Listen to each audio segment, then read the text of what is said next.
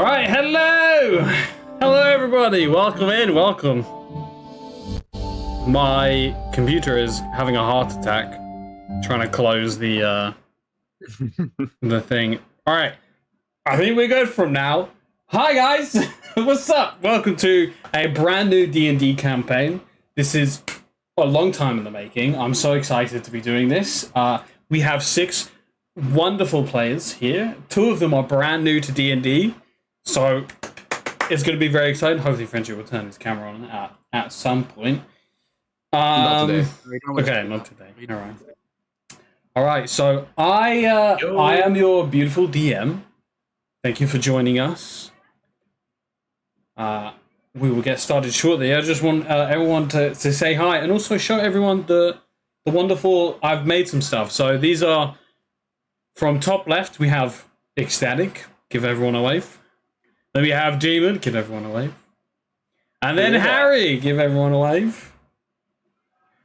That's Harry. All right, followed by the beautiful Frenchie in the top left. Frenchie, give everyone a wave.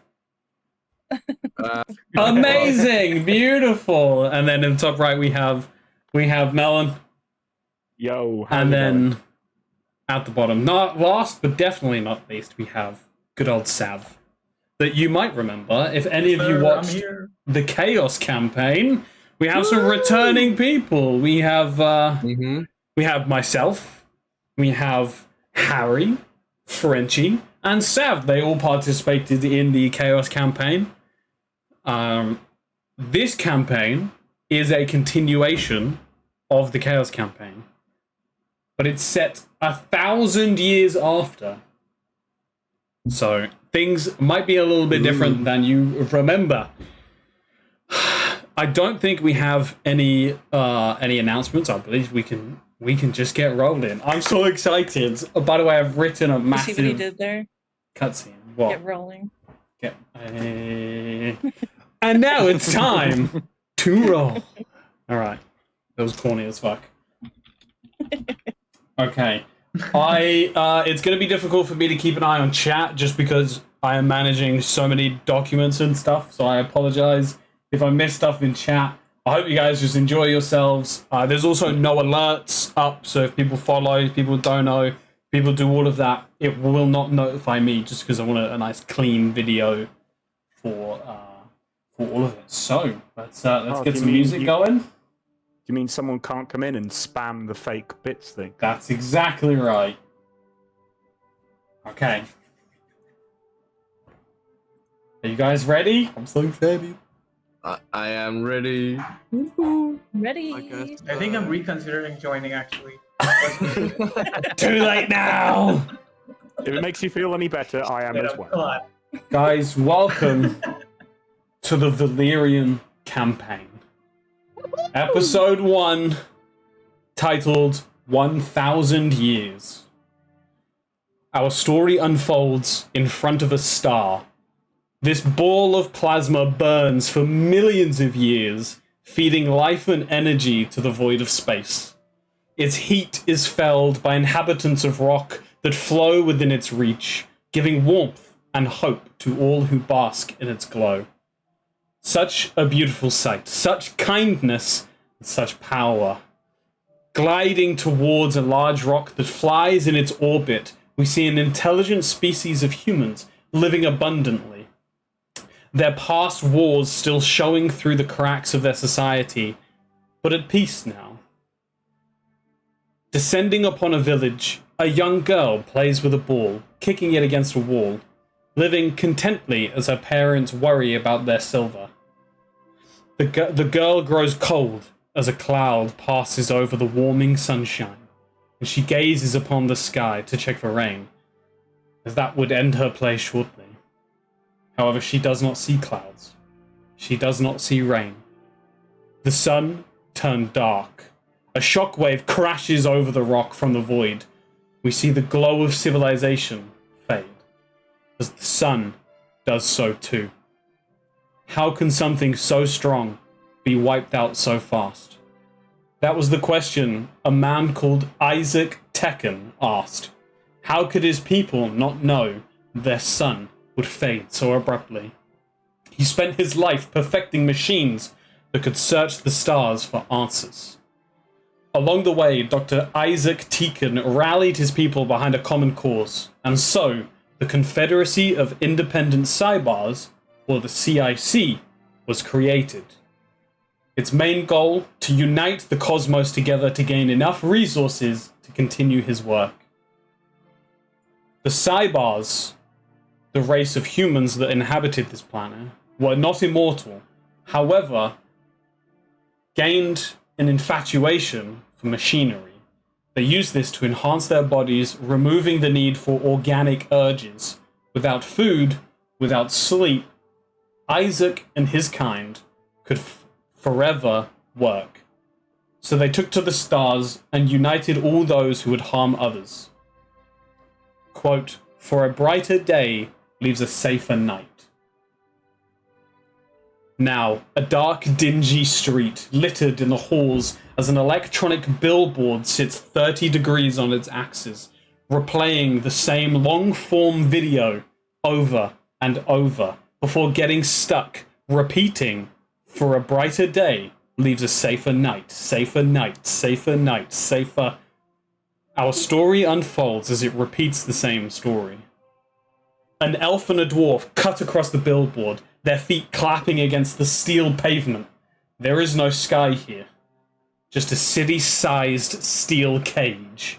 The elf scowls at the billboard. "What a load of rubbish!" "Oh, what you mean, Terry?" the dwarf says.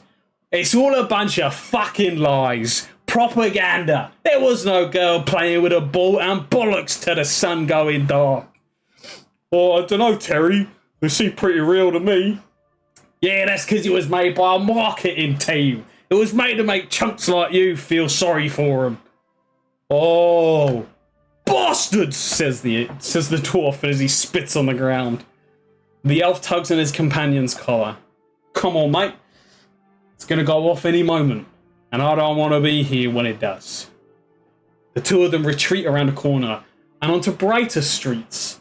The loud, bustling life of street vendors and wandering tourists.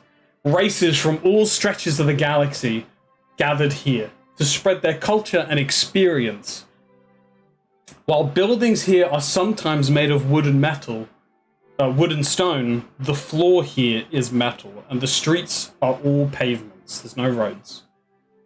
This is not a normal town, but people live here nonetheless. The two we saw now mixed into the crowd and never to be seen again. A cart hovers above the crowd as a half-man, half-machine stares down upon the crowd with scowl in his eyes. He commands to be taken to the bridge, and the cart flies upwards and parks itself onto a latch. The roof opens as the cart, now an elevator, rises. As soon as a sliding door in front of the man opens, loud conversations of people rushing from monitor to monitor, passing over documents and staring into cameras erupt into the man's ears. He commands the room with a single step as the room falls quiet. All workers stood in attention. "Tell me you found them. It's impossible from down there," the half-man, half-machine demands the answers he so desperately needs. The room stays silent as clerks and admin feel shame wash into their hearts. The commander bows his head silently, saying, "Begin evac." The admin isn't quite certain whether they heard right. To evacuate would mean disaster. The commander takes a strong stance and points to a member of admin. "Begin evac now!" Swallowing his fear, the admin takes their keys and twists a keyhole, revealing a blue button. Pauses, then presses, causing an alarm to sound. "This is not a test. Please report to the nearest escape pods." "This is not a test. Please report to the nearest escape pods." The alarm repeats. The commander takes a breath. Let's just hope we survive long enough. A somber silence washes over the bridge as we fade through the glass. The bridge stands high above one of the largest creations the C.I.C has ever made. The Orbiter, a colossal space station orbiting a planet The size is unmatched by anything the C.I.C have ever made, home to billions of life forms. But in the void, staring at the whole station, there is no sound. All those lives, now in a slight panic, unheard through the depths of space. Soft popping sounds begin to happen, rippling through the space station as a fireball the size of a mountain rushes from the bottom of the station, and then another from the flanking side. An attack on the ship. Loud screams as a mob forms, trampling over one another. A sea of flesh writhing in panic as the alarms have increased since the shaking. Among the crowd was a beacon. A short tiefling, built strong, glitters in the sea of flesh, shoving people off and trying to calm her rage as her senses pick up on a sharp shrill. A girl is calling for her mother, and with a screeching note, unheard by most in the cacophony of noise, but picked up by this glowing tiefling. They shove their way to the small halfling girl and pick them up, protecting her from being crushed while pushing them both towards an escape pod, eventually reuniting her with her mother. A solemn silence falls over the tiefling as she boards a pod. Slinking into the pod is many a creature, from natives to the orbiting planet to visitors from the stars. One such being sits idled and hidden, a small blob in the corner. No one is aware that it is even here, or that it may just be the smartest of them all. Something catches the blob's attention as they break the atmosphere of the orbiting planet Dardia. A stabilizer broke, the pod shaking violently, the heat shield fails, the metal casing heating up. The blob knows better than the rest, but everyone is sure of it. They will crash. The little halfling girl holds onto her mother as we descend faster and faster towards the planet's earthy surface. The luscious landscape of Dardia, the Cybrax's word for nature, is home to many intelligent species, such as elves, dwarves, orcs, humans, gnomes, and so many more. The planet was declared a nature preserve, mostly untouched by the technology of the spacefarers. Its people still live in monarchies and stone castles. Ancient ruins house dangerous magics, as Dardia is the birthplace of magic across the galaxy. But its knowledge is only known by the oldest of scholars. A large landmass makes up the majority of the planet, with many islands surrounding it, and at its center is a burned-down village of old built anew and used as a tourist hub for the galaxy. New Megaton. A large, bustling city split into quadrants. Each section is split by money, getting poorer and poorer until many citizens live in squalors, while their neighbors throw away food and piss out luxury wine. Many residents are bitter about the hands they have been handed, but even the natives of the planet live on both ends of the spectrum. While the planet doesn't see a heavy C.I.C presence, New Megaton is filled with patrols of guards, tailed by their large vehicles. Heading further north, the blistering mountains house a large meteor impact, something that fell from before time immemorial. A place of work for many locals and home to a particularly crafty individual who hammers away on the various metals mined in the mountains, forging away on designs made himself. A busy noise from outside his workspace. As people rush about, he grips his revolver and pockets it underneath his coat and disappears into the night. Just as he leaves, through an open window, the door to his workplace swings open. It seems our crafter has escaped. To the west, we glide across roaring oceans to a land dry and dangerous. The region of Elise's home to large fauna and the world's busiest bazaar makes for a fierce place to grow food. But here on this landscape, small pockets of oases make for a luscious soil, where one peculiar elf grows an abundance of food with assistance of magic. On his cart, he rides to the capital of the region, with a new purpose in set. He boards a boat headed for the mainland. Whatever has forced him from his home must be worth the trouble. The region of Kip, home to the enchanted forest Guildwood, is one of the most natural places left on the planet. Its monarch, a xenophobe who wants to protect nature at all cost. Walking among them is a determined human who, after finishing their quest, was granted leave and decided to head to Kip to explore the wondrous land untouched by technology. We, however, end this introduction on a heavily teched out human who has just entered Kip from its northern border and spent the night in a town called Ambergrain, a small farming village that supplies the region with the second best grain on the continent. Harry, if you may please describe what your character looks like as the first proper character to enter the game. You see as described before, human face kind of covered and goggles on to protect his eyes from harsh land. He seems to be dressed in some sort of light body mesh suit thing, and on his side are two retractable blades. Cannot tell what these blades are, but they have a very fancy handle. He has a gun at his side, and you cannot discern a lot from him, apart from his walk. He walks with pride, and he walks like he's on a mission. All right. It's early morning, and the early morning dew fills your nostrils, heightening your senses. The sun beating down. Spring is in full effect, and the farms are beginning their cycle anew. You put your hand up to block the sun from the sky, but as you do, a shadow crosses your vision as a plume of smoke begins to fall from the sky. Something is coming. Watching it, you see it crash about half a mile outside of town southward. You aren't quite sure what it was, but it piques your interest as the townfolk begin to share worried looks as they all begin murmuring with each other, and a small congregation seems to be forming on the southern side of town. What would you like to do? Go the other way.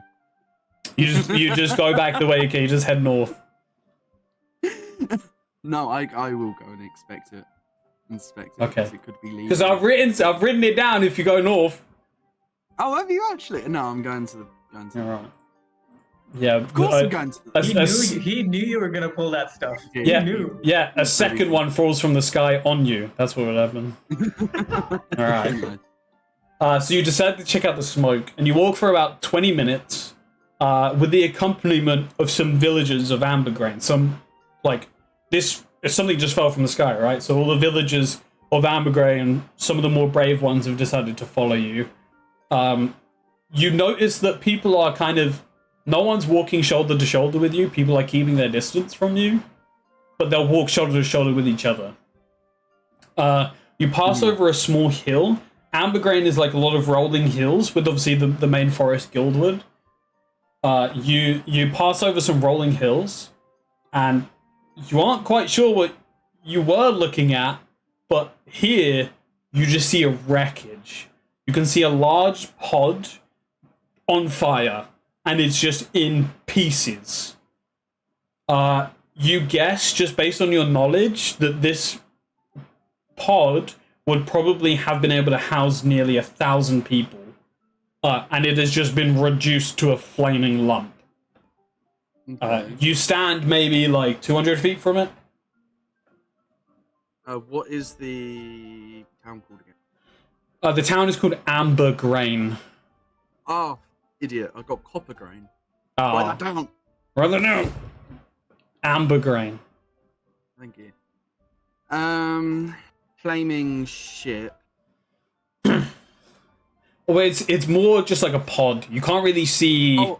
You can't really see engines or wings or anything like that. Okay. It's just like a metal block, basically. Yeah, I'll roll in like an intelligence check on my knowledge of.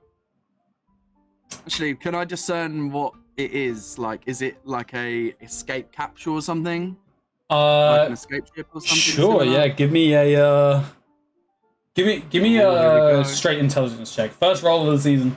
Give me a straight Let's intelligence roll, check. guys. Here we go. Alright, let's. And Okay, I so have with advantage on that. with a 13, you can you know this kind of thing would have been an escape pod. And these things are resilient. So the fact that it's crashed is very weird. Okay. Can I see a door? No. It's just completely the whole thing is broken. It's not like this one solid thing. Oh. It is destroyed. Okay. There's like a central Got it. but it's in Sorry. pieces. You're kind of too far away to make out any like finer details. It just looks like a whole bunch of wreckage everywhere. Okay. I'll have a walk around pretty quickly. So you kind of to see rush if there's, like, any towards. survivors. Sure. Yeah. Okay. Being wary of my surroundings, though.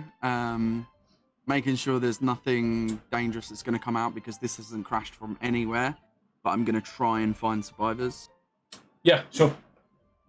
So upon further looking, you actually notice that not all of the flaming piles and pieces of wreckage are part of the pod. As you move closer, some of it are charred corpses. Completely indistinguishable in their current state. Right. Dread Okay. fills your heart as you stand in a mass grave with no survivors.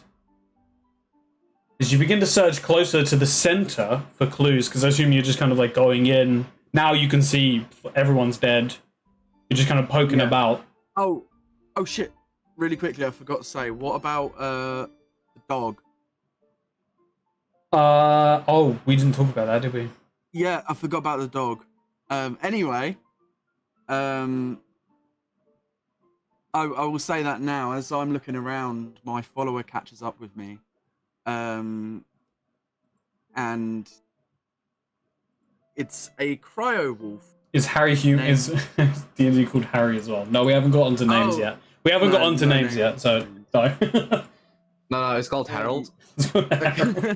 A cryo Totally wolf. different people. Totally Sorry, if I different. missed stuff in chat, I really apologize. I'm trying. It's got so much stuff open right now. Yeah, so Cryo wolf. as you're standing there in the wreckage, coming over the hill on four legs is a silvery white mechanical wolf with tubes that kind of protrude from its body, pumping blue liquid. That's like kind of blue bubbly liquid as it like runs up, and it sees all the wreckage, and it kind of stops and just goes, "What happened? What? How did this?" And as it kind of runs up, all the villagers take 5 steps back from it as it moves in towards, and it kind of like pushes itself up against you. I kneel down and give him a pat on the head. That's all. As you begin to search closer to the center for clues, you actually feel yourself being watched, but you don't know where from. Okay. Can I try and you turn around. figure it out? Well, you turn around and you start looking, and it seems that some purple coolant is leaking or has leaked into a pool on the ground. Can I tell if it's dangerous if it continues leaking? It's not continuing to leak. It has pooled on the ground. It has already pulled on Yeah. the ground. Okay, is it dangerous, basically? If you were to Do I know ingest it, yes, definitely. But it seems fine on its own. It's not really environmentally hazardous. Extremely. No, you wouldn't have to. Well, I mean, you probably should clean it up, but you don't have anything on you to do it. And while you sit there pondering, while you sit PSA for there, everyone watching, don't lick mysterious parts. don't like PSA. Oh no, Don't. upwards, right? Yeah, listen, kids. Don't lick mysterious fluids. Unless it's purple. Yeah. General no. While you're stood there staring at this pool, trying to be like, well, how do I clean this up, protect the environment? It moves. the pool of coolant moves as Okay. as it begins to shift. You ready yourself. You pull out both your weapons, I assume. About to ready myself. As the coolant begins to rise, and it takes a humanoid form. Sav, if you would please describe what your character looks like, what Harry currently sees as this blob turns into a humanoid bipedal thing. Okay, so Harry's character is looking at this purple blob of liquid, and as it starts moving, you start seeing bits of light pulse through it in like wire-like movements, and in like a cluster of like neuron-like wires appears on what it is shaping up to be its head in some sort of humanoid amalgamation of structures of purple blobs. And these structures of nerves light up like two eyes and look straight at Harry's character.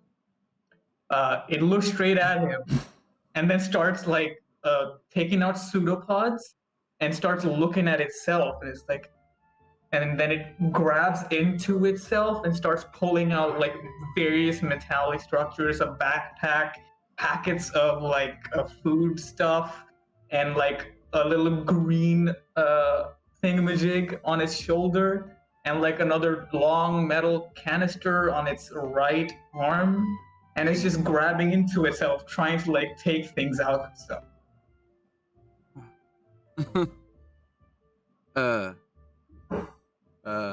C4, you know, no.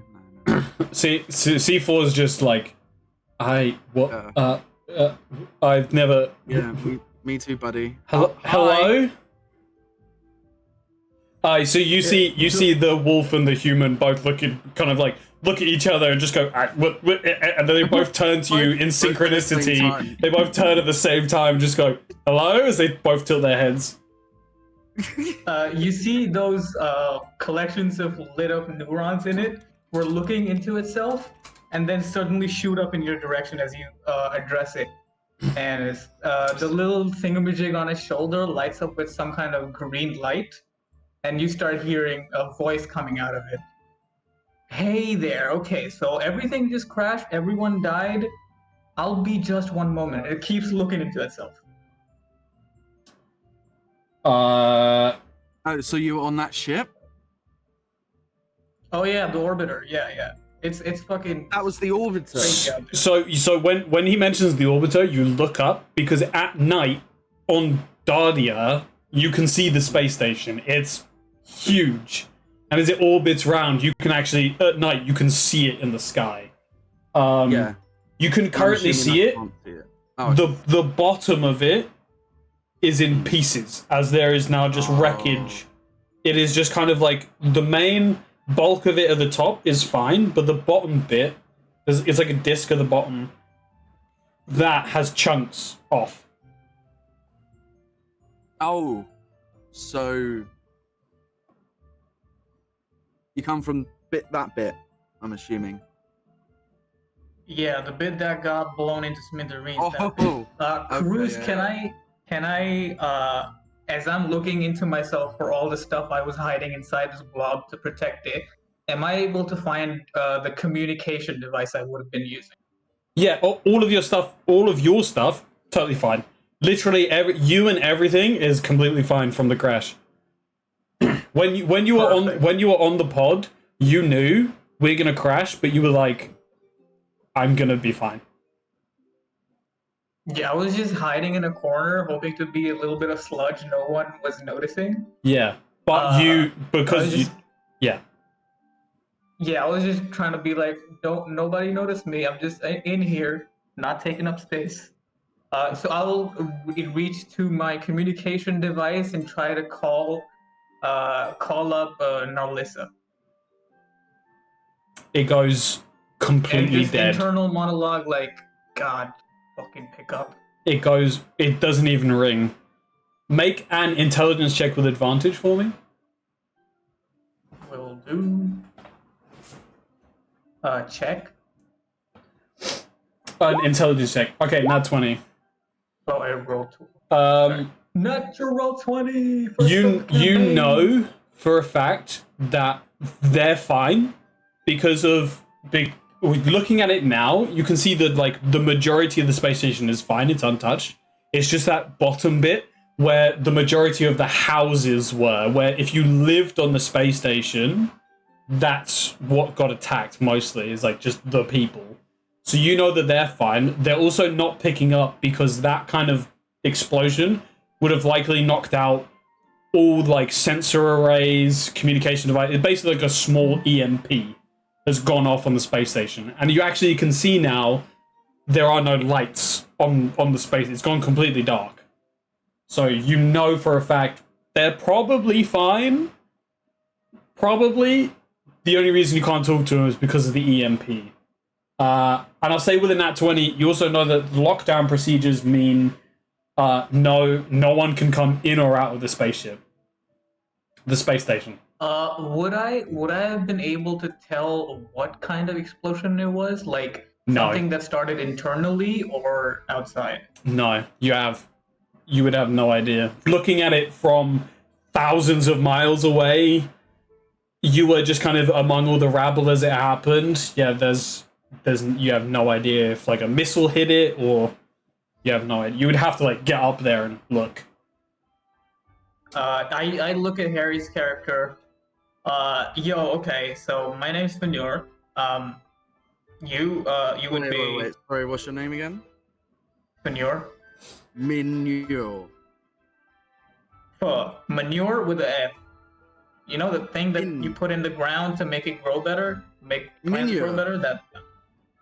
That's Manure with an F. Finyo.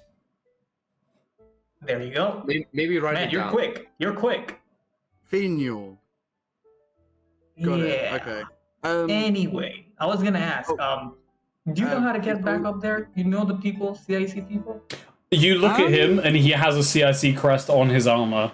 Yeah. This guy is covered in Oh. C.I.C. like stuff. Oh, I probably wouldn't have said that then. I Yeah, was sure. like, Great retcon. You know, yeah. You know the next shuttle up. I gotta get back up there. I got people. I got stuff. You don't. Oh, stuff! Damn it, my room. And he just like pseudopod arms to his head. You just see him realize all his shit is done for.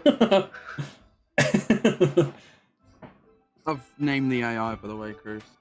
Sure. Okay. Oh, not my porn in my room. Oh no. Do you talk to your? I'm gonna His go. stash is gone. Rare. Oh, rare. Scan him. Do it. So you can. So okay. So on your little heads-up display, it's like green, like checkered over this weird, bipedal blob.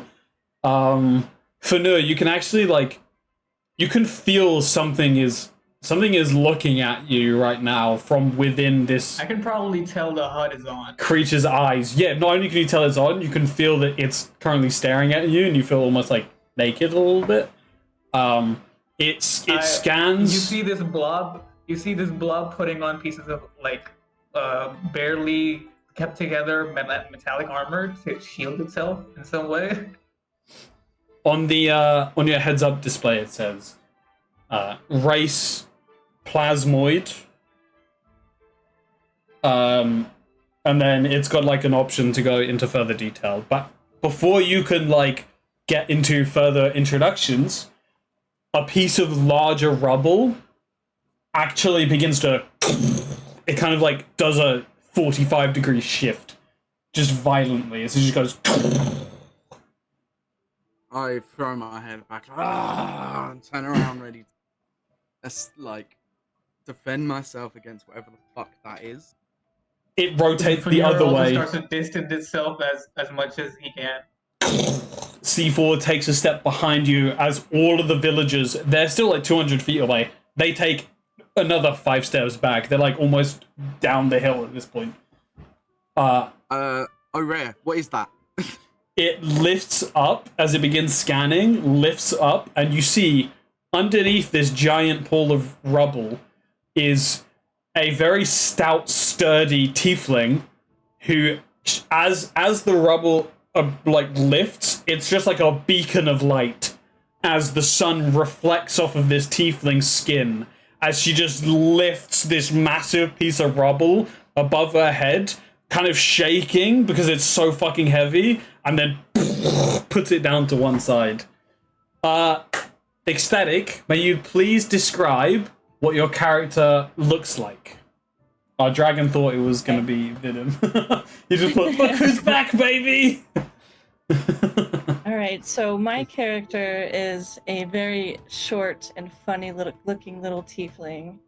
She has very large horns that are shining with iridescent sparkles just as well as the rest of her body.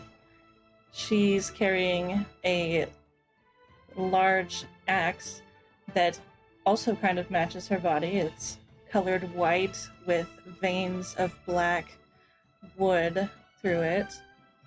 And she has, strangely, some dragon-looking scales that go down her tail. It's a very dragon-esque tail that spread a little bit up her back and a little bit down her legs, but just kind of makes her look not quite on brand for a tiefling. Her skin is iridescent and sparkly as well. That is why she is so bright. But despite her bright skin and colors, you can see an almost palpable cloud of anger that surrounds her at all times. Especially when lifting this like giant thing, you're just putting all your anger into it.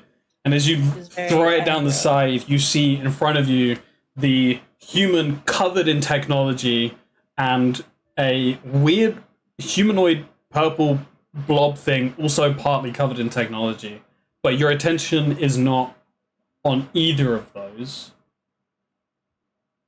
Your attention is on the bodies and the crash around you as your mind instantly thinks of the little halfling girl that you scooped up and reunited with her mother. Am I supposed to say something here? What your mind is thinking, would you like to look for? So I am looking around. Go ahead, Frenchie. Real quick, right? I looked up Dungeons and Dragons on Twitch, and you are the first person I see. Let's go! Number one! Wait, have you got it sorted by recommended? We're killing it.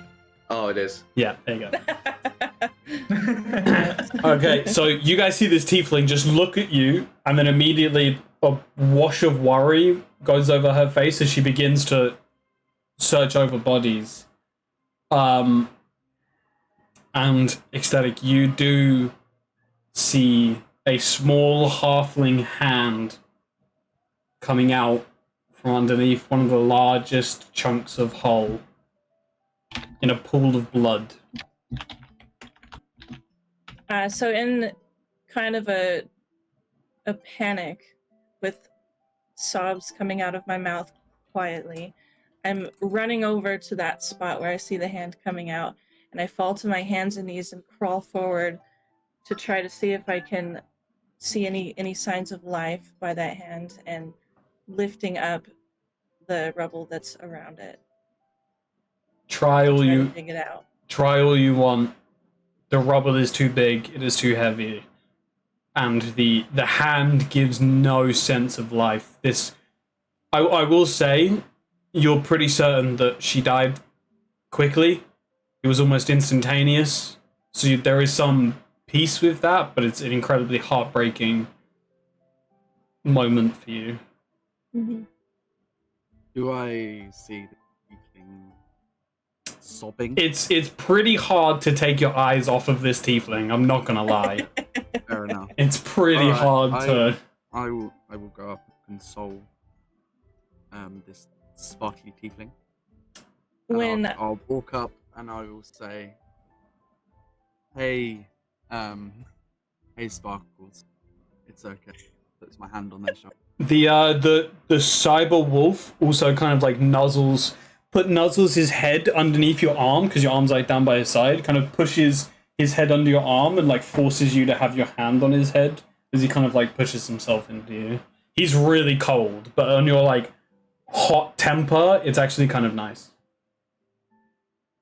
So when the wolf does that, I instinctually wrap my arms around its neck and nuzzle my face into Choke it its out. neck. Oh, fuck's sake. I was waiting for you to say snap it. Just Oh, This is about to get I'm bad not real aggro quick. at this moment. you can hear small like hydraulic hisses coming from with Zuck because your ears like pressed up against him. You can hear like small hydraulic hisses and flowing liquid as you put his ear up. There's not like, because you're used to the hum of lungs and the pumping of blood within all the animals that you've encountered. This is strange, but yet oddly familiar. So when I realize that it's not Organic. quite organic, I jerk back very surprised, and I look around, and that's when I notice the rather ugly human standing above me. Damn. Yeah, Damn.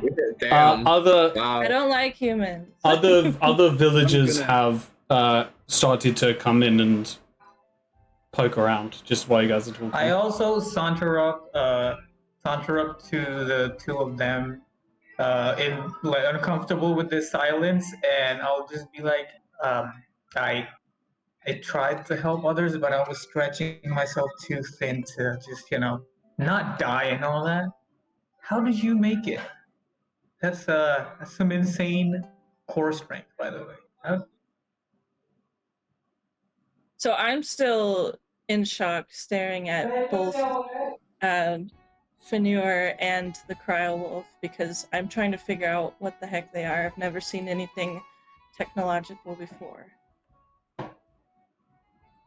Hey, Sparkles, I said, are you okay? I am fine, I guess. Who are you? Well, yeah. Hey, I don't actually. Oh, yeah. Cool. This is C4. C4 tilts his head to the side as he gives off like he gives off like a, but it's cybernetic, so it's but if it's coming through like a clear radio. And that is sorry, what's your name again? Fenur. Yeah, I put a pseudopod comes out from around the shoulders and the neck and waves high. Yeah, and who are you?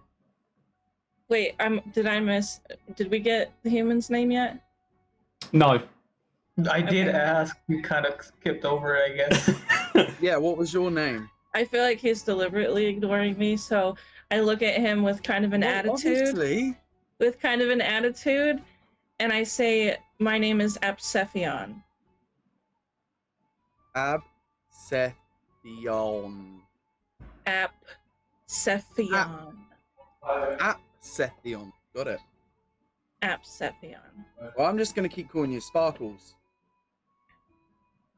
I don't know what to say in response to that. Got it, Sparkles.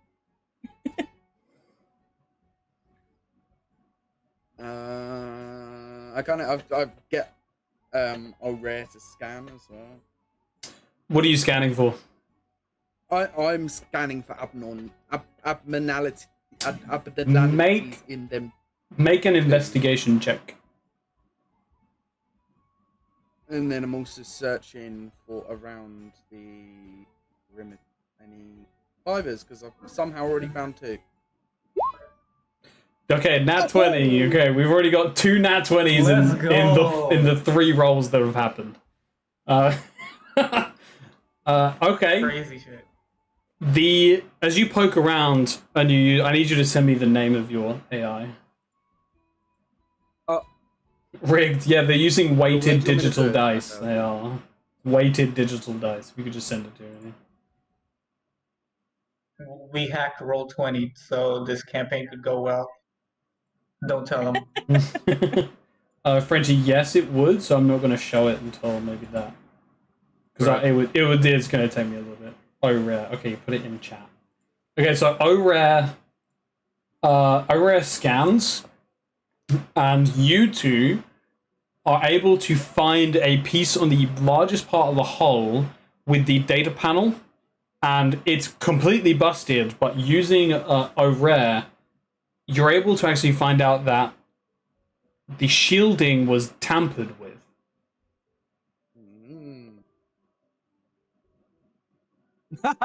Fuck off, Frenchie. So while O'Rare is scanning, I'm gonna kind of abruptly sneak up behind him and start like trying to lift panels and look under its wires and anything like that, trying to see what on earth it is. Stop it. Leave it be. It's battered enough. I'm trying to find out the most I can. Please. What is he? What is it? What is this? And I grab the hunk of metal and kind of shake it. This is... Wait, are you talking about the side of the hull? O'Rare. Oh no! Oh no! Oh, so me, yeah, like, yeah. You can't see O'Rare. Oh, my bad. Yeah, O'Rare. Your character doesn't know this, but for the sake of explaining this to everyone, O'Rare is a UI, or for an inaccurate term, an AI, like Jarvis. Okay. Mm-hmm. Unfortunately, we did not get Paul Bettany to voice act. Yeah, I'm sorry. It's just me. Okay. He was just unavailable for Saturdays. Because I asked him, and he said, "You know what? An hour earlier, and I'd be there." But here we are. Close. That is all that you can decipher. But that's pretty big. The shielding was... Someone had tampered with the shielding. So after O'Rare scanning, and I assume Sparkles here is listening to me talk to my AI, talking to O'Rare, and is kind of like, huh? What? And I will just say, right, AI, OI, whatever you want to call it. UI. She speaks, UI, speaks in my head, scans stuff for me, help me figure out. Basically, O'Rare tapped in to O'Rare tapped into It didn't tap into. O'Rare tapped in. Just scanned. And... Okay. O'Rare scanned the ship, and we figured out that the ship had been damaged. The ship's shields have been tampered with, and that's what caused it to crash. I'm assuming because either it failed or something crashed into it. So not understanding quite yet what technology is, I just make the grand assumption that this human is out of his mind and thinks that there's something inside of him. Okay, he's wielding some dark magic that has changed his brain. Okay, just look up. So what's that massive ship? You see the orbiter in not in pieces, but you see the orbiter, and then you see chunks of the orbiter as well. And you know what that is, because you were just up there. Fanur in the background is partly listening into this conversation, partly just looking at his communications device. One piece of ganglier eye looking at that scene of them talking. One ganglier eye focused on his communication device, trying to reach reach back to the teacher. Yeah. Trying to get any kind of comms up, just keeping check. It's not on your end. You know it's on their end, so you're just like constantly ringing, just like maybe it's up now, maybe it's up now. Come on, this time it'll work. And then I just ask towards C.I.C. man. I say, so what's the protocol when the indestructible your life is supposed to save in this pod destructs and you die in the pod? Any protocol for that? Anyway, who died in the pod? You say as a thousand corpses surround you. Yeah, a bunch of pseudopods. I run out of pseudopods to point at. Yeah, like nine Fox. arms appear out of this goo man and just point at all the child corpses, one of them towards the halfling girl crushed under the rock. I go, sorry, I was really focused in then. Oh shit. I should probably call C4 someone. buries his head under his arms in the ground. I should probably call someone. Oh shit. I try and get hold of fucking my port of contact. Yeah. Yeah, what do you want? Big ship, sky, fall down. Yeah, we see that. What am I doing? I mean, there's What do I need to do? we literally have no idea. We've lost all communication with the orbiter. We also don't. With the orbiter. We've lost all communication. We have no idea. Just continue trying to find the asset. We will deal with this. We will get in touch with New Megaton. Just don't concern yourself with this. You and all the twins just need to keep trying to find the asset, okay? Cool. Thank you. All right. Could You we have a- overhear that phone call? No. And you have a silent moment where you're just like, that guy, fucking David sucks. Oh, we got his name? No, Harry. Placeholder This is names. Harry. Oh. This is Harry. Harry just in his own mind is just like, man, David's such a dick. David's. So while he's on that phone call, I had crouched down to the cryo-wolf who had buried his head under his paws, and I was kind of checking him out, trying to look under his jaw and look at his teeth and see what he was exactly. He allows you to examine him, and as you do, he just goes, I can talk, you know. And you're kind of like taken aback by like, what the fuck? As he goes, hi, I'm C4. What the fuck? As he No comes one's like, going to believe you. yeah, you tell everyone like, this wolf could talk, and then everyone's like, what are you talking about? As he goes, woof. no. Get gaslit by the dog. I would love that. Would be so good. No. Yeah, Really hi. hit my head hard on this crash. Hi. You're very sparkly. You're very not organic. No, I'm a cry wolf. Why are you Hi. crying? No, it's just, I don't know, it's just a designated file name in my systems. What? Yeah. What is it? What is a Neural file? Takes a 10-second look at Wait, did you tell us? Oh yeah. C4. No. Absephion. Oh. Absephion. Okay, yeah. He takes a 10-second look at Absephion and says to himself, like, "Did she really think cryo meant she cries?" What? Hi. I see you. Do you have any questions? You can just ask me. Back to you, Absephion. What are you made of? Well, I'm 80% stainless steel, 20% fiber, and then like a whole bunch of 0.0000001% composite of a bunch of stuff, really. Oh, Why are you so cold? Don't forget 100% good boy. Aw, isn't Lenny the best? He's so good. Hey, Why are do you you want to so show him cold? the C4? I'm- Do you want to show? I don't know why I'm cold. I suppose I was just made this way. Well, since I had realized that he was cool and it felt really nice on my skin because I'm so raging hot. Well, you've in kind this of moment, calmed down at this point. I go ahead and I wrap my arms around him again and Oh. just kind of snuggle him. Oh, this while, is nice. You're very while the warm. human tries to explain whatever it was he was explaining. Well, okay, so while all of this is happening, the phone call, the dog, the trying to contact Melon, Yo. you are standing among the crowds overlooking the smoldering pit.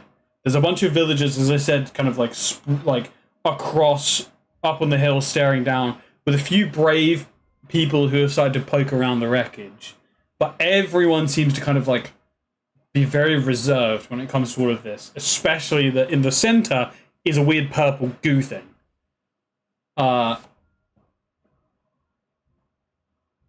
While you're stood there, So you can't call me that. while you're stood there, a small sense of contentment washes over you at seeing the wreckage of technology.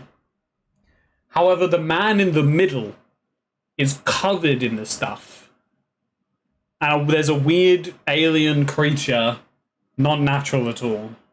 However, as you look over the tiefling, you feel a pull from your grimoire towards her, and you think that your grimoire is just kind of like tugging. You can feel your magic. Your book's not like actually like pushing, but you can feel your magic kind of like focusing in on that weird bright tiefling. Well, damn. That probably means I'm going to have to go over and talk to them. I'm going to try and slowly make my way towards them and try and overhear a little bit of what they're saying as I move towards them. At the moment, they're all just very quiet as they're all just kind of doing their own thing. But it's easy enough to kind of approach without them noticing you because there are other villagers who are also poking around. And you more or less just look like them. I'm just going to get as close as I can, try and overhear some stuff, and basically until I'm recognized. I'm gonna say into my comms and say like C4. So no one can hear me. Like, C4. Eject head. And just keep pretending to do something.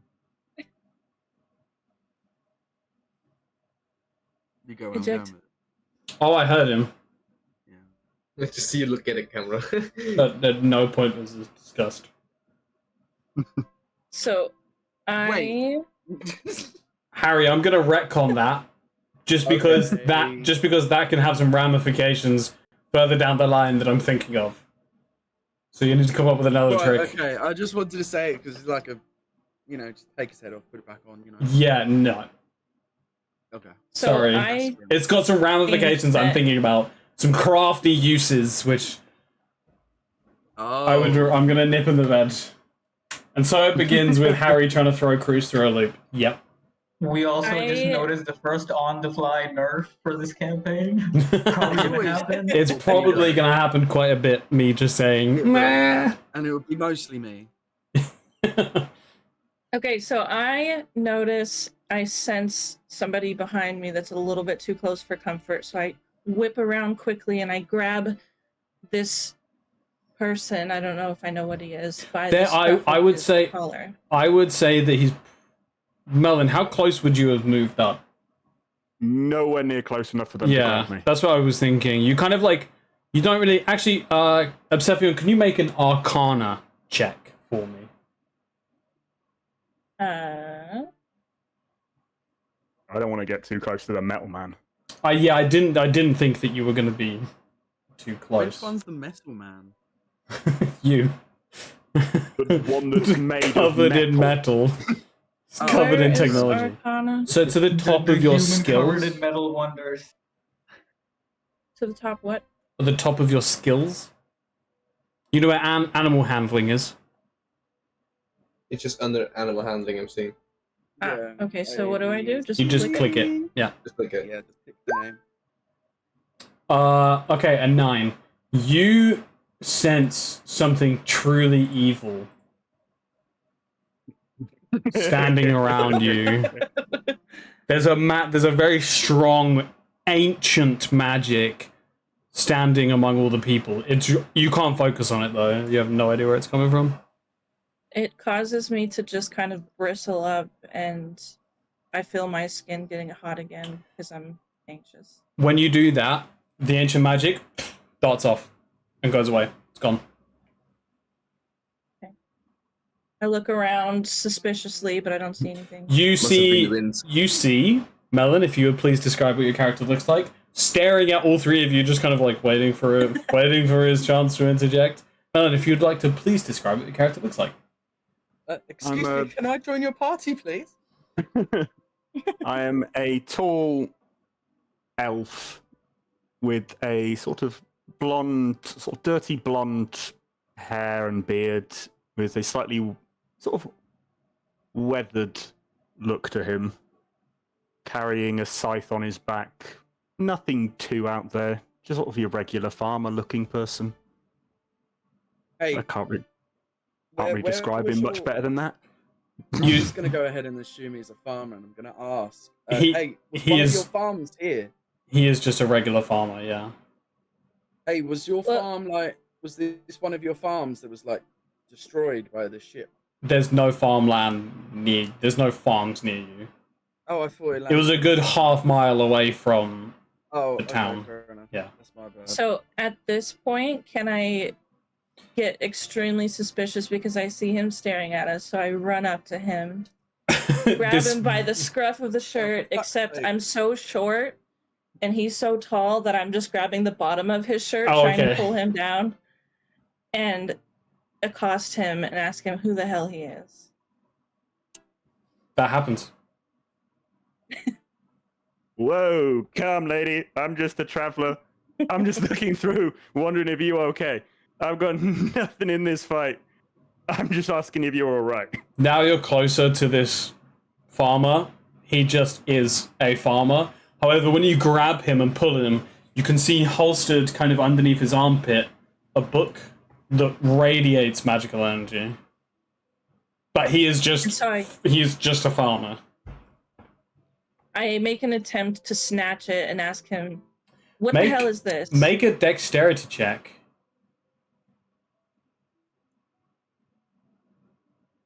Sorry. 9. You grab hold of his grimoire, and as you do, you take 5 points of force damage as you grab hold of this grimoire, and it radiates green energy, and poof, you get sent about 10 feet backwards on your ass as the grimoire seems to have defended itself. I Um, get up quickly and angrily and ask him again, what the hell is that? Whoa, that's just the book. I've got no control over what it does. I would not recommend touching it again, though. It's a little bit temperamental. I can promise you, it's not here to harm you. Just do not touch it. I will say that Lenny might have some... Lenny, make an intelligence check. Just from studies on Dardia. Yeah, you have no idea. Not at all. Okay. No, when you got your classes for magic, you were like, what the fuck? No, So we I did don't know get his anything name? about you have no idea. What, no, you No, ran you up to him, grabbed his grimoire, and... You didn't get No, my name. which- He was just saying it to me. Okay. Oh, actually, C4 did technically say your name. C4 said it, right? But if you missed it, Oh, you yeah, missed you it. did. You did. If you missed it, you I missed missed it. That's I fine. missed You it. missed it. You missed it, you missed it. Apart from Stav, apparently. No, you would have seen Fanura make another ganglier eye to look take notice of you when C4 said your name, and he's just in the background listening in. Would Fanura have known about these magical grimoires? He was in the orbiter studying Dardia, I would think, since he's here anyway. You have a...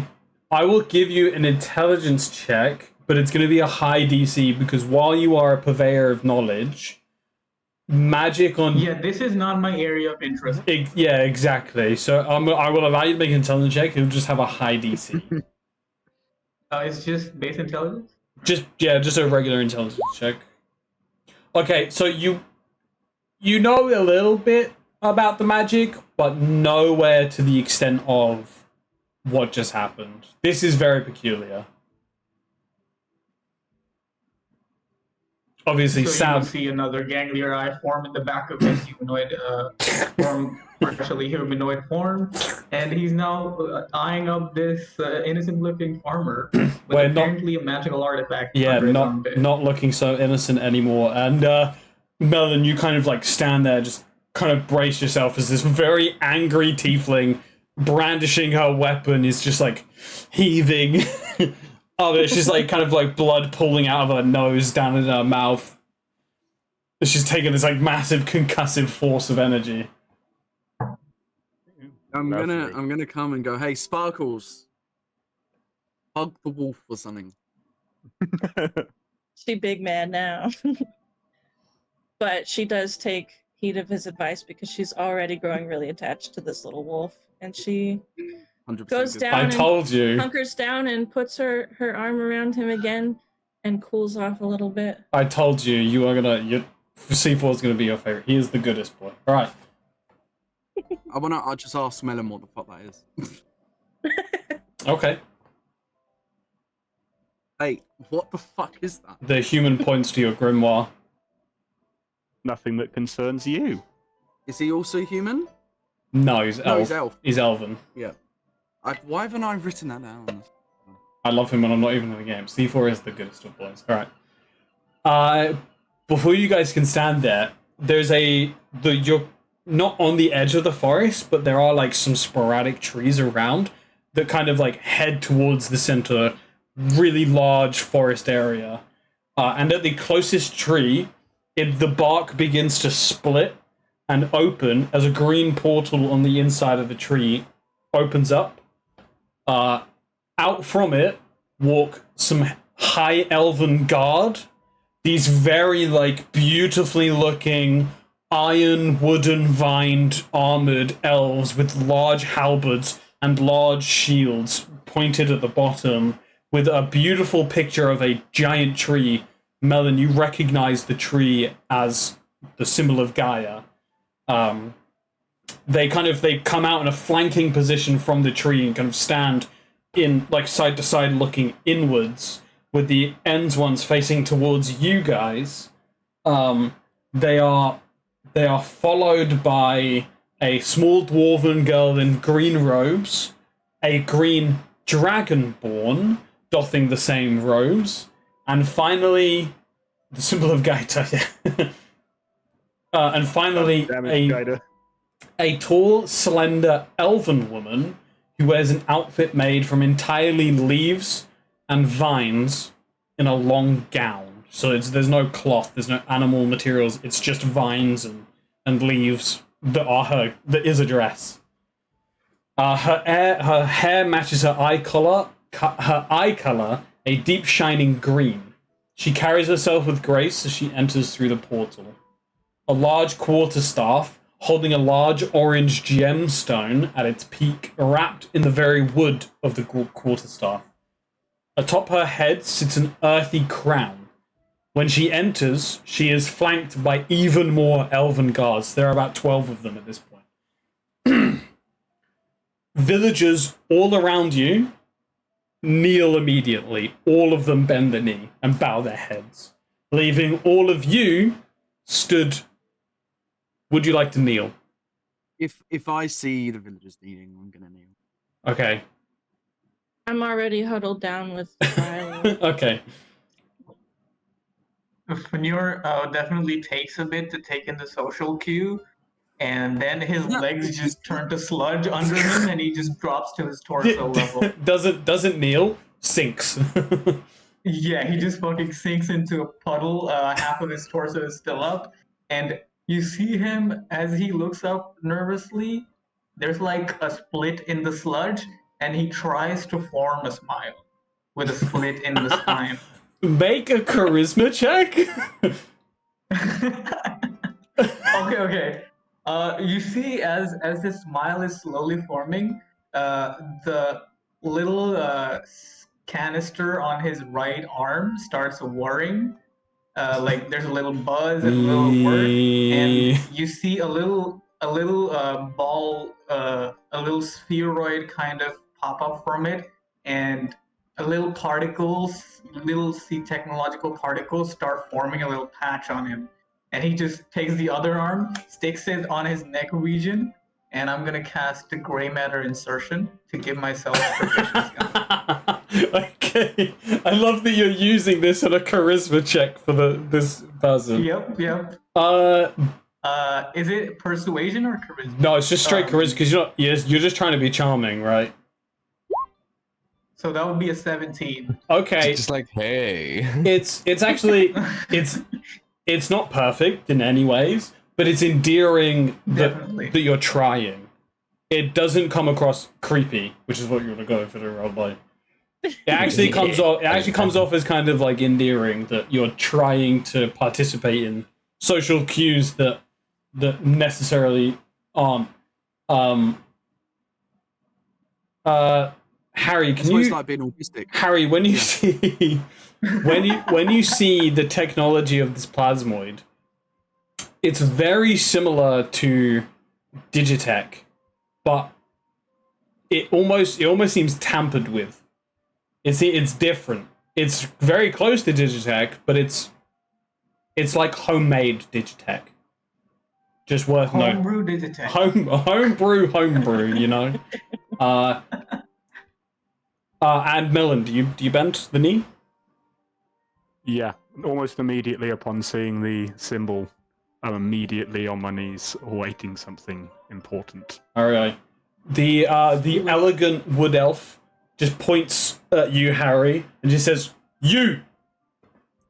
Why have you destroyed our land?" Guide, like, kind of gesturing to the wreckage, seemingly to pass all blame onto you for some reason. I stay kneeled and I say I have done no such thing. All I have done is search the wreckage, provided, and to try and help in any way I can. She I points. have not done this. She points at the symbol of the C.I.C. on one of the charred pieces of wreckage, and then points at the symbol on your chest. You're telling me that you have nothing to do with this? Oh, I see. No, C.I.C. Hey! Damn it. That is going to be the running joke of the campaign. For sure. I I am hate not in myself, direct, I'm sorry.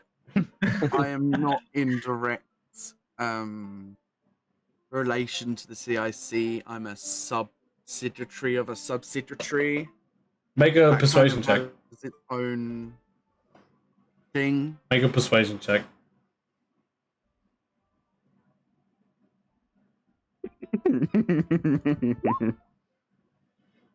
You see her shoulders kind of drop.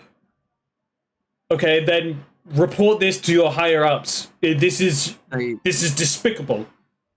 I wait for her to finish, and I go, they are already aware, and there's nothing, they're doing their best. I've been on comms to see what I can do to assist in this matter, but they are doing their best right now. Very well. Gather your things and leave my region immediately. You may stop at Ambergrain for some supplies, and then you must be on your way.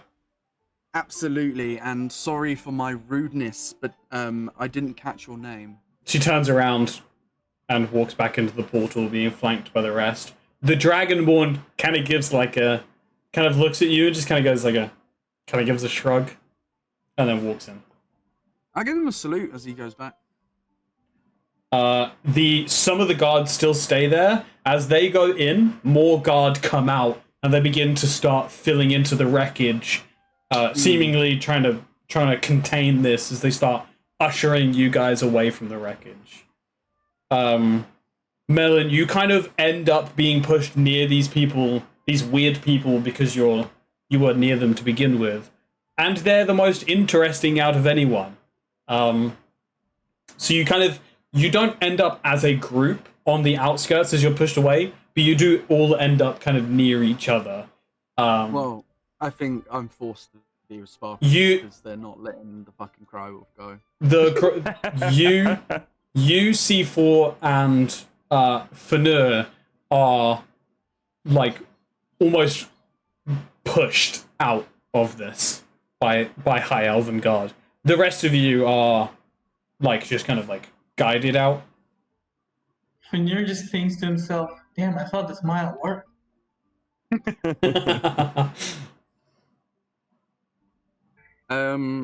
Because we're pushed on the outskirts, I will approach Melon's character and go, "Hey, this is C4. These are some of the people Hi. that I've these are some of the people that I've met along the way. Basically, what I want to ask: who was that? On the Who are you? way. Who was that? Who are you? Known each other for 10 minutes. And This is my good friend, Absephion. it's my good friend's shit. What's your name again? Yeah. Go ahead. Basically, what was Continue. Absephion. Continue. fucking, who was it? I can't remember. I was so bad with names as Gimbek that he was just constantly asking people's names. It wasn't Gimbek. Don't blame Gimbek. Yeah, don't blame him. Gimbek's a good boy. All right, anyway. It was me. Anyway, yeah. So I say to Melon's character, like, who are you? Well, okay. First off, who are you? Why do you need to know? Because you know who that queen-looking character is. If she'd wanted you to know who she was, she would have answered your question and told you her name. Why are you speaking cryptic, bro? Come on. I get ticked off at this because I'm already annoyed with the elf, and I run up to him again and I grab him by the shirt and I say, "You need to start talking, buddy." Melon, you have no idea why you're being grilled right now. Yeah, like, chill, lady. I've got nothing against you. I just don't trust the robot. Wait, me? Yeah, C4 looks at Harry and goes, "Oh, that sucks for you." He's completely oblivious to his own like mechanical. I like pull up my glasses briefly, and there's like, I'm human. Yeah, you see very human features. Yeah, very human. If you want, you can try and like suss him out. If you want, Melon. Yeah, let's go for We it. have I'll try and some- figure out what the hell is in front of me. We have something called insight, which you can use to kind of like measure a person's goals, like their personality, maybe how their vibe, you know. So if you'd like to make an insight check. Where's insight then? Players also like to use it like on-the-fly lie detector test. So you'll learn that soon enough. Yeah, pretty much. They're like, "I don't believe him. Insight check." All right, with a 12, as soon as he pulls up his glasses, yeah, he's just a human who's like caked in technology, but he is a human. He's just wearing some kind of kind of Pull up clothes my of some kind. sleeve and show him some flesh and stuff. And it's like, Is I'm he gonna sussing me like out as flow well? behind. No, just the human. I've got nothing wrong with the tiefling. I just don't trust the metal dude. I'm gonna flow up Name. behind Sephion and Lenny. I'm just gonna raise to my normal height, humanoid height. I'm just gonna be like, "Yeah, I don't know why we're grilling the natives. Like, let's go to your headquarters, whatever. Try to get back up to the orbiter. No." okay, right. My mission isn't. I don't return to headquarters until I found the entity. Actually, entity? Well, it's the asset. the asset. Sorry, that was my bad. The asset. Let me actually write down. I am looking for the asset. I don't trust this guy. I think we need to figure out what's going on. He's the only one that has this creepy book. The book Eh, we is can kind of just figure it out of the ordinary, buddy. Before you say you see Fanir say buddy, his speech device on his left shoulder kind of stops for a bit. It's almost like it's buffering, trying to find the right word, and then buddy comes out. Downloading social It sounds norms. like a cuss word. Yeah, As I yeah. said it earlier. He's trying to like figure out. It's like, what word do I use? To be honest, the book's kind of new to me. But those guys, not really sure who they are, but I can make a decent guess that there's something to do with this book. And that's what I'm trying to figure out. I do. But you want look to exactly go like them. So rare to scan. Hey, they're high elves, I'm a wood elf. We are entirely different people. Wow, racism! Oh my god. Already? Already? Oh my god, I can't believe I it. go up to Sephion and be like, "Hey, what?" No. Okay, I know you're short, but you're a tiefling. I can see that's apparent. I don't suppose you know of something that's blue? And tiefling That's the deadly light? question. Do you know something blue? And Like she a directs you to the ocean. Okay, What you're Harry. asking for. Look up to the The sky. most I know is blue and tiefling. That's all I got. Okay. Tiefling-esque. Oh, He's super Uh, strong. What are you You- asking me? Older. Actually, I know what he's asking you. actually, Absephion, can you make a history check with disadvantage? So just click history, and we take the lower of the two rolls.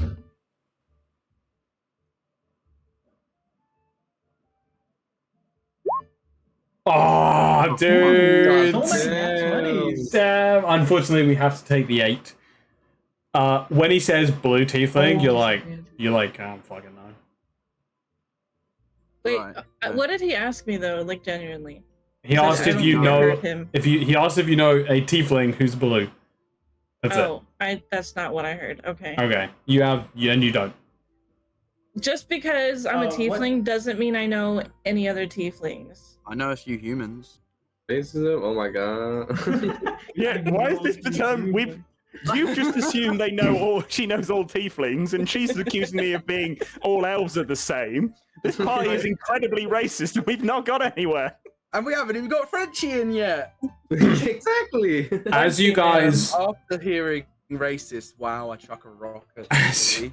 as you guys are stood here, you hear a loud, kind of like a concussive sound out about 100 feet over another embankment. As you hear like like a scream, and you hear fuck. I drop my arms down and go, and walk towards the stream. I whip out my axe like I'm ready to fight again, and even though I'm much smaller than the Crywolf, I stand in front of him like I'm protecting him. You're not smaller than the Crywolf. The Crywolf is definitely smaller than you. Oh, How tall Yeah. are you? I'm small. I don't remember how tall I am. Yeah, the Small? Crywolf on Okay. all fours is probably like 2.5 feet tall. Okay, I just Yeah. pictured a huge. I know, one. maybe it's No, a little no, bit no. bigger. Maybe. Well, anyway, I More like stand in this. front of him, trying to protect him with my axe because I'm worried about whatever the heck that noise was. What color tiefling is Absephion, by the way? White. It's All White. so colors. she's White iridescent. yeah, she's white, but in the sunshine, she gives off this like almost like oily, like blue, like orangey, all sorts of like colors that kind of like radiate off as the wolf hits. I see This is the Absephion skin of a killer, somehow. Okay, maybe it's like 4 feet from then, Shane. I'm sorry. I see Absephion somehow attached to this robot dog in like the matter of like 5 minutes. And you see Finor rock up beside this dog. He pulls out some kind of holographic note taking device, and he starts noting down the behaviors of this dog. Like, what is he doing that is so endearing? Like, Okay, God so damn, I as gotta the- take this down. As the human starts running off towards the noise, all of you are just stood there coddling over C4. C4's loving all of the attention. Let me so- try to see if I can So, Harry, I haven't done shit to the dog. I'm just Harry, standing watching these two like get obsessed with it. okay, so he's just watching. Harry, as you go over another embankment, Demon, would you please describe what your character looks like?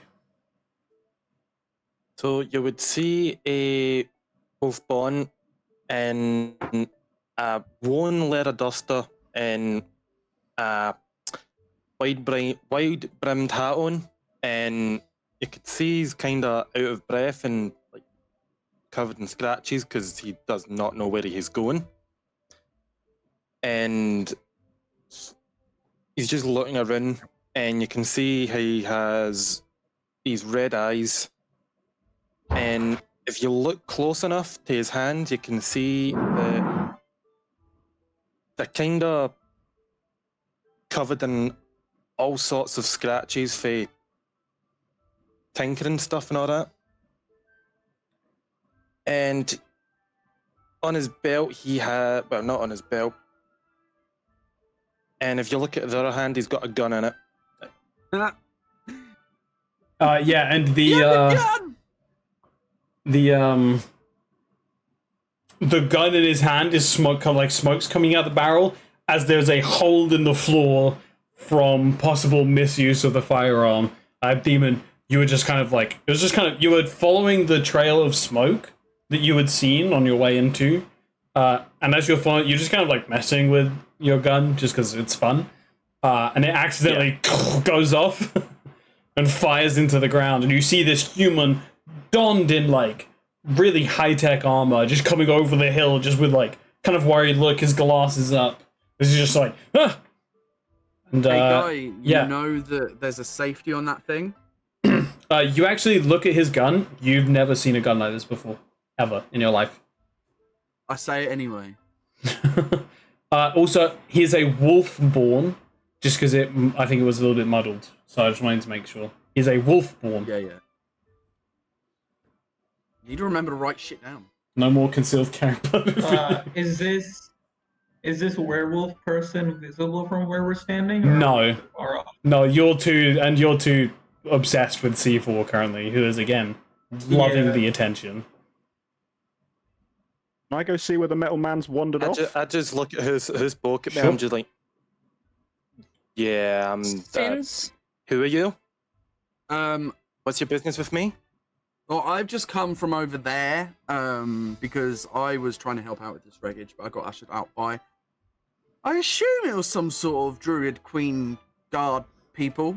The elf eventually stands kind of not next to you, but 10 feet off from you. Melon, you're able to join this conversation. Druid queen guard people, right? Close enough. Stuff, cool. Yeah. I heard your gun go off, so I thought I'd come check it That's out. why you came over here, right? Mhm. Yeah, don't mind that. Nothing went wrong. Totally planned. What kind of gun is that? Because I've got a reach for my gun, and I go, oh, I've just got this one, non-threatening way. You're a bit of a nosy person, aren't you? You know what? I already hate your character. No, he says that, and he says that to you. What do you say back? you know what, I already hate you. I'll tell you what gun this is if I can take a peek inside that gun. My gun?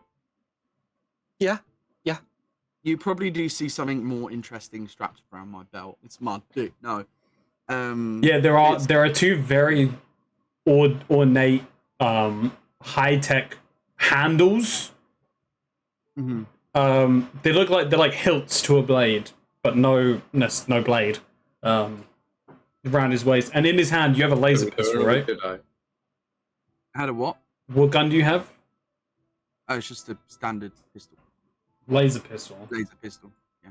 Yeah, so you see it's a gun with a large upper barrel, a grip with a handguard that goes all the way down, and at the bottom is like a small, like flat another bit. So it's like there's one really long chunky bit at the top, handle, guard, and grip with a smaller bit, and it's just like covered in like dials and screens and wires and all sorts. Never got the damage for that, by the way. I'll give it to you right now. If you carry on, I'll message you to you. Yeah. So you do see the handles just more interesting than the pistol, even though the pistol's quite interesting as itself. So I guess you can say if you still want to see the pistol or not. So yeah, care for a try, just so I can take a wee look. You can inspect mine, I can inspect yours, and yeah. Sure. Here's my gun. What the fuck am I doing? I do want to. He just runs off with your gun now. I do want. Hands complete stranger his gun. I did think it was going to be that, by the way, Cruz. Thank you. Yeah. And then I pass you mine, and I just look at yours. Can I try? I haven't passed it. I haven't passed it yet. Okay. I haven't passed it yet. But I will have a quick insight check to try and judge his character. Yeah. It's just As a he's standing stand-up. over a weapon to a complete stranger, can I like prepare to like dodge or run when this inevitably goes wrong? Sure. Sure, I'll allow that. With an 8 insight, he just seems genuinely interested in, like, Fair enough, I'll armaments trade and guns. technology. I'll trade guns, sure. Okay, so we'll start with, Demon, when he hands you this laser pistol, this is one of the most beautiful pieces of engineering you've ever seen in your life. There is so much to learn from this one simple piece of technology that you almost don't want to give it back. But this man looks scary. He has a friend. You should probably give it back. Harry, when you take this gun, it is it's a revolver. It's a 6-cylinder revolver, but it's made of like copper, and Okay. it's I'm gonna roll a history check. it's made. Well, I'm not going to allow you to roll a history check because there is no history, because there's no C.I.C. affiliation with this firearm at all. You actually don't see any markings. You see no engravings that are traditional with ballistic C.I.C. weapons, because this is a ballistic You're under weapon. arrest. And it seems to be made from just like copper, which these guns are made of steel. These guns aren't made of copper, so it's very interesting to you that. And honestly, it seems homemade. Homebrew. Is it? Does it seem? Is it Homebrew, an actual homebrew. laser? Or No, does it take it's a bullets? ballistic. So ballistic means it shoots bullets, shoots lead. Oh, so spits it does lead. too. Two bullets. Okay. Yeah, that's what ballistic means. Yeah. So it's basically a normal revolver in today's. Well, no, because even Also, if you today's pay ones aren't made attention, of like, copper. you can see like a It's belt like- of ammo like on my like, Bandolier, going down yeah. my chest. There you go. Yeah, bandolier, that's the name. Like completely out of my character. Are you basically a wolf cowboy? Because at the moment that's what I'm picturing, and it sounds kind of badass. Yes, yes, that's what you can see as a wolf-born cowboy.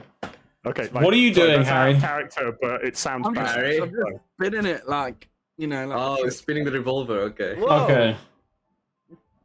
I would have said Careful, make Kurt, a didn't turn the dex. safety off. Yeah. Safety's Shoot still But off. you Careful, Shoots don't himself in spin the it. leg. you trade back weapons. I put the safety He on shoots before I himself in give the it leg. back. You actually, Don't it turn takes the you safety back on. it takes you a second to find the safety, because you're just used to like standard firearm training. Oh wait, where is it? Oh, there it is. And then you hand it back. You trade weapons again. I assume at this point, Absephion has finished coddling over the wolf, and Fanur has written, "Be more mechanical but animal-like" in his notes. He's just like trying to figure out, why does this weird creature love this robot dog? What's going Next on? time, he's just gonna say woof. And the rest of the I just record C4's voice and make it my voice. Not really, I'm just saying. oh my god, I speak for you from now on. That'd be great. So the rest of the party kind of like congregate round, and you see this wolf cowboy guy. He's just finished like putting his revolver in its holster. And whilst he's doing that, I'm like, hey, you should really, really see this. If you thought that was good, this is nothing. And I show him one of the blades. So if you can describe it if you want. So what you see is a golden handle surrounded by wraps of what seems to be golden ribbon. I don't know how else to explain it. And I go, this is my baby. I have two of them specially made. And I go, are you ready for the good bit? I press down. Well, I don't press anything, what seems like. I kind of just squeeze the handle a little bit. And I'm fucking Anakin Skywalker. No. No, it's not laser, is it? And it's a plasma blade. If he starts going on about sand getting everywhere, just end him quickly. And a golden blade, quite thin, could only be described as an old person, and in the olden days as a rapier. It gives off this hum as it extends. It goes just kind of like myself. just kind of hums as he like waves it. It's weightless. This blows your mind, and Fanur, as you're looking at this, you go. Yeah, you see that my hand was like trying to grab something at my coat, and just all of a sudden like some tools drop out of it, and he's like, and his mouth is just a gape. Fanur, you're And also like amazed by this. Melon, this disgusts you. Absephion, what are you doing? I'm completely disinterested in the human, and I kind of move around over to the wolf cowboy, and not understanding quite what a gun or revolver, that's what it was, is. I snatch it out of his holster and start like looking at it and kind of swinging it around. How have you you not try to to grab reach for shit it? already? Can you make a strength attack? So just make a normal attack. What? If you can just roll strength, sorry. And then I'm gonna see. If Absephion dies from like grabbing other shit, like he just keeps grabbing shit and getting flung back in different bullets, forces, you know. As you go to grab it, his keen senses pick up and he kind of like darts away from you, and you're unable to grab his weapon. And I grab my pistol out of its holster and aim it right at you, like, what are you doing?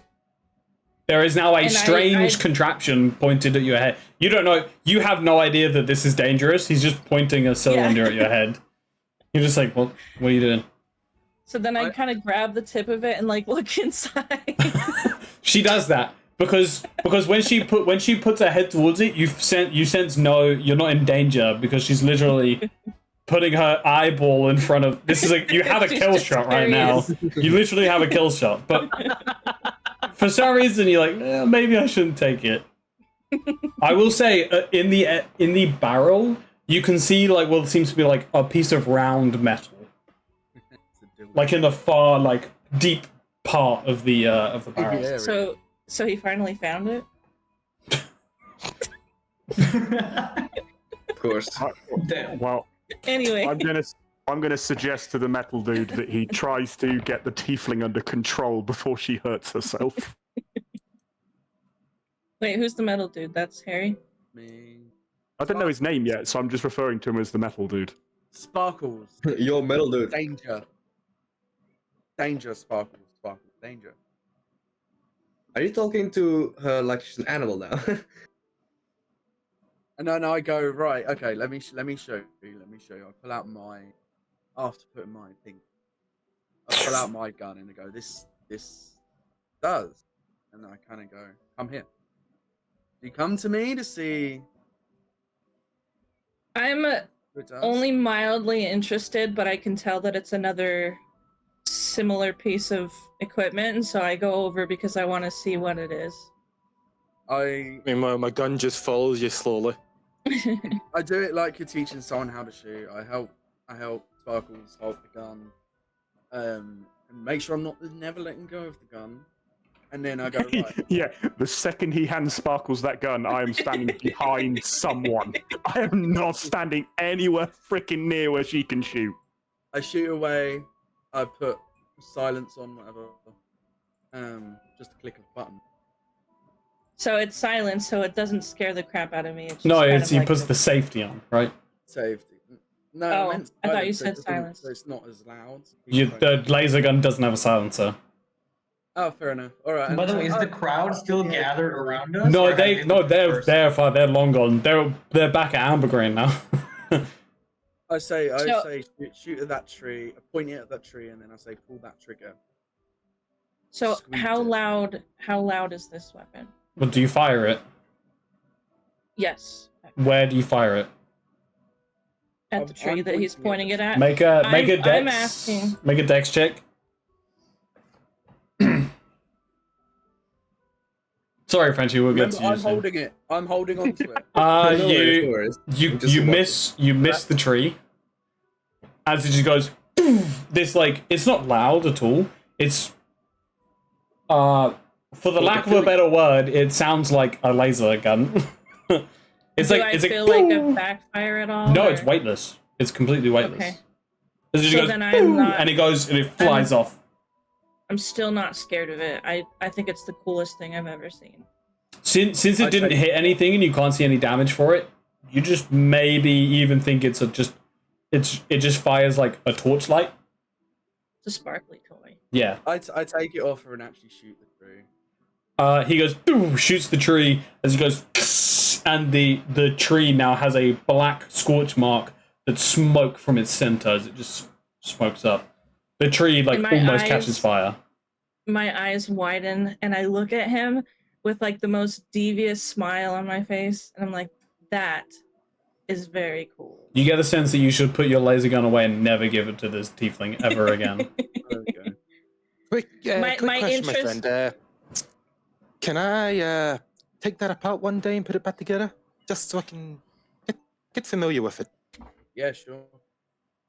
Yeah, sure. It's the Wow. total Wow, stranger. it's the first time someone is most the willing to do that. Ah, You just see his face like go in confusion, but yet such happiness.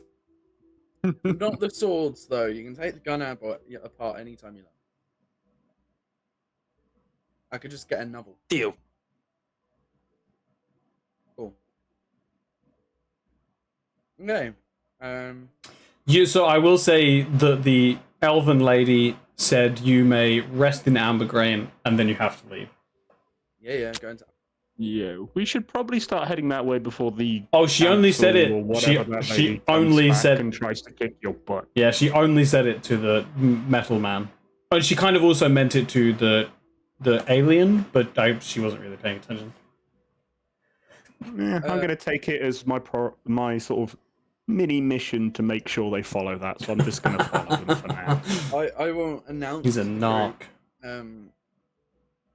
I'm gonna say right. I assume Sparky here is gonna be coming with me because of C4. I can't get rid of Purple Blob. And you two are welcome to come. I assume you live here, but sorry, what? I didn't catch your name. What was your name? Points to your. My name? Yeah. My name is Trench. And Trench as well. Come, you're welcome to tag along. I don't think I can get rid of anyone else, so why not make it a whole thing?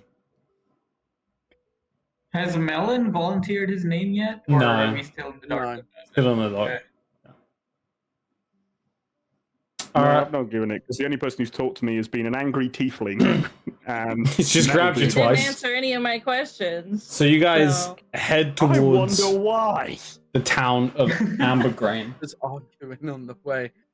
So Ambergrain is a large farming town. It sits in the center of farming fields that go all the way around it. Some of you who maybe like live nearby and adjacent, who maybe are like natives of Dardia, the planet, you guys know second best grain in the whole world comes from here. Hey, guess what? Seconds. Wait, Yeah. who's Yeah. actually from planet, right? Yo, Most of us. Okay, you two not from planet? Three not. Okay. I'm from planet. Basically, I wasn't talking to you. Anyway, basically, this place, second best grain. Best grain, curve wheat. Hands Mhm. down. That is true. Best bread, best wheat, best everything. You haven't lived until you've tried a curve wheat pan of chocolat. That's right. So do you guys just head? see Trench smile knowingly. Neurons firing in Chaos Campaign member head. So you guys head through. You head through some of the wheat fields. It's all. None of it's been planted yet because it's early spring. Spring is it's just started to get warmer, so seeds have just started to be planted. So it's still like nothing has grown. The seasons haven't. It's going to take months for all this stuff to grow. So you guys are able to push through into the actual town. The majority of Ambergrain is wooden and vine structures, almost like elven looking. Melon, you feel very comfortable here. Yeah, it's almost like elven looking. There are some other buildings that are more ornate and stuff, but as you walk into town, you can hear around the southern side of the town, the part of town closest to the crash site, small pockets of townsfolk have gathered and they're murmuring and they're talking about the crash, or kind of like sharing ideas. You hear one older gentleman turn to another and say, the Queen knows what's best for the land. If she's good with it, so am I. Hey, what does the Queen look like again? What? No, don't do that. Okay. Meme has been made, by the way. A woman- Looking up the Valiriun chat. A woman cuddles her children and tells them to pray for safety. That's exactly what I was thinking of, Frenchie. The neuron activation. A woman cuddles her children and tells them to pray for safety. Is anyone like interested in any of this conversation? Or do you guys just like barrel past? I'm not interested in I anything heard but the mention C4. of this. I heard the mention of this amazing grain, so I'm just, I think, on the lookout. Like 2 ganglier snail-like pseudopods with eyes at the ends are now searching for like grain shops. What I would think is like a place market food. Sure, that's gonna take a while because they're small. Since Sure, the And this human was this town is quite large. since the human was talking about food, I'm talking to C4, and I'm just like, so what do you eat? I mean nothing. Table I have no organics, but I do like to chew tabled eggs. Table leg. Oh, that's I right. do like to chew tabled eggs. It gets Not us in one trouble a in the little pub. bit. No, Because not of this- not ones in the Old pub. table leg. Old table eggs that people don't want anymore. Because of Well- this, I notice a stick, like a small branch on the ground, and I pick it up and I hand it to his little mouth and let him chew on it. He, in one bite, snaps it in half because it's quite thin. Just snaps it in half. Aw. You see him go sad. Oh, okay. You see him go sad. Whilst the I was about to say, he's tiefling very happy. Grimace and the robot dude are talking there, can I go talk to the locals and find out what the hell is going on? Sure, yeah. So you walk up to a group of probably between the ages of 20 and 35, just a group of young adults to adults, kind of like stood in a small congregation. They're all kind of like nodding to each other and like agreeing. The conversation kind of hushes as you enter the circle. What do you say? Sorry to intrude, guys. I'm just a traveler through this part. Do you have any idea what's going on? Because so much stuff seems to happen. I'm a little bit in the dark. A small dwarven woman goes, "Yeah, those bastards got what's coming for him." Before a male human kind of like shushes her and goes, "I'm so sorry about Zara. She's gets a little funny with the about the Xenos. Are you traveling with those spacefarers over there?" Points to Oh, the. hell no. The Queen appeared out of nowhere and told them to get lost, so sort of just following along to make sure they do. Okay. Just as Melon's character says he's not traveling with us, Fanir saunters up, flows over just behind him, and just perks his pseudopod head over behind you, like listening in. The dwarven woman gets visibly agitated as the human man goes, "And what are you?" Kind of like unsure if it's going to reply. Just traveling scavenger for tech. Oh. You trying to get rid of something? I'm the To man. an elven man and an elven woman, seemingly they look similar, so they could be siblings. Kind of like whisper each other when you talk. They kind of like share like hushed tones as the human goes, scavenger, interesting. Okay. Yeah, we don't really. Yeah, we have no idea about the crash. Speaking of scavenging, have you heard of any like good grain places? I heard this place has amazing food. I gotta try that.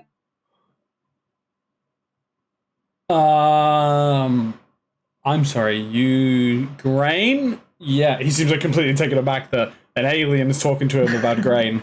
It's just, yeah, there's bakeries and stuff in the town if you want, like, bread or...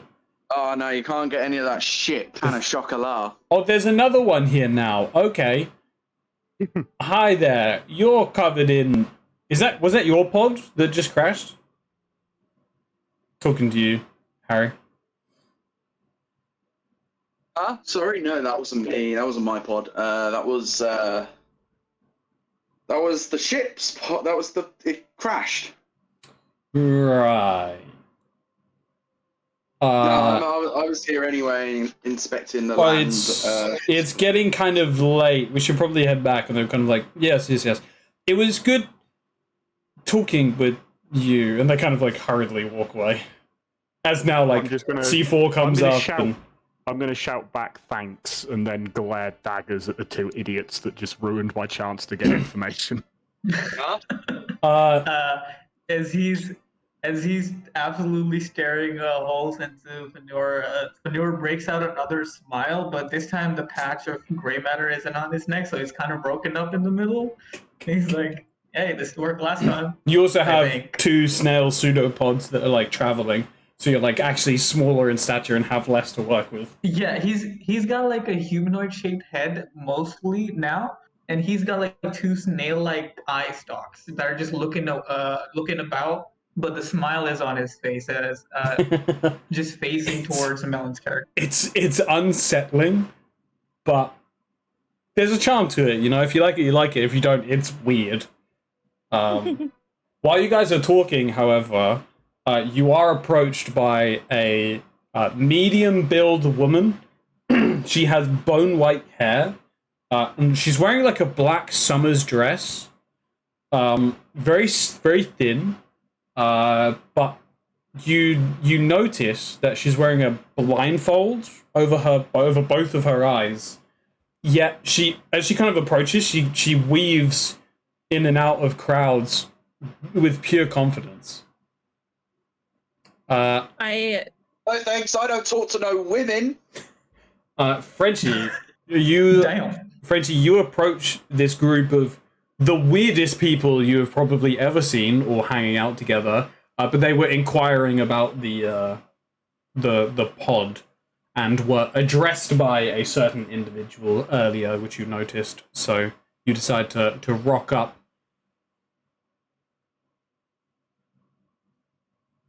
Reggie? Is this working again? No, Yeah, it's working. Ain't no way, Yeah, bro. it's working. Ain't no way. Right now, you motherfucker. I'm guessing Ecstatic and I were the only one that heard this voice beforehand. Well, I so had this as was well. coming. Yeah. I've heard it as well. Yeah. Anyway, go ahead, Frenchie. Right. Oh, I heard that you guys were inquiring about the crashed pod. If you could, I was also like looking around for some information. Do you guys have anything new? This dainty little human with a blindfold on, very politely, That's like Bimo. with manners, and excuse me. she has this very cute, like cutesy kind of like vibe to her that makes you drop your guard like immediately. So I Unfortunately, immediately, lady, I know nothing. I You might get a approached bit more out of these two. because I immediately trust her with just the way that she looks with the white hair, and just I feel very friendly towards her, and so I go up to her and kind of like examining the blindfold, trying to see if she can see me or not, and I just say, all that I know is that many, many people died.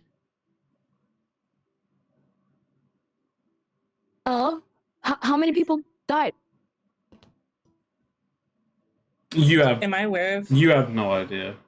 I have no idea. You can pull a I've number just out of seen- your ass if you want. I've seen so many charred bodies. It was traumatizing. There was a child, and I just kind of get a little flustered, and I start getting a little bit heated again. Yeah, you can see the tiefling get like visibly angry. Oh, Yeah, a lot. I'm so sorry to like bring this up for you. Wait, so you're a survivor from the bomb? Are there any other survivors then? He's talking to you, Obsidian. I don't know who else was on the pod. Correct. Yeah, you assume everyone died. Because you weren't there when the slime was... I think I'm the only survivor. She says. She She says that says. a little humanoid kind of head stretches above Cepheon's, like behind Cepheon, and a little pseudopod comes out to the right and it starts waving, and he says, "I also made it." So It's this tiny little hand. Hi. yeah. I have an interjection question. So there's 2 survivors. You have an injection Is, question? apparently. Sure. Is Fenrir organic and mechanical, or just mechanical? You... You would think the slime is probably organic, but there's like apparel, like metallic stuff on him. Yeah, he's wearing almost... Not clothes, because they don't cover his entire body, but he is wearing like pieces of technology around his form, which he's been using just to like... just like... So what he's reference would you more- have? He's completely organic, but He's has... okay. He has like pockets of technology on him, which he wears as gadgets and stuff. Basically, So the dainty human asks, who says, "Oh, there's 2 survivors." And then Karen. So both of you. So you guys have the only 2 survivors of the crash pod, are you? apparently. I look at Fenrir and I'm like, kind of look him up and down, and I'm like, well, I'm not really sure I would consider him a survivor. I don't know what he is, but yes, I guess we are the only 2 survivors. May I Fenrir is, inquire actually, kind of- like what are go you ahead. exactly? Me? No, I'm talking to Fenrir. Oh, me, I'm from Sloma. I don't know if you heard. We're called plasmoids. You know, slime people, I guess, is the best way to describe Okay. us. It's pretty cool. Oh, rare, please You're, scan the you're really thing. chipper about seeing alien people. I like that. For the record, it does I sound mean, so much like being I've seen a lot of alien people. I'm actually, well, I used to be like a resident as well from like New Megaton, so of course I would see like a lot of alien people there. I'm confused as to how you see anything. Oh, this is Good it's point. not really a blindfold, but it's more like a visor, I would say. So I can, I guess I could see a lot more if I have this on. Oh.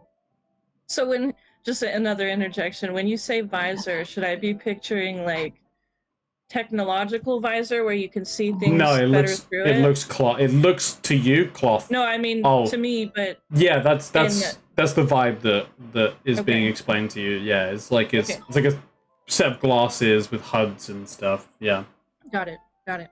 but to you, they've just wrapped their eyes up with a blindfold. It's just cloth. I kind of try to make a sneaky little peek behind the cloth. It's up to you whether you allow that to I happen. do have eyes. She kind of like pushes away. I'll take off the blindfold. I'll take off the blindfold to like show I've actually got eyes. What do they look like? I've got like pale blue eyes. Someone asked, I get is real up Frenchie's close. character a reference to Near Automata? No. Yeah. They No. are a direct rip-off of Near Automata. They are from that game, yeah. Okay, yeah. So I get really close to this girl's eyes and I look directly into her eyes with my eyes, and she sees that mine are kind of sparkly with flecks of pink and yellow and blue, and they almost feel like they're swirling with those colors because of the way that they mix together. And then I ask, what is your name? So my name is Kara. What about yours? Hi, Kara. My name is Apsephion. Oh, nice to meet you, Absteph. Really quick Are these your question. friends?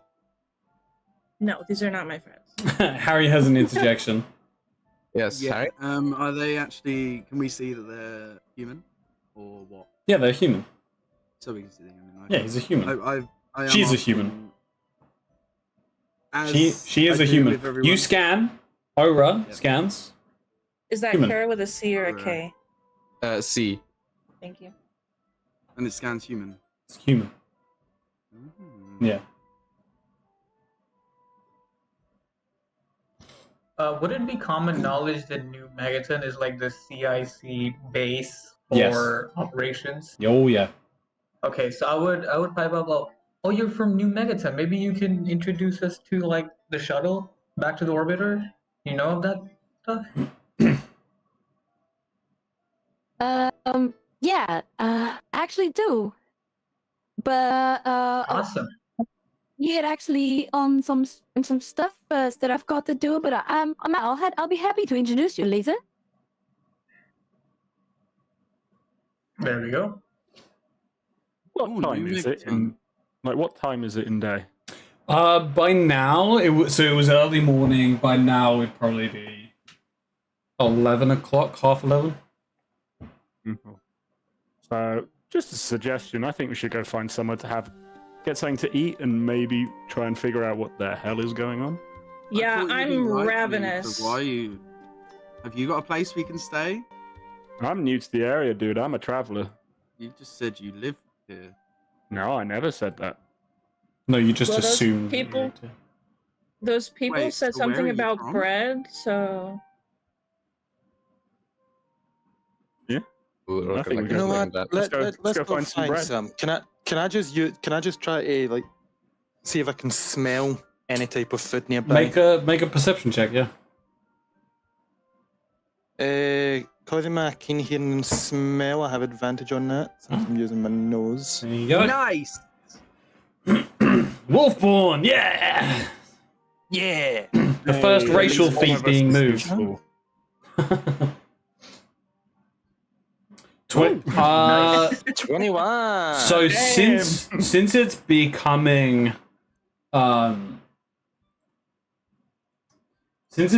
like lunchtime almost, that you do catch a very strong smell of freshly baked goods that have been prepared and cooked near morning. It is coming towards more at the center of Ambergrain. You guys are on like the So- southern border, on the outskirts, because that's where all the pockets were. So you haven't actually entered Ambergrain yet. since I just shout for have it, hey guys, I smell something good. Something since good I this have way. a decent animal sense, I see which direction his nose is pointing, and before he tells us where it is, I go running in that direction. I'll allow it. You run. Can You run Do past we the need to keep house. track of her? You run past the house onto the street. Did you just run? She's not my problem. I We just run go- the direction that his nose pointed, Make and I'm looking a around through all of these make a shops perception and check. stuff, Yeah, make a trying perception. to find the food. Roll perception. Where's perception? Like, while she's doing this, I'm just going to ask Trench if he can lead me to the nearest place with booze and some food. You, Listen, I'm just looking for food, man. I'm just looking Absephion, for food. you almost miss it. You go past it, but you. Oh, I can smell it. It's actually back. I So you, swing around. yeah, and you get there. You get there first. While the rest of you, I assume, just follow Trench. I'm just following Trench. And I'm just already grabbing items off of the stand. I I have a mouthful of food already and an arm full of food. a small halfling baker woman sees you just shoveling food into your mouth and goes, excuse me. Kind of like taps you on the shoulder. Are you going to pay for this? And I look at him with kind of an endearing look, her in my eyes, and I turn towards who's the closest behind me. You're alone. Yeah, you sprint off. You ran off. You ran off on your own. I point towards the direction of the human, and I'm like, that guy's got me covered. You can't. There's not. You just point to a random person in the street. Okay. The random person goes, So then, I don't know this person at all. And then you turn back So to the then- halfling. This little halfling woman, very skinny. She has kind of like long, kind of chest, shoulder, hazelnut hair, very like slender face, pointed ears. She's wearing not quite tattered, but similar like farmer's garb. And she's just, if you're not going to pay for this, I'm afraid I'll have to call the Elven Guard. No. I'm gonna pay for it. Don't worry. Hey. No, you're still not here. Bro, she ran, bro. She ran. And I. Oh, okay, I was following. We're following slowly, right? I Yeah, have this just- endearing feeling towards her. She reminds me of somebody that I loved. So Just hug the person. I reach into my purse and I say, "How much is it?" So she kind of like sees all of the. You've like grabbed a whole loaf of bread. You've grabbed 2 croissants. You've grabbed a bagel, some cheese. Oh. She's kind of like trying to tally it all up. Should we say 5 silver? So I pull out a handful of coins and I drop it down, and it turns out that it's 50 silver. Do you have? You don't have any silver. I don't. No. I thought I might have a little. You left have- over from the ticket. No, you have credits. Okay. You don't have silver. What do I have in my pocket? You reach into your pocket. You've got your adventuring gear. You got some hemp rope. You got some pistons. You've got a sleeping bag. You've got your axe. All right, Some so I look at her and javelins. I'm like, you have any work you need done around here, real quick? I can pay you Natura. How good are you at baking? Oh, excellent! I worked at a bakery. Make a once. make a deception check. Hang on.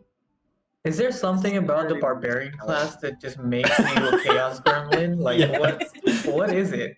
Oh my god, no! No, Oh my no. god. Okay, she goes.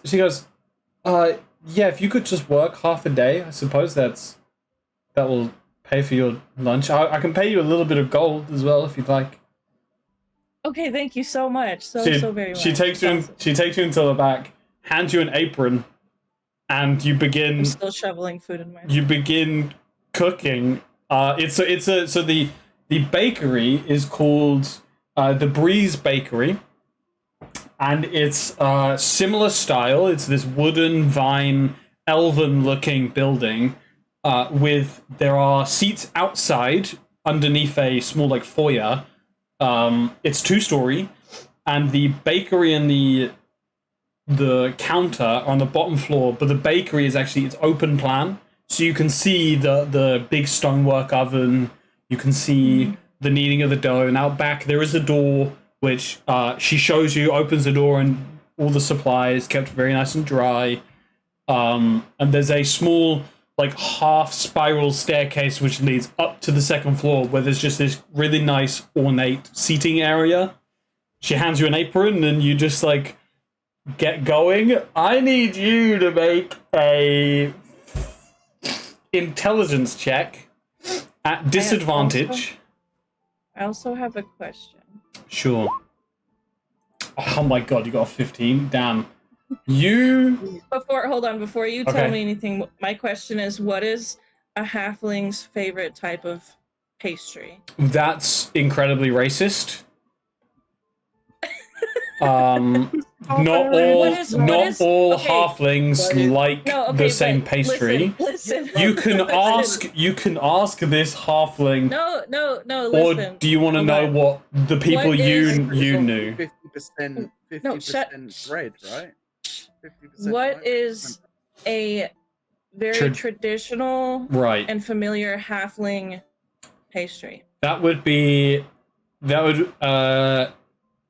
the one that you would know would be a beef, just like a beef pie Okay. with like crusty And pastry.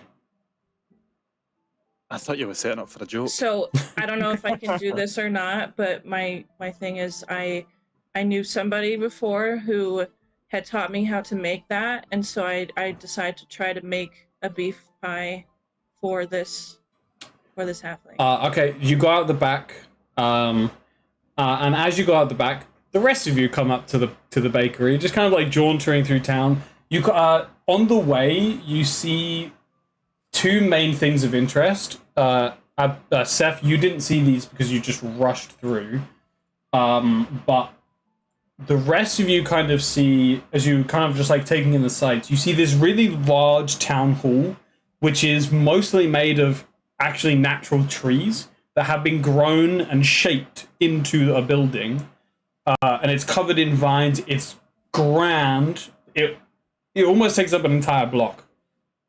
There's this giant building, and just in the distance, you can see the top of a marble stone pillar with a symbol of, it's a circle with a tree in the middle. Melon, you recognize it as the symbol of Gaia. And you can see it like atop this, like, as I said, like stone marble pillar. You can't really see what's underneath this like very top bit because of all the other buildings. You would have to like seek it out to go and check out what it is. But following Trench's nose, you come up in front of the bakery and you see it's about lunchtime, so it's kind of busy. You see a halfling woman. She's about 4 feet in height, maybe a little bit less. Working behind the till. And as you guys come up, she says, "Oh, we don't get many we don't get many new people around here. Hi, welcome to my bakery. How are you? What can I get for you?" Do you take credit? No, I'm afraid. No, we don't get much in the way of the C.I.C. out here. Oh, that's fair enough. Have we got anywhere we can exchange? Or... Oh no, you'd probably have to go to probably New Megaton to exchange. I mean, that's where the biggest exchange is. Yeah. Oh, that's annoying. You know, that's... Do you not have? Oh. Do you not have a credit account for yourself? No, we're there are some laws against that trading. Yeah, they'll kind of prevent me from doing it. Oh, I didn't realize. Yes, no, because I'm a native. Would I have gold and silver? Because you worked for the C.I.C. No. Actually, make a. I'm gonna roll for it. I was just going to order something. Like, they got some like. I'll keep talking. I will. Hold on, 2 seconds. 2 seconds. Yeah. I was just gonna keep talking. Give yourself 6 silver, just from dealing with the natives of your backstory. I rolled. Yeah, I rolled for it. From seeing. From understanding the laws from here, I knew credits weren't very popular or anything, but I didn't assume or know that you were just like no credits at all. Yeah, sorry. Oh, that's fair enough. My bad. Is there any other way I can get any grub? Yeah. I mean, I did have someone come along and offer to work for it. Speaking of, and she kind of like, "Hey, are you okay back there?" And Sephion, you open the door. You found a chef hat from somewhere, and have just adorned it on top of your head. She's wearing an apron. You see the tiefling just open the door, carrying flour and stuff. You have not found any beef, so you kind of come through, almost questioning, like, "Hey, where's the beef?" Because you want to make her a beef pie. It's the beef.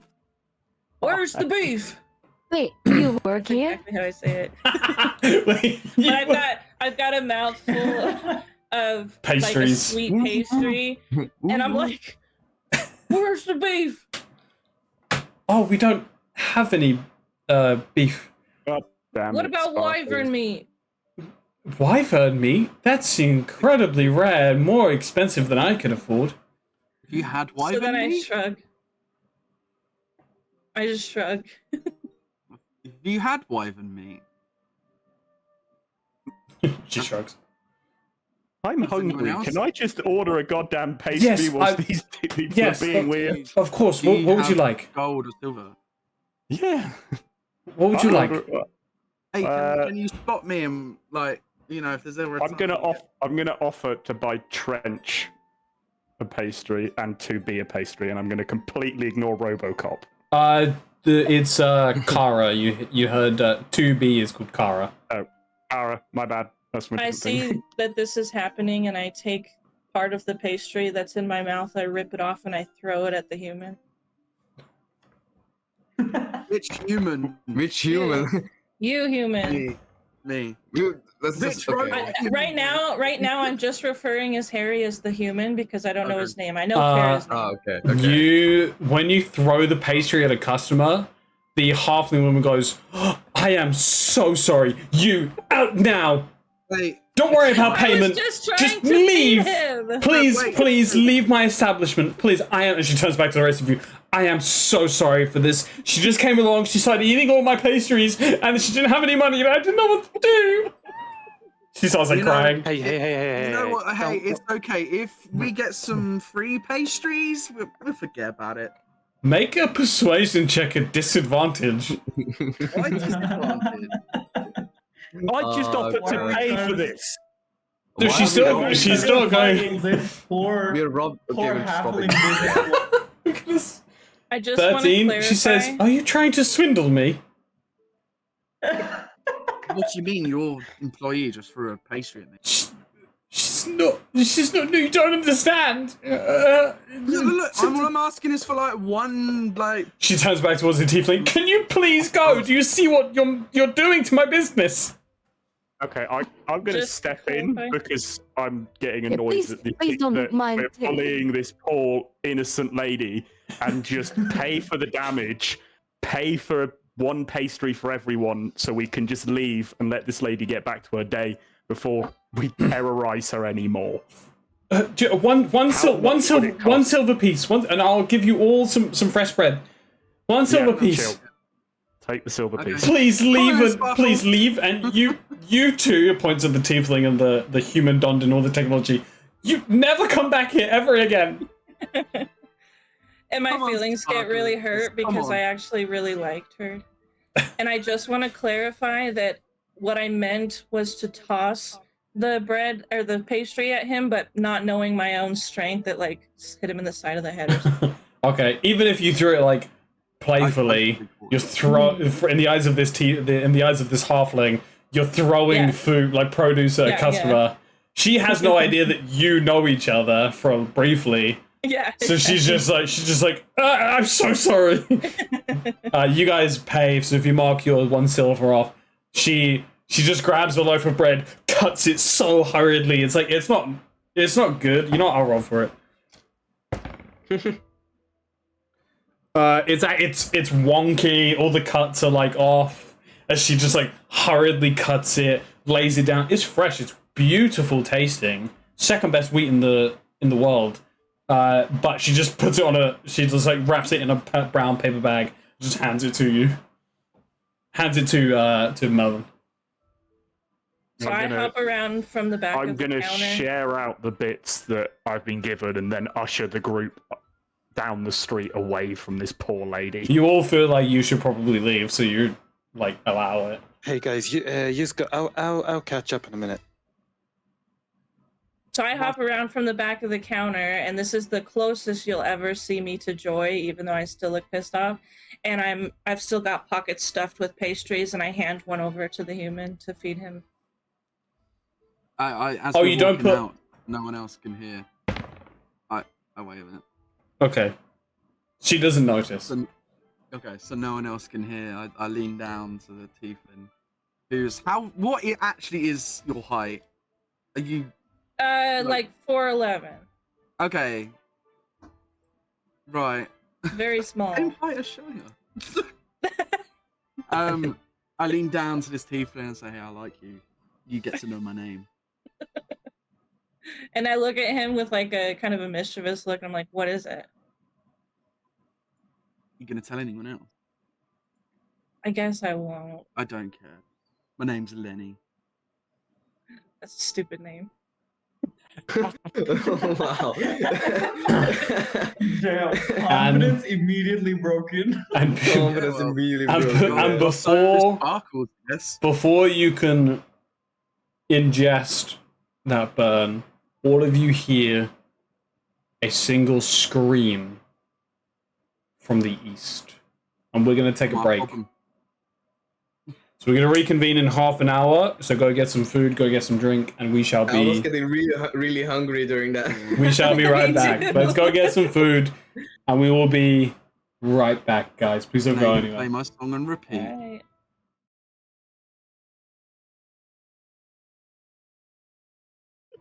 All right, thank you guys for waiting. I appreciate that. We're all fed. They're all giggling like children. All right, say hi, guys. Hi, guys. Hello. All right, so Hi.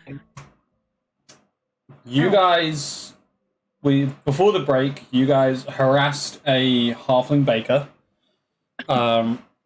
2 of you are now barred from the bakery, I did not harass anyone. and well, it's a royal you. And as you're outside, Lenny and Seth had a conversation where Lenny told Seth his name. And before Lenny could ingest the absolute burn that Seth had thrown towards him, all of you heard a single scream come from the east. Is that the direction of the marble structure with the tree logo on it? No, that is north of you. Okay. Is it the direction of the bakery we've just been to? Well, you're currently outside the bakery. Okay, so it's not very good, because if it's anything else that's happened to that poor halfling lady, that's just cruel. I'm What? gonna. Well, oh, an Entei. Ooh, fudge, yes. Pokemon check community chat. Trumps D&D. Pokemon is in the lore now. Interesting. I'm gonna say to C4 to go and scout ahead. Okay. C4 knows what that means to not get in trouble and not get close enough. You said scout. Yeah, and obviously he knows to communicate it back to me. C4 runs off. And then at this point, you hear another scream. Oh, All right, I think we might have to I go chase investigate it. after C4 with my axe at the ready. Yeah. I follow up Zephion. yeah, almost. Panur also follows along on the way. He's noting down the wyvern meat and he's noting down the texture of the bread he's taken in. I'm gonna cheers. Okay. This shit is I'm kind of fun. gonna turn to Trench and ask if we're following them or not. May as well. And he puts his hand on his gun in his holster and just starts running after. And I'll follow after him. Okay. So you guys run through Ambergrain, following C4. C4 is a little bit quicker than you, Seth. So you do kind of like lose him through some houses, but you're able to. He's running kind of in a straight line, so you were able to follow. What's Seth's movement speed? Well, that you wouldn't know that, so don't worry about it. Slower than C4's. Are they faster than me? Same speed. You keep the same pace. Same pace. Okay. As we're following C4, I'll just kind of turn, grab on top of. Grab on top of. Oh, you caught it, Cruz. I got it. All right. Anyway.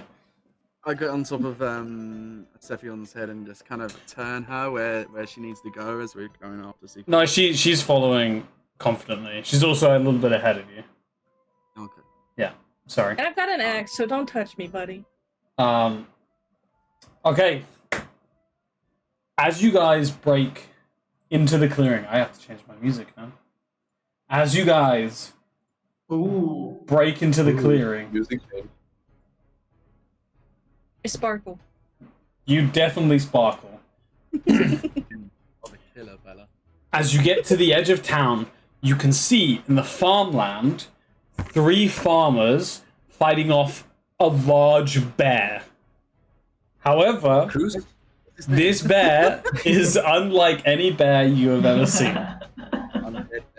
This bear is made of brown metal with pipes protruding from its body, flowing green fluid.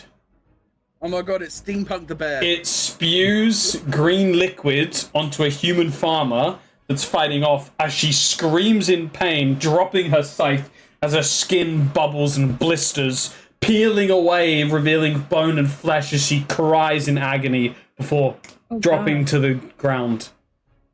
Oh no, The citizens are paralyzed in fear. You break through the crowd as you make your way to the front and stand ready.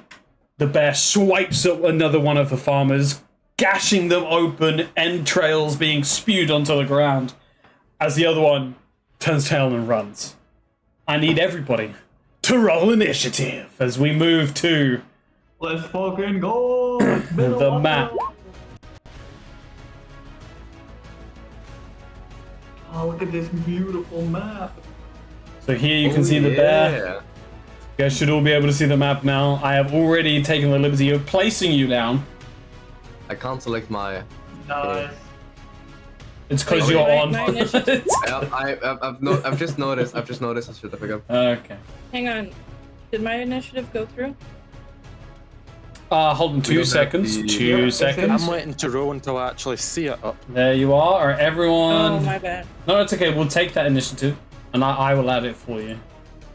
So you had No, a I want to 7. roll again. Right, you can't roll again. 2 nat 20. 2 nat 20s. Jesus. Okay, let me roll for. I'm trusting all of you to keep track of your own stats. Alright. This is bullshit. I rolled initiative first. That's not how that works.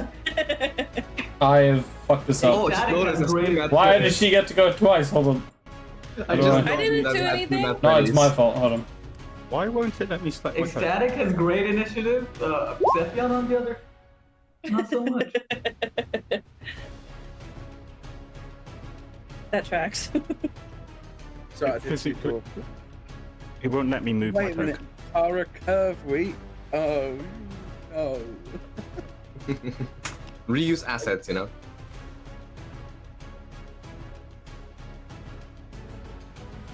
There you go. Gale. What the hell is that bear? Goddamn. 8.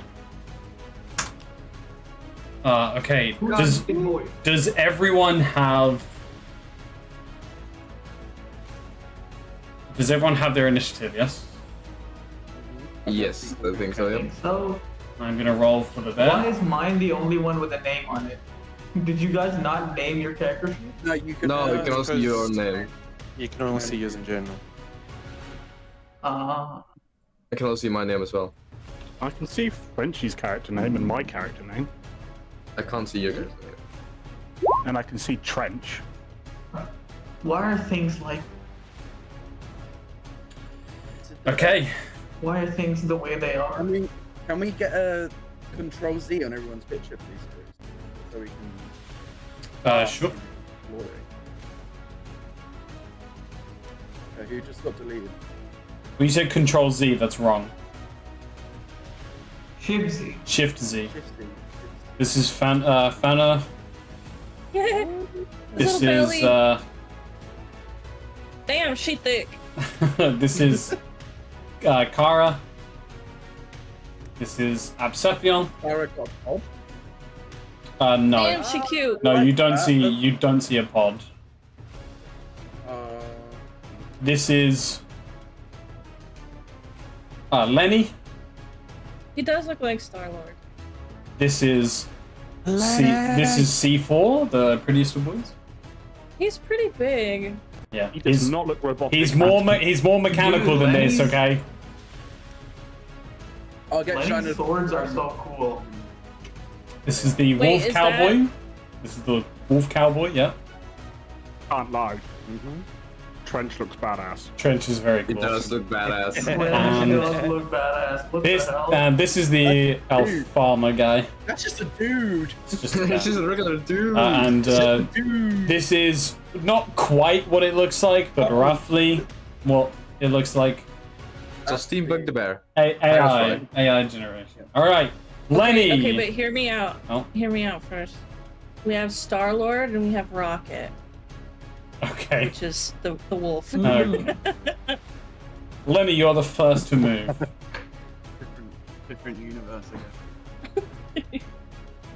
Damn, I'm the first one. Okay. This is aesthetic. Colorful tiefling. Oh, Wait, that's what cool. is? Am I still supposed to see the bear? No, Okay, I still see the bear. like here. You can click away. If you click away, they'll disappear. Oh.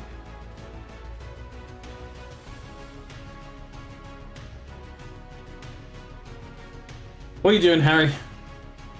Yeah. Yes. Quite far.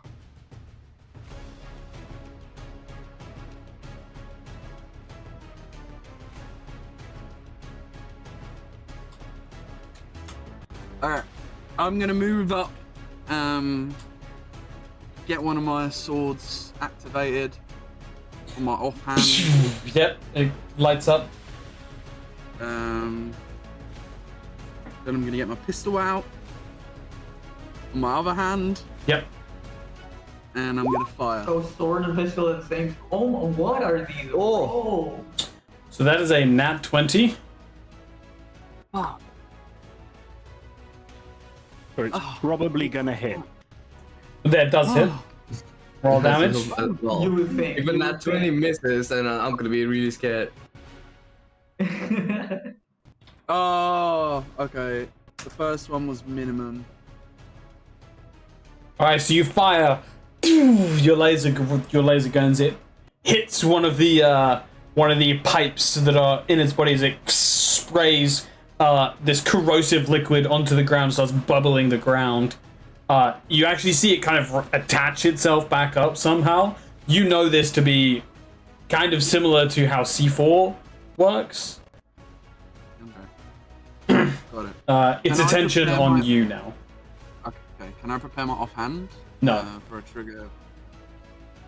Can only prepare an action. Correct. If I prepare that action, can it be a weird thing?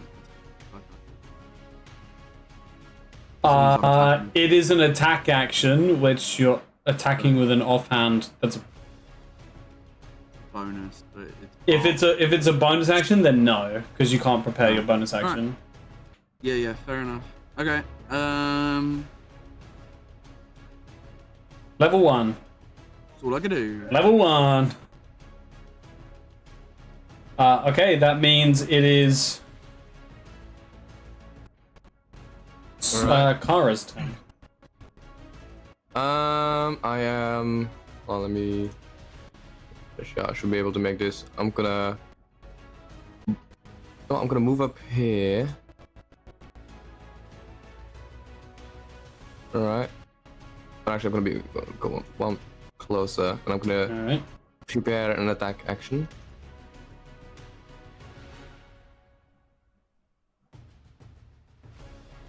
And I think that's all I can do. Okay, so you'll swing If you your. don't mind me asking, what is she carrying to attack with? So she runs up, and suddenly this great sword that looks basically like a giant katana just pops up floating on her back, and then she grabs it, just like stands ready there. It kind of Fanur and Lenny, you guys recognize this technology as digiconstruct. The blade digiconstructed, manifest tech, in the air, pretty much. To Melon and Melon and Obsephion, he just summoned a blade out of thin air. She just summoned a blade out of thin air. It just appeared. It was probably one of the coolest, scariest things ever. Trench, you've just fallen in love. Not with the person, with the sword. It's the coolest weapon you've ever seen. Way cooler than that guy's sword. Yeah, for sure. I'm already jealous. All right, that's your turn, yeah. That's yeah. All right. what Fanur is gonna do is, I would be able to like decipher that this thing is spewing acid. I think. It is Is that a spewing fair assessment? whether it is like acid or not. It is corrosive and is melting people. I'm gonna. Is that too metagame? Do you think that's acid, or is that a fair judgment? Considering this game, no. So you could possibly think it's plasma. Plasma, right? Yeah. So it's either plasma or acid in terms of like meta damage, right? I think I'll take the 50-50 odds. And you see the little chrome canister on one of Fanur's hands. On one of Fanur's hands, it starts whirring and buzzing again, and that little spheroid comes up, like protrudes out of it. And those little tiny particles that swirl around that spheroid start to form a creature. And I'm gonna summon Upchuck. Okay. And all right. he's gonna look. I'm gonna summon Upchuck right behind Kara. Should be right here. Did that not drop anything? No, it did not. Why? I have the token in my library, but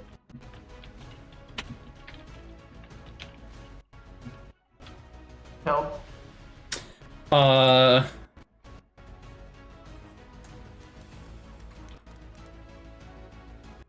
Is that like a permission Hold on. thing, or? I have no idea, so we're just gonna do this. It's just a placeholder for now. There you go. I can send you the picture. I have it on my desk. I've just given you an Upchuck character sheet, so just put your token on and... Is he just Ben 10's aliens? Alright, Look. gotcha. Look. Yes, sir. Someone recognizes it. And you fucking recognised Yeah. it! Are you a Hell yeah. Upchuck from Ben 10? No, he's not Upchuck. He's summoned Upchuck I'm from not Ben 10. Upchuck. I'm just calling him in. I'm calling him in to do my dirty work. Yeah, he doesn't turn into them. You're probably gonna, if you recognize Upchuck, you're probably gonna see some more familiar faces. And he doesn't turn into them. He summons them from his little hand canister thing. Yeah, So you're not going to canister put a on my mysterious hand. device on your wrist and all that shit. So this boy appears behind. Why can't I? There you go. Oh, why can't I think of the intro? There you go. Oh, device. It went on like it was like a very alien sounding thing. So that's your Also, action, the I believe, right? transformations were amazing. That is my bonus action actually, with especially Upchuck, and Okay. I'm gonna use my action to Accelerate. So for my action, I'm gonna. You saw the way this creature formed in front of the canister. It was very controlled, very well managed, like sequentially forming all the body parts. Something very different happens when Fanur is now using his action. These streams of particles just flow straight up to this bear creature, like around here, and just summons the head of an echo, which I think someone will recognize. But I don't think I can pull that up right now because of the character sheet stuff. Does it? But Does it stay there? White little dwarf. It doesn't. It's just an instant manifest attack. for Yeah. it's manifest for the span of 6 seconds and then vanishes. This white little head that produces a little sonic blast. So I'm gonna need a Constitution saving throw for our bear. This is 100% Echo from Ben 10. Sure. Yeah, it's Echo. I just said it. That is a 14. He uses an Echo cannon. So all your summons are from Ben 10, is it? What is your? I think we see the pattern. What's your? That does save. That saves. Okay. I'm looking safe, so forward. I'm looking forward to Cannonball, Unless Heat Blast, yeah. Accelerate, Unless this bear counts as a construct, in which case it would have disadvantage. He has disadvantage. Let's go. That is a 13. Oh, 13 barely saved. Ah! Sorry, dude. So a little white head pops up, opens its mouth, and a concussive sound blast happens on this bear creature, but it doesn't harm it. The bear creature, like, it shakes, but it manages to hold its ground. You actually see now, using this, there is no organic matter in this creature. It is all mechanical. I see. Vanir is gonna end his turn, taking a little bit of distance, hanging back, and I'm gonna tell Kara, that little guy is gonna help. I promise. Let him on. And at the end of my turn, Upchuck is gonna just climb onto Kara's shoulder for his action and mount. Question. Okay. Where's Static in the turn order? Because I don't see her. Oh, I did add her.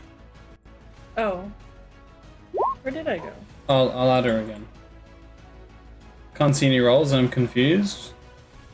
Well, there were no rolls for that one, Harry. There were no rolls for that. No, I literally can't see the last. Cruz had to roll a saving throw. So Are you on about my rolls, mate? No, everything. The last thing I saw was my laser damage. Yeah, that is the last thing. That is the last thing that happened. I just told you there have been no rolls for it. No. Oh, my bad. And I'm doing obviously rolls with roll die. Yeah. I'm just an idiot. Okay, Upchuck climbs and sits on Kara's shoulder. You now just have this little green It helps, I dude. promise. I'm shouting at Kara. It's making like in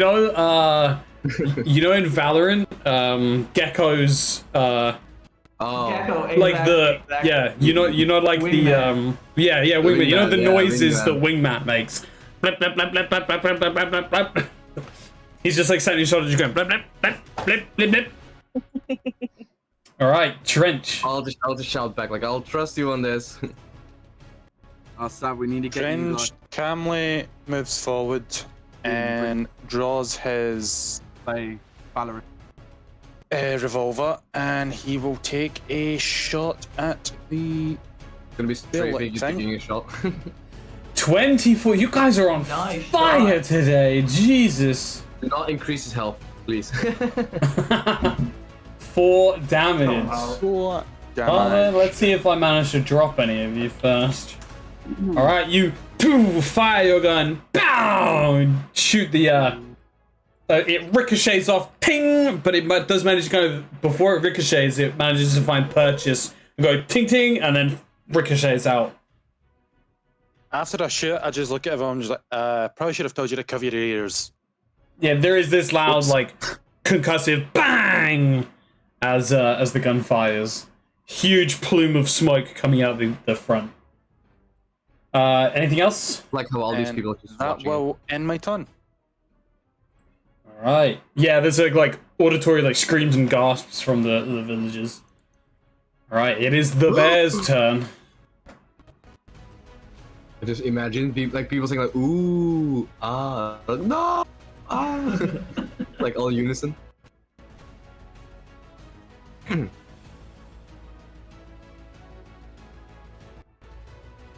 Where did my... There it is.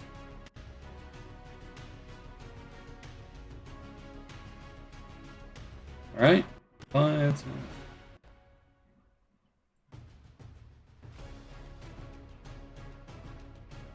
boys got reach. Boys Nice. got praise. Okay, I need... This technically hits Upchuck. It does, yeah. So I need Upchuck, Kara, and Lenny to all make dexterity saving throws for me. Fuck.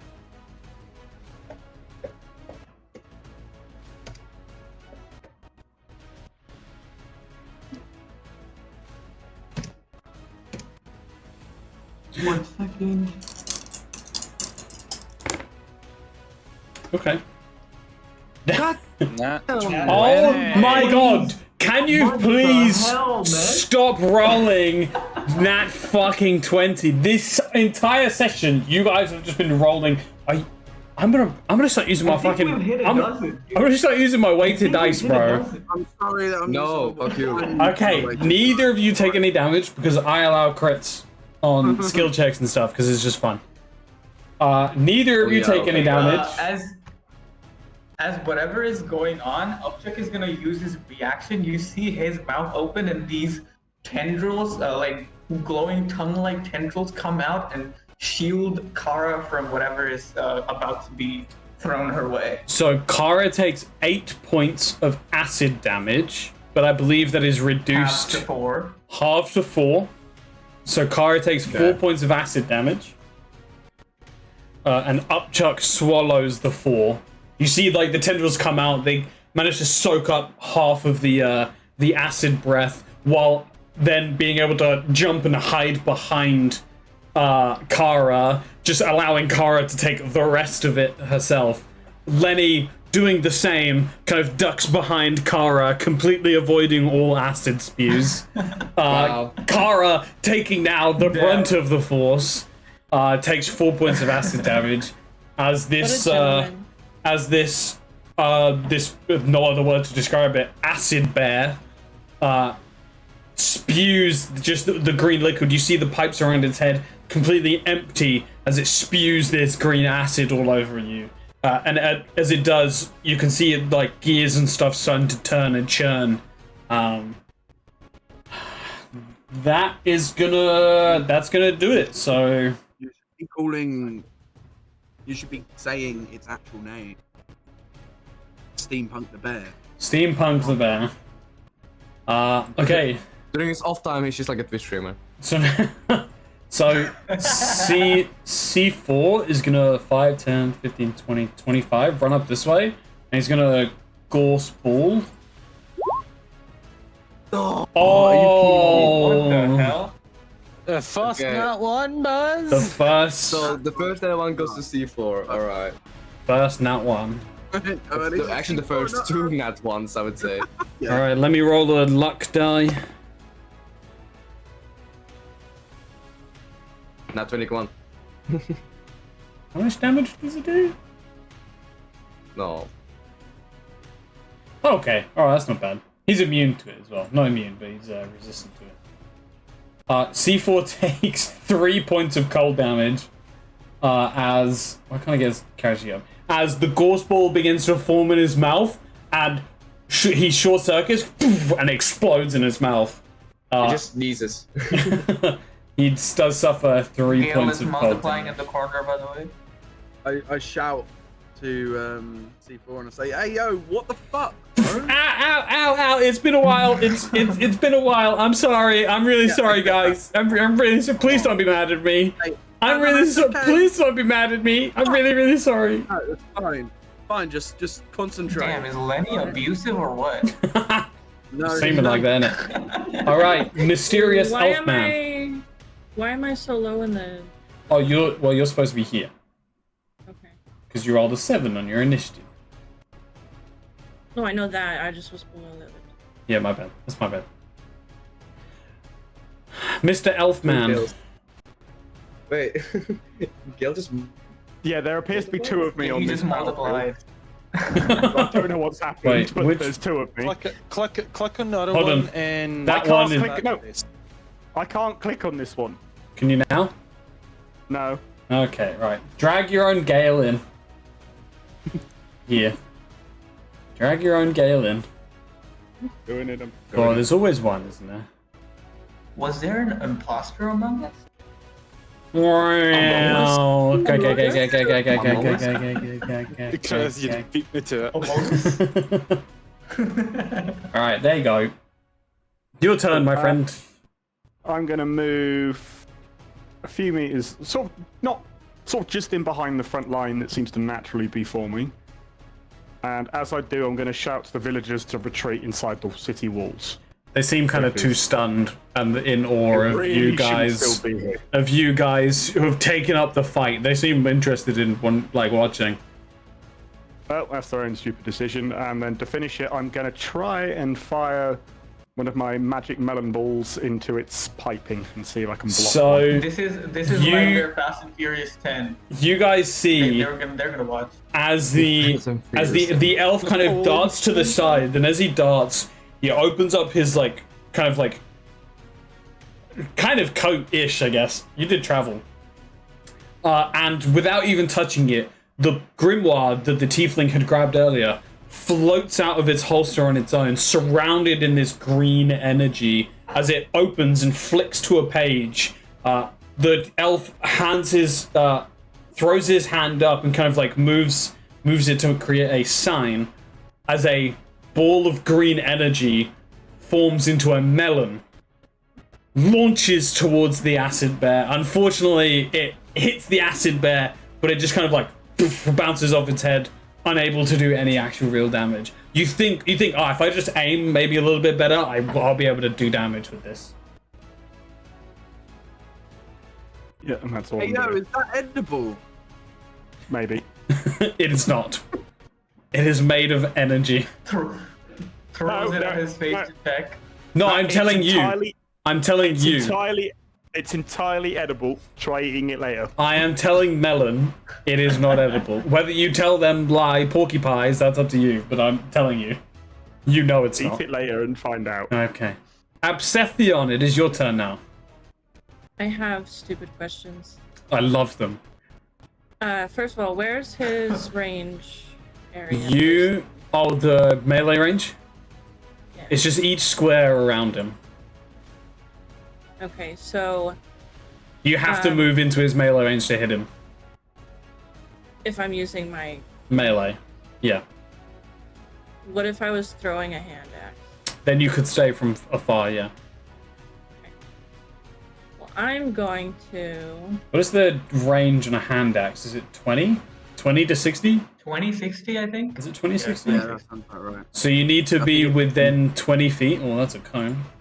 You need to be within 20 feet. So if you get here, you step forward. You'll be able to throw a hand axe accurately. Okay, well, I'm gonna sneak up over behind Mr. Bear. Oh, okay. She just runs up straight into his space as she do. And I am wielding my great axe high above my head, and I attempt I'm going to smash it down. I'm Go gonna ahead. ask you one question. How angry are you right now? I am raging. I Alright, just there we didn't go. say it out loud. So as a I bonus have rage. action, you activate Rage, which gives you a +2 to your damage when you attack. Want to make sure that we get that in before. I'm allowing leniency because she's new. Oh, I know. I'm saying that to the I was- people. I promise I was thinking about it earlier, but that was like 12 turns ago, so I got distracted. Okay. Sorry. Because I had to go last. So you rage. Yes, and then... Barbarian flowchart is say you're raging, hit stuff. Yeah, So- That's why I recommended she be a barbarian, because I was like, best class to learn D&D. Rage and then just kill everything. It is also No. the best class. What do I hit again? So you click your in the great bear. axe in your attacks underneath the. There you go. I said unfortunately a 7 misses. You do manage to hit it. It's too big to kind of miss. You hit it, but it just kind of clang. You don't really hit it with your weapon kind of reverberates in your hand. It's like, oh. All right, that is it. Back to the top of the round, Lenny. All right, love. I'm gonna run in over here. Then I'm gonna attack with. By the way, more Cruz, are range. we doing flanking rules? Yes, we are, but I'm not going to allow him flanking for this because that is not a metagame. Continue. I'm flanking. Nope, no, you're not. No. What do This you right, mean? this right here is not flanking. You have to.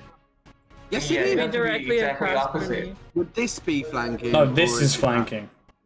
Right. That would be Nomkin says, "Nice track, Steady." Well, Oh, I guess I'm hey, just gonna have to Duncan. stay here then, because yeah. Too late now. Yeah, Make your so attack. Anyway, I'm gonna attack with my main hand. Are you using both? Yeah. 12. Phew, the 12 unfortunately misses you. You hit it, but it just kind of like lifts its back leg up out of the way as. And then my fuck's sake. And your offhand, you kind of like Excuse me, does that say Teenage Mutant Ninja Turtle Blade? maybe. No. You're a little bit rusty. You've not. This is kind of your first real fight outside of the compound, so you're like, it's all the like nerves and stuff running through. You just kind of and you just miss both swings as it just lifts its back leg up and comes crashing back down. My shot was so good. That just kind of shook me. I was like, oh Jesus Christ, that was like spot on. Anything else? That's all I could do, really. All right. I'm just gonna I add don't some want to put the bad juju in there, but I think the bad rolls caught up to it. I'm adding into my notes Yeah. that Harry Look. is secretly a turtle. Look, you guys have had 8 fucking nat 20s so far. Okay. Look, For the I rest haven't of the had shit. campaign, Enough. for the You rest of guys the all gave me campaign, bad nat luck. ones. Well, I've not had a 20. I've just had All right, Kara. average rolls. You got this, Kara. All right. So, gonna You go, move here. baby. Okay. Then with bandage, I'm gonna swing. An 18 hits as you swing upwards towards its leg. 12 slashing damage. Good hit. That's all I can do. All You right. go, girl. And Yes. girl power. That's my girl. Oh no, my girl. Fenira's gonna wait. Mother help. What the? My mom. Get away!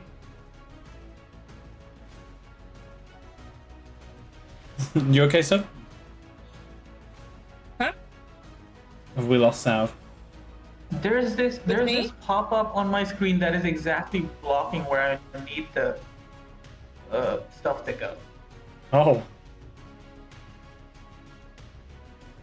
What is this stupid ass thing? Get out of my screen! Wait, what is on your screen? Try right? reloading your page. Alright, I'll just move Fenira up. Fuck this shit. Try reloading your page. I could have it. Okay. That could work.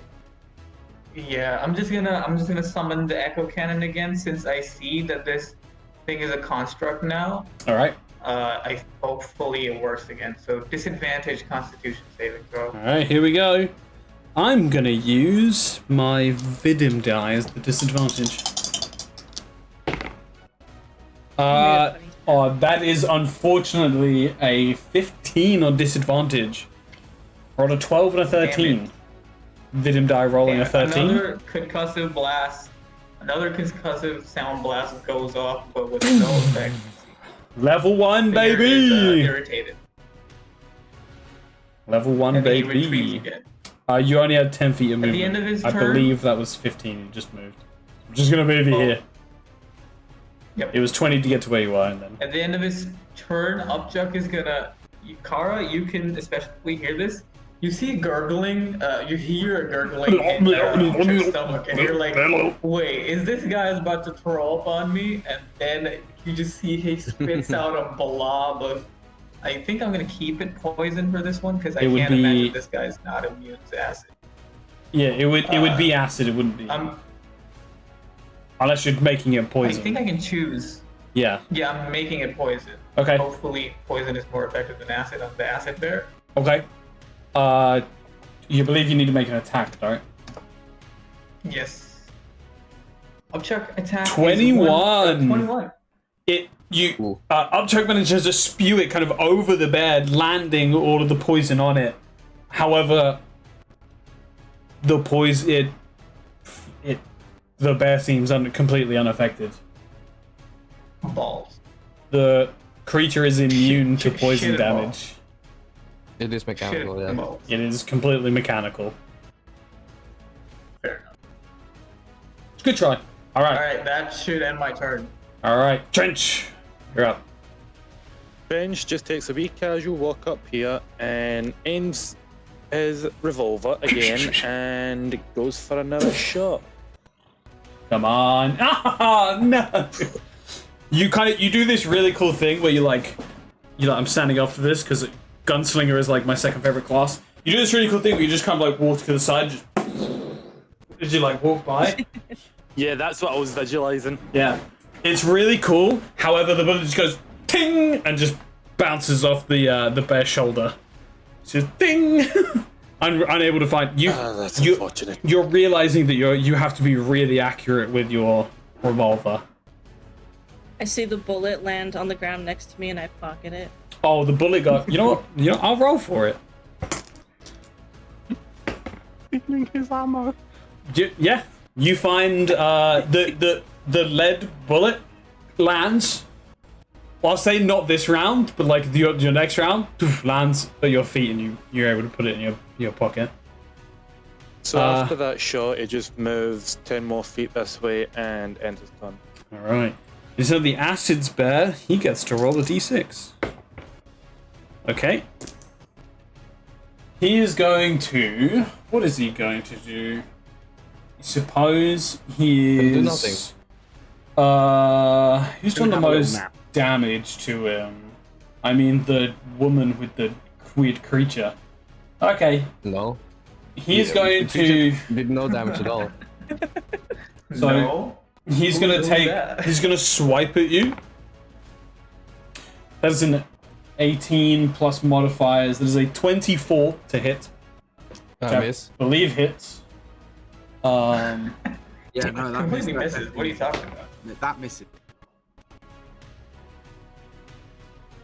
How much health do you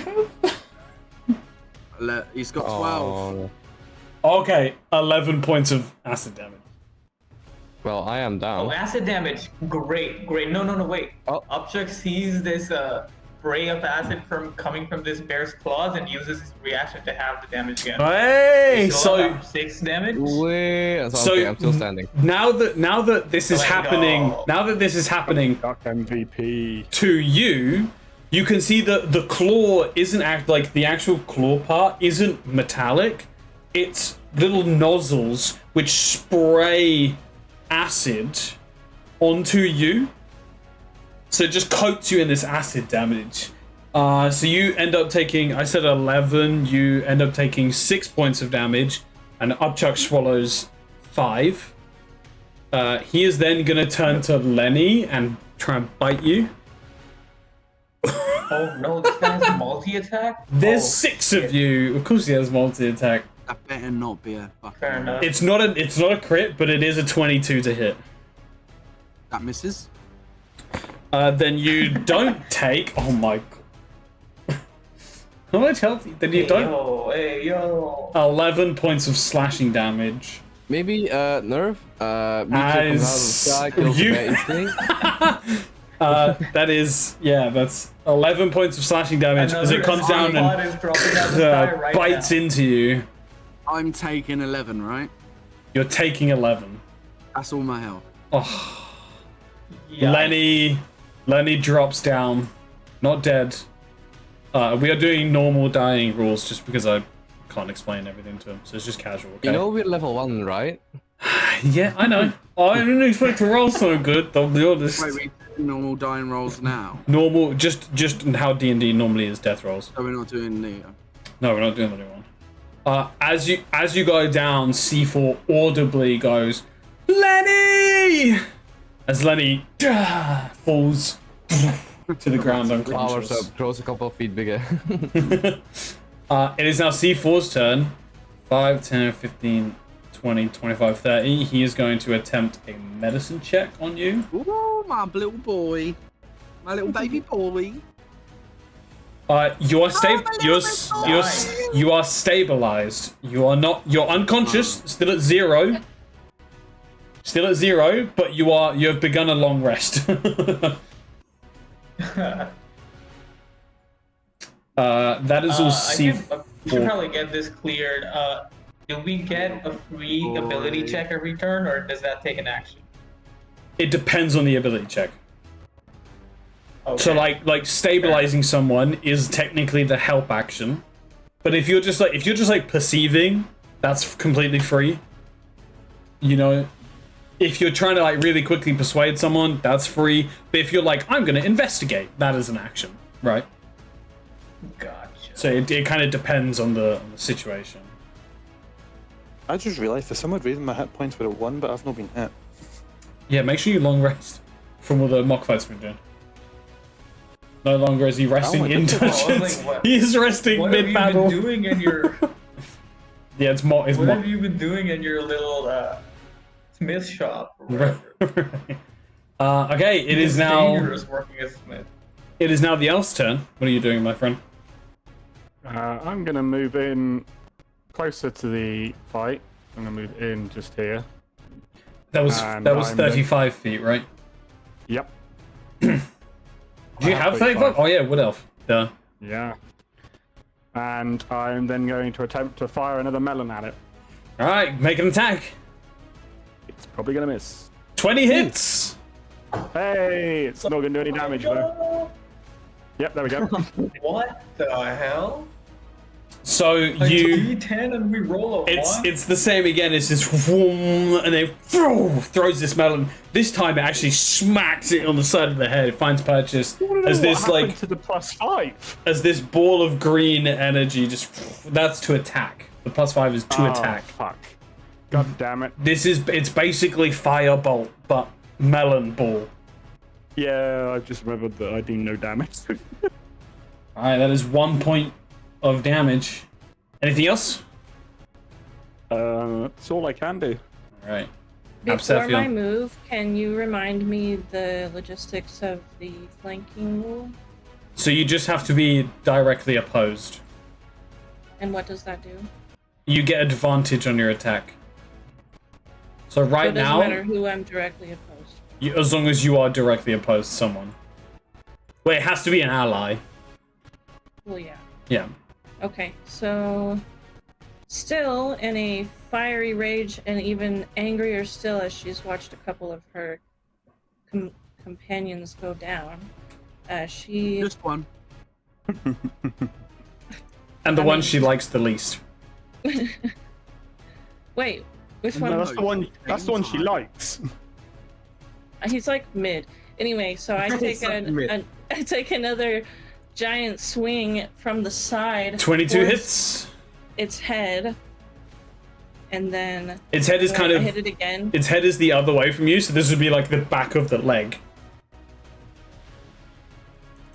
So you hit it. No, when you're actually looking at the map, click Oh, on yeah, the yeah, purple okay. bit with shown great axe. That's fine, whatever. You hit it and So then- swing at the back of the leg. Do I hit the great axe again to get the damage? Just the purple thing on the side where the rolls are. What? You So you know can come when into you're on the the map chat. page. There you go. There you go. Hey. 6 slashing damage as you cut into the back of its leg. It lets out this as you cut into it, severing one of Don't the speak pipes. fair, but he might be pissed off with you. Well, he's not a real bear, so. Wow. C4 hears you say that and goes. This tiefling is Just says, "Am I surprisingly joking you?" racist. You hear Lenny I'm go. not being You hear racist. Lenny go. Yeah. You've already all said all elves are the same. These two are gonna be the troublemaker duo. We gotta watch out for these two. Tsundere Barbarian is out here burning everyone. Scorched Len- earth policy. Lenny is unconscious. Can I not at least roll to wake up? Yeah, Lenny gets the death save, right? No, he's stabilized. Yeah, Oh, but right. Because C4 came along and stabilized. You know I what? can still roll. You know wake what? Up, right? But I will allow it. You can't. That's not a thing in D&D. Okay, well, you begin dying again. You begin dying again because someone's so greedy and he wants to come back. No. Nothing happens. You just stay unconscious. No, I think that's fair to No, go he back to just death saves, stays. if you ask me. Is it because you want to do something? You want to roll death saves? I don't know. No. I You're have a fine. question. You're fine. Yes. Is my rage... Just be grateful that wasn't a death save. Does my rage continue to be my bonus action? So you don't need to rage anymore. You already are raged. So I can have a bonus action? That's correct. Or theoretically could have. Theoretically. I also forgot to add your 2 for rage damage, because when you're raging, you do an extra 2 damage. So I've added that as well, because I forgot about that. Okay. You hit extra hard because you're pissed off. All right, it is now Because he Kara's. upset C4. He did. Kara, it's your turn. I am going to use my bonus action to use second wind. You can roll a And, d10. So you get 7 points of 7 points health back. left. Yeah. Which should bring you back up to max, right? Because you took 6. No. I'm not at max yet. Oh, He okay. took a 6 and one more hit. Oh, earlier. you're right. You're right. My bad. My bad. You're so And lucky I'll put Abject that- was on you, bro. Yeah, you still have an I action. knew she was I gonna am, be I am. melee. I was like, yeah. Right, and then I'm gonna whoop. Fuck. Oh. I'm gonna with a 10. I'm gonna roll a Okay, d20. Okay. No, I've got advantage. Oh, you have advantage. You have advantage. I've got advantage. I rolled a 19 anyway, so you were fine. Okay, so a 10 misses. You swing, and it manages to kind of back away from you. Fanur. Level 1, baby. Vanir is gonna try the same damn thing and hope it works. Another echo head appears near what would be the bear's ear holes. Yeah, like And right tries now. to blast another concussive audio blast. Alright. I'm pretty sure it needs to be With lower disadvantage. than a 13. I'm rolling a 2. Yeah. 1 to 12 Okay. works. It nat 20'd. However, its other What? roll was a 12. And Yes, it gets finally. because it's a con save, right? Yeah. Yeah, that is a Oh wait, you rolled a 12. rolled a 12. He saves. I'm not gonna tell you. I'm not gonna tell you how much, because then you're gonna know what his saving throw Fair is. enough. Yeah. He saves, unfortunately. It's I okay. would It's okay. Yes, it was either +2 or +3. Upchuck is putting in the work. Don't worry. You Yeah. have still contributed to this fight in a huge way. Upchuck is MVP. I'm just fucking absorbing damage. Fanura gets more frustrated, more angry pseudopods start climbing out of him, probably freaking out some villagers from behind. Like, what is this guy trying to help or what? Like, what's going on? Yeah. Wow, this guy. Look at him. Fanura is gonna end his turn, get a little bit more distance. You guys are doing great. All right. Just cheering us on. Yeah, ends his turn. Upchuck is gonna throw another vomit at Bearman. Oh, yeah. This time it will be acid because poison is no good. All right, go ahead. Even though it was acid. A 9 misses, unfortunately.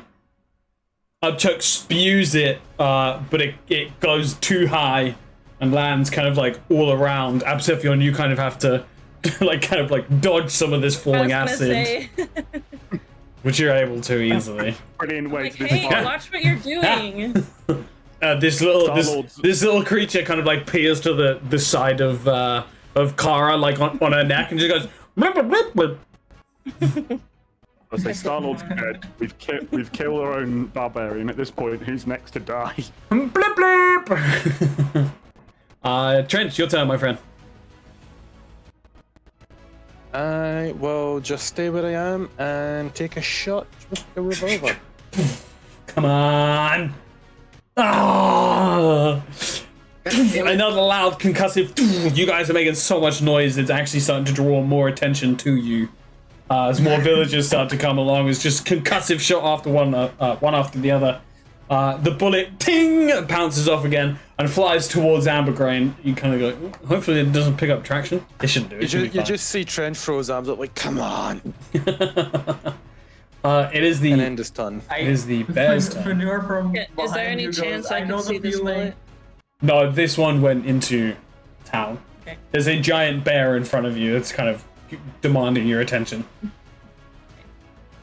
Okay, it is going to Suppose it didn't really... Yeah, it's just going to try and bite... no, it's going to turn around and claw Absephion.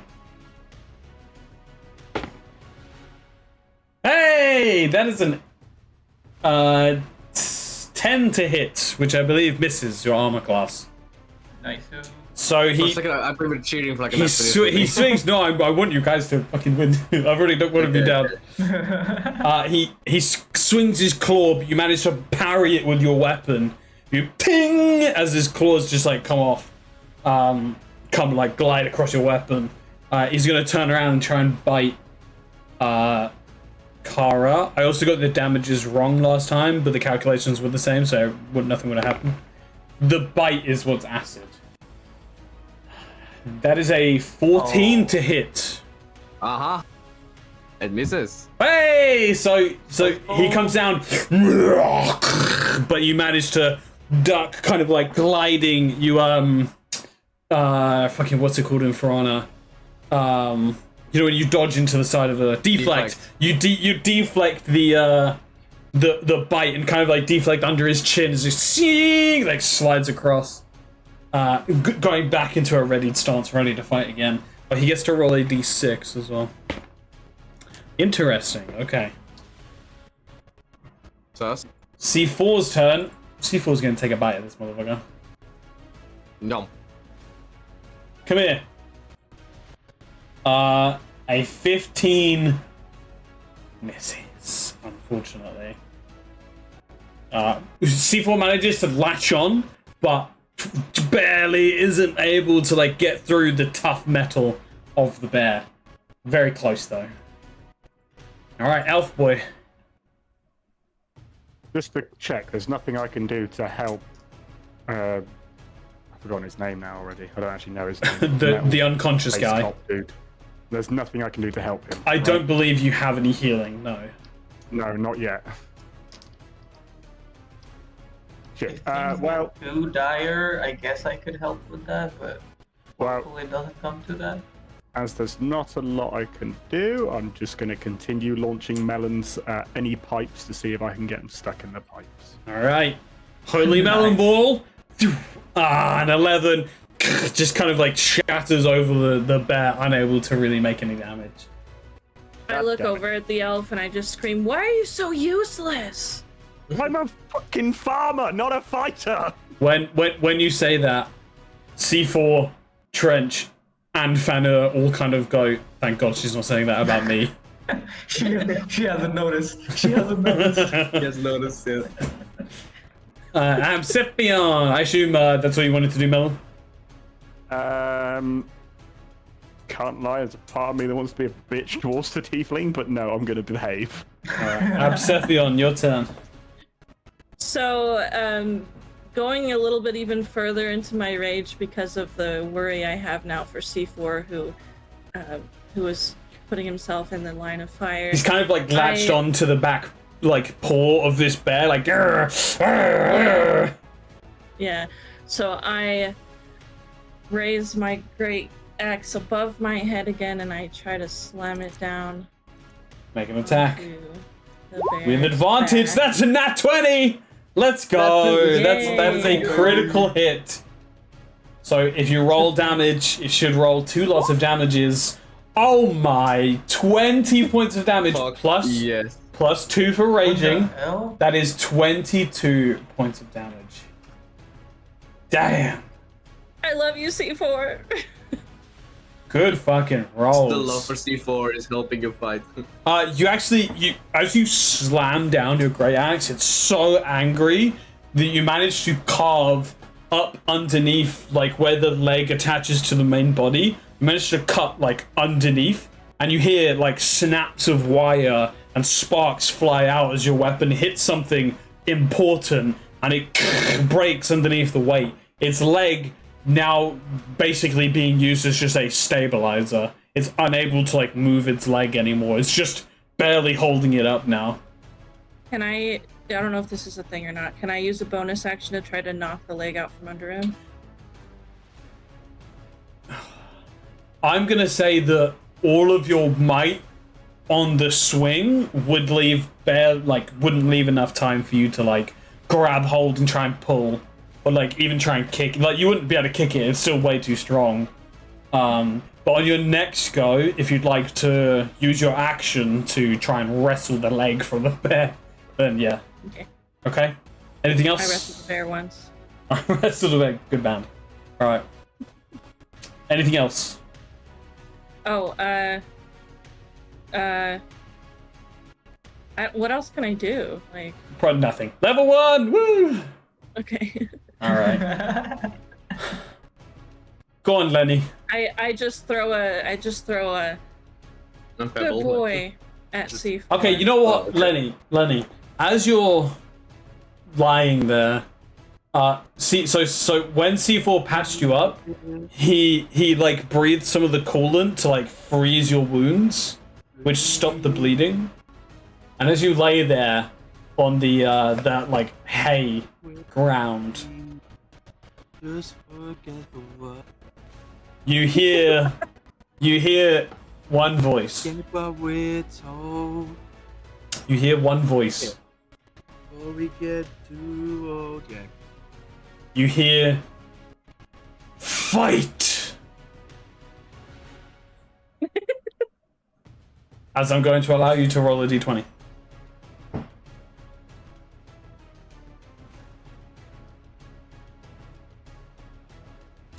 Bro, this is scripted. Bro. Scripted, Bro. We hacked Roll20. Don't tell them about it. At least Harry has. You Okay. guys are making it too obvious. Okay. You No, that's how good I am. I don't roll anything but critical. Critical failures, critical hits. the voice, there's something demonic about it, and as it tells you fight, dark energy begins to consume you, and while you're not there physically in whatever plane you were in, you feel your entire form become wrapped in this almost like lightning dark energy as you open your eyes after they were already open to see the combat going on, and you stab some kind of weapon in the ground and pull yourself up, and you look down and you're holding a great axe, which is half black, half silver. You push yourself up off the ground and it dissipates from your body, replaced with your trusty weapons. All of you see this black course of lightning as just Lenny rises from the grave, holding this great axe made of this black energy, which dissipates after he gets back up. Lenny, I'm going to allow you to make one action. No bonus action, no movement. I will allow you to make one action. Does anyone speak Infernal. infernal? Yes, the tiefling does. I do not. Yeah, So, that's great to know. Sparkles, not Sparkles. What's your name?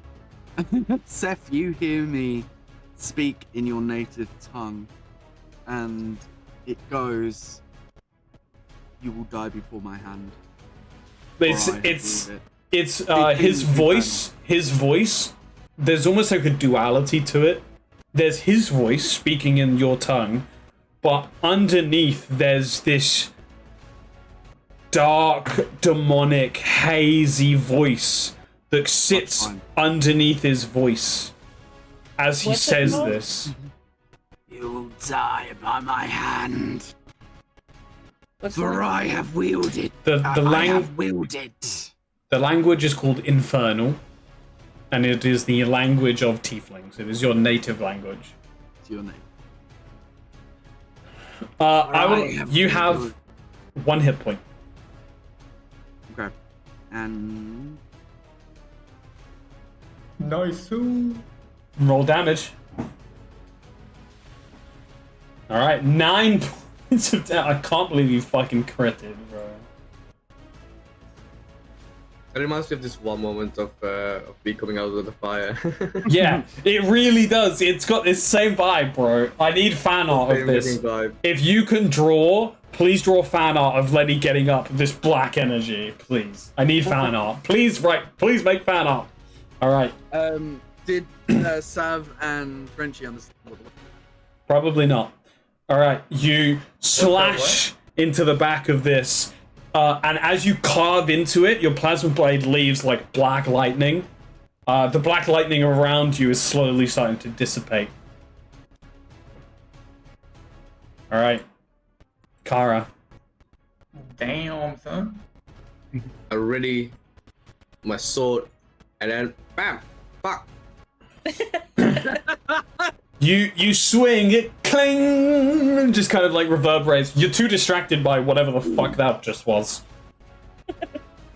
Anything else? I need to stay focused. I need to stay focused. Yeah, you center yourself. All right, Thunder. Fenrir is nothing if not stubborn. So the Echo head appears again. Fucking. All right. Roll below a 13, I dare you. You pussy. Roll. This bear is just like, what the fuck is this thing just appearing around me? Like, What? Why is he just Natural one, baby! oh! Fucking yes! So I'm gonna ask a very The important moment we've been question waiting for. because I want you guys to answer. Nat ones on saving throws. Do you want to double damage? Now, bear in mind, Yes. if you nat one on saving throws, you will take double damage. Yes. I'm voting no. One yes, one I'd no. say No. but I would say No. max damage. No, it's either roll one or roll two. Saying yes. So there's one yes, two no's. I'm gonna let Frenchie answer because the other two is new. I said no. All right, so No. just roll normal Exactly damage. tied. Just roll normal damage. No, there's three no's, one yes. I was going to go no Okay. because more of the experienced players said no. There you go. All right, so we are not gonna crit on saving throws. All right. I was gonna say yes Yeah, because we're- more of the experienced players said no. All right, so roll We damage. love that energy. It's how do you write your name? I'm making a meme right now. FANUR. 6 damage. Nice. Thunder This damage. this time the bear's attention is on this like crack of black lightning, and it's not really paying attention as this sound reverberates inside its skull as its whole head shakes and metal kind of falls off. Kind of has to stabilize itself, but it kind of snaps on its back leg because its back leg is barely hanging on. This thing's looking pretty fucked up, guys. Nice. Anything else? The Fenrir is just fucking throwing pseudopods up in the air celebratorily. That ends his turn, and Object is gonna spit vomit again. Has he got much left? Oh wait, It doesn't have any left. did Kara didn't get hit last turn, right? No. Okay, so Object is gonna ready his action to spit with a reaction. If you do that, you won't be able to use your reaction to consume. True.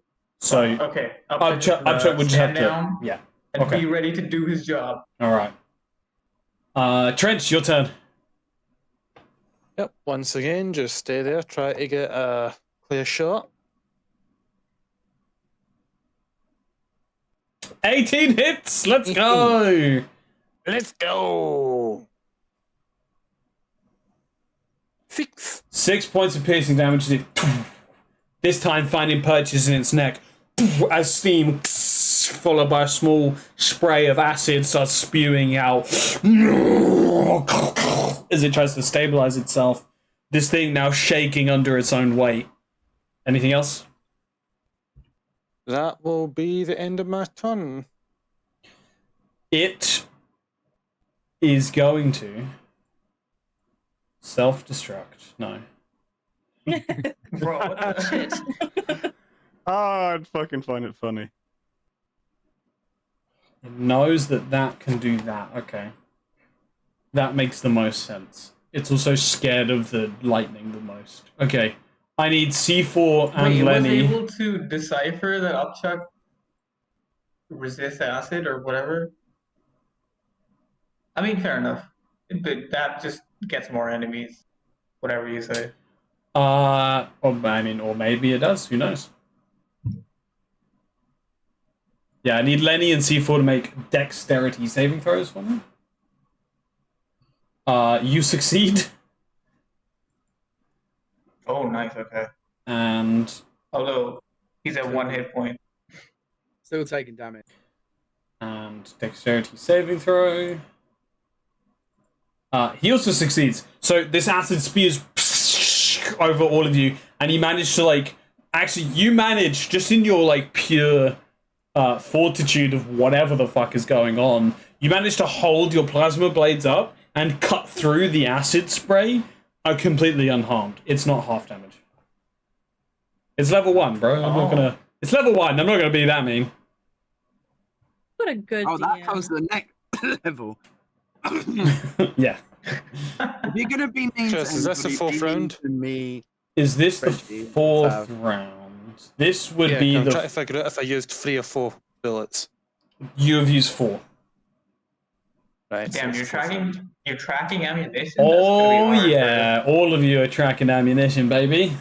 Especially him, because the only thing I can use to nerf his class is gold. He is playing a very familiar class for me. All right, C4's turn. Bite his ass. Wait, can you roll on how he feels about me? Are you fucking kidding me, bro? That's my Are boy. you fucking kidding me? How many times Goodest boy. are we He's the gonna? goodest boy. Yeah, I That's swear my to little God, boy. if Right, he mark my words, right? Mark my words. Next time we're gonna play, it's all gonna be nat 1. C4 manages to bite, and this so before C4 was hanging on.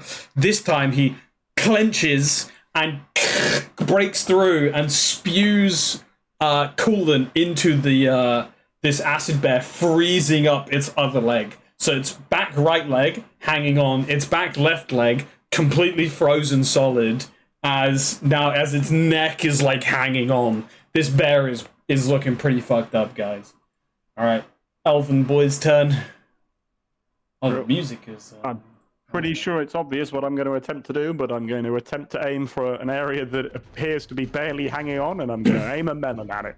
It's kind of hard to hit that from here, but we'll try. A 10 unfortunately misses. How the fuck you rolled another crit? But it's on advantage, luckily. God fucking damn it. So This is why I don't always roll advantage. It's I kind don't of- want to know what I've missed out on. It's kind of hard to hit this shot, so you try curve it round, and it just lands behind the bear, kind of with this glow of radiant light into the ground, about 10-15 feet away from Absethion's left. Anything else?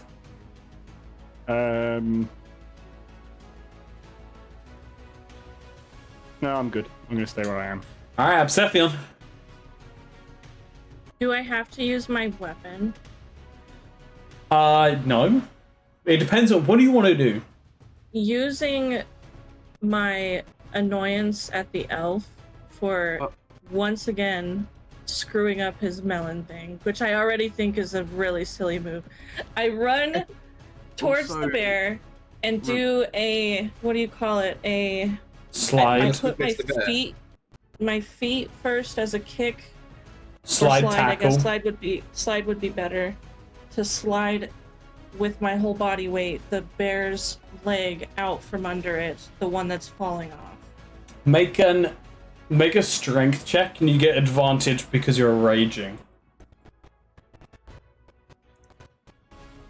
Is your character not thrown by me speaking in their native tongue? Well, she was, but she didn't have any time to react because everybody else was reacting. Us raging barbarian, are they going to pay attention to Oh, what's yeah, being that's said, true. or just keep smacking things? Okay, so you slide and grab you slide you slide and grab hold. You take the things oh fuck you guys. Calm down, Michael. You slide. All right, moving on. Its leg comes off. They've ruined it. I'm sorry. I was going to describe something really cool, but they ruined it. I'm sorry. You slide, They grab ruined its leg. everything for me. You slide, grab its leg, grab it, and manage to rip it off. It's now like balancing on its legs. Its remaining legs. That is your action.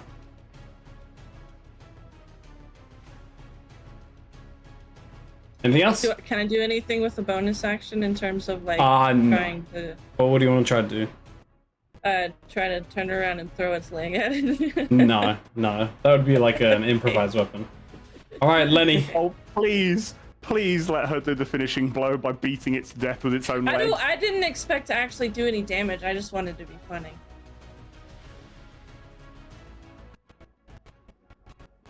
Okay. I'm gonna go for the flank. Okay. No, he's not here. Then I'm going to right swing. Fuck. Then I'm That gonna misses. left swing. Bonus action, that hits.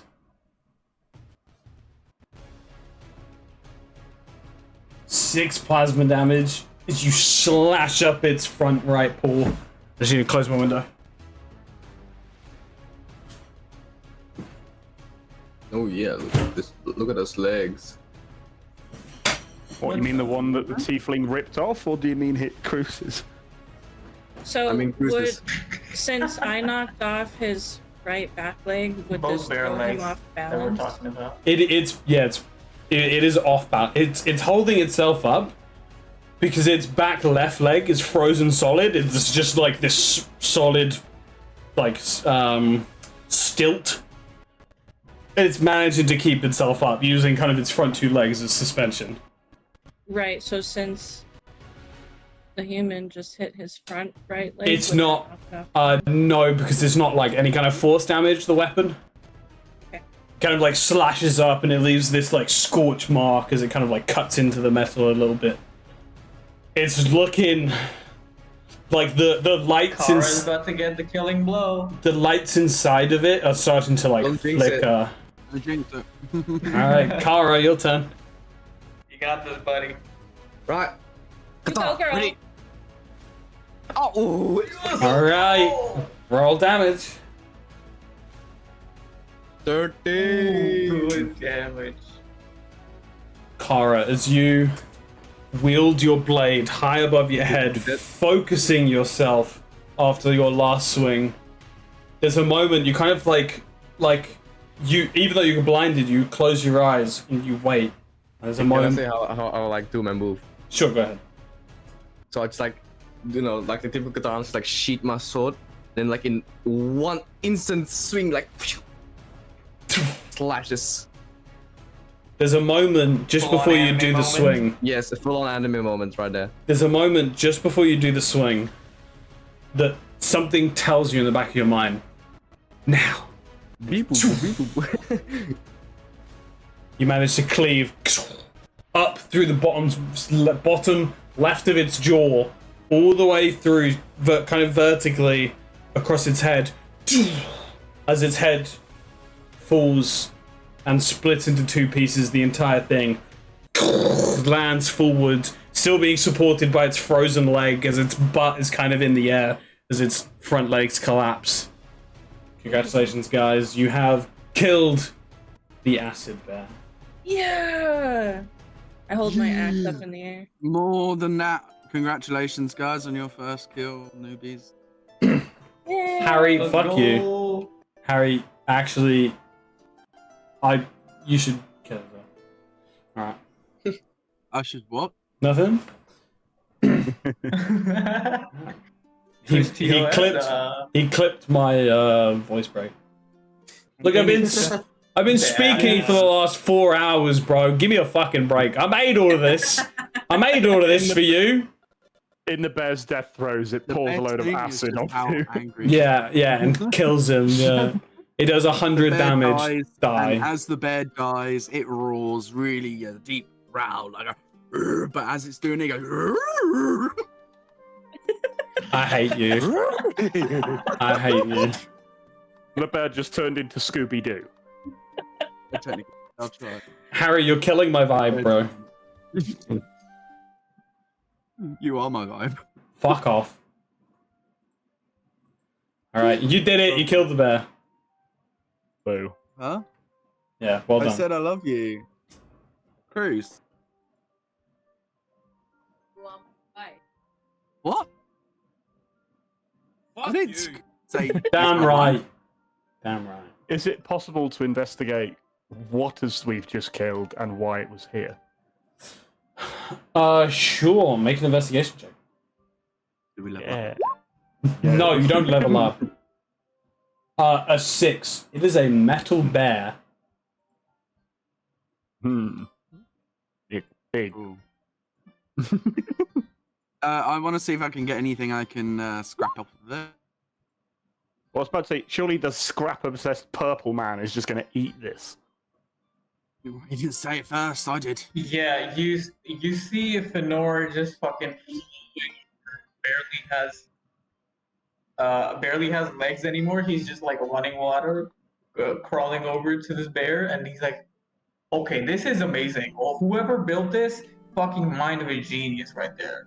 And he starts taking notes and like taking out his canister. But before he does that, he's gonna do another matter insertion and look for any modular parts, I guess, things that could be easily replicated and removed. Okay. I said sure. First. I said scrap. So you know what? Actually, I'll stop We can help each other. behind Lenny. So I was gonna saunter up behind Lenny, and I see him trying to do an investigation. And I'm see, this will help if you'll let me. And I make another gray matter insertion patch, and I just hold it over his neck. It's gonna sting a little, but you know. do you accept it? Are there any villagers who have seen this bear coming? What do you want me to roll, Chris? 2 seconds, Frenchie. A lot's going on right now. Yeah, I think One this of one is the- broken for ecstatic. Yeah, one thing at a time. Okay, so Harry, what are you looking for? Mainly bits to scrap, bits to.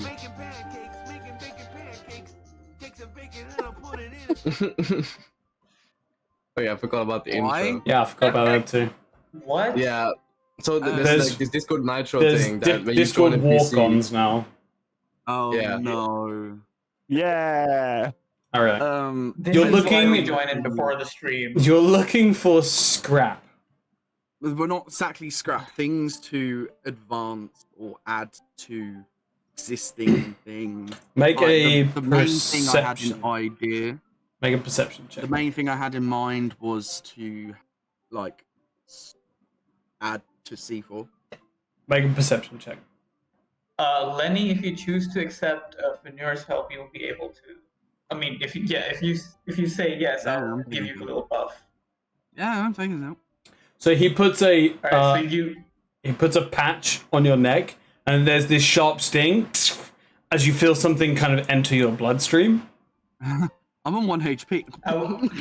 I would say, you know, you're familiar with like Aurera's HUD. You see another film of like fluid appear over your eyes. They have like a green film over them, and there's like another internal HUD in front of your eyes that is That's helping you look for stuff. that's interesting. Now you're blind. O-Rare actually throws up a caution sign, starts to blink red at the side of your screen as it starts reading your vitals. Your heart beats faster, and your vision kind of like focuses. You become way more heightened. But O-Rare is like something is happening. Warning, warning, warning. But you feel fine. You feel like, if anything, more focused. Make Okay, a I would tell perception check. Ora to keep an eye on it. Reading vitals. Is this with advantage, or has it just got a buff? No, you would add your proficiency bonus on this check. Okay, and then I also want C4 to help with it since he's a dog. And he knows these. No, he doesn't know these things. Okay, never mind. I'm 18. wait. So You're able to. My efficiency bonus, right? So an extra 2. Yeah, so So it's 20. a dirty 20. 20. So you're able to like sift through all the pieces. Unfortunately, this thing's pretty. You guys fucked this thing up. It seems that because you're looking for scrap, I'm gonna say you managed to go through all of it thoroughly, and you're unable to find anything that would be compatible for C4. Or none for my armor. Or none for your armor. Yeah, nothing. There's nothing nothing usable. And nothing usable for all three of us, Correct. including Including Fenrir, yeah. Yeah. Okay, thank you. I think Fenrir is just gonna take this time to look at this destroyed piece of ingenuity, and he's just gonna take some design notes. Make an invest. Get something like get inspired by local wildlife, something like that. Make an investigation check. From what I know, from I'll also give myself a patch. Harry, you actually don't know how these are made.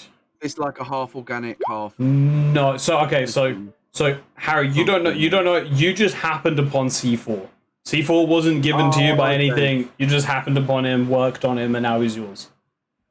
Yeah, but I've worked on him, so I know a little bit about. No, you have no fucking idea. You just the digital part, pretty much like. I just winged it with C4. Got it. Yeah, pretty much.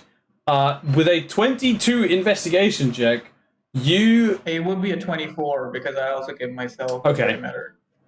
You are. Let's see. Going through this thing with a pretty good understanding of laws of physics, this creature shouldn't exist. Somehow, some way, this creature has naturally come to be, even though there is not a single piece of organic tissue inside.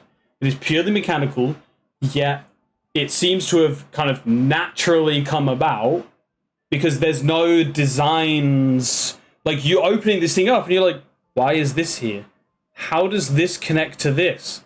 Well, that shouldn't connect to that because this doesn't work. But this works because there's this thing that connects to that. And none of it makes sense. You're going through it and you're like, this beast shouldn't operate. Nothing in here works. Yet, nearly 2 minutes ago, this had just killed someone that you were fighting with.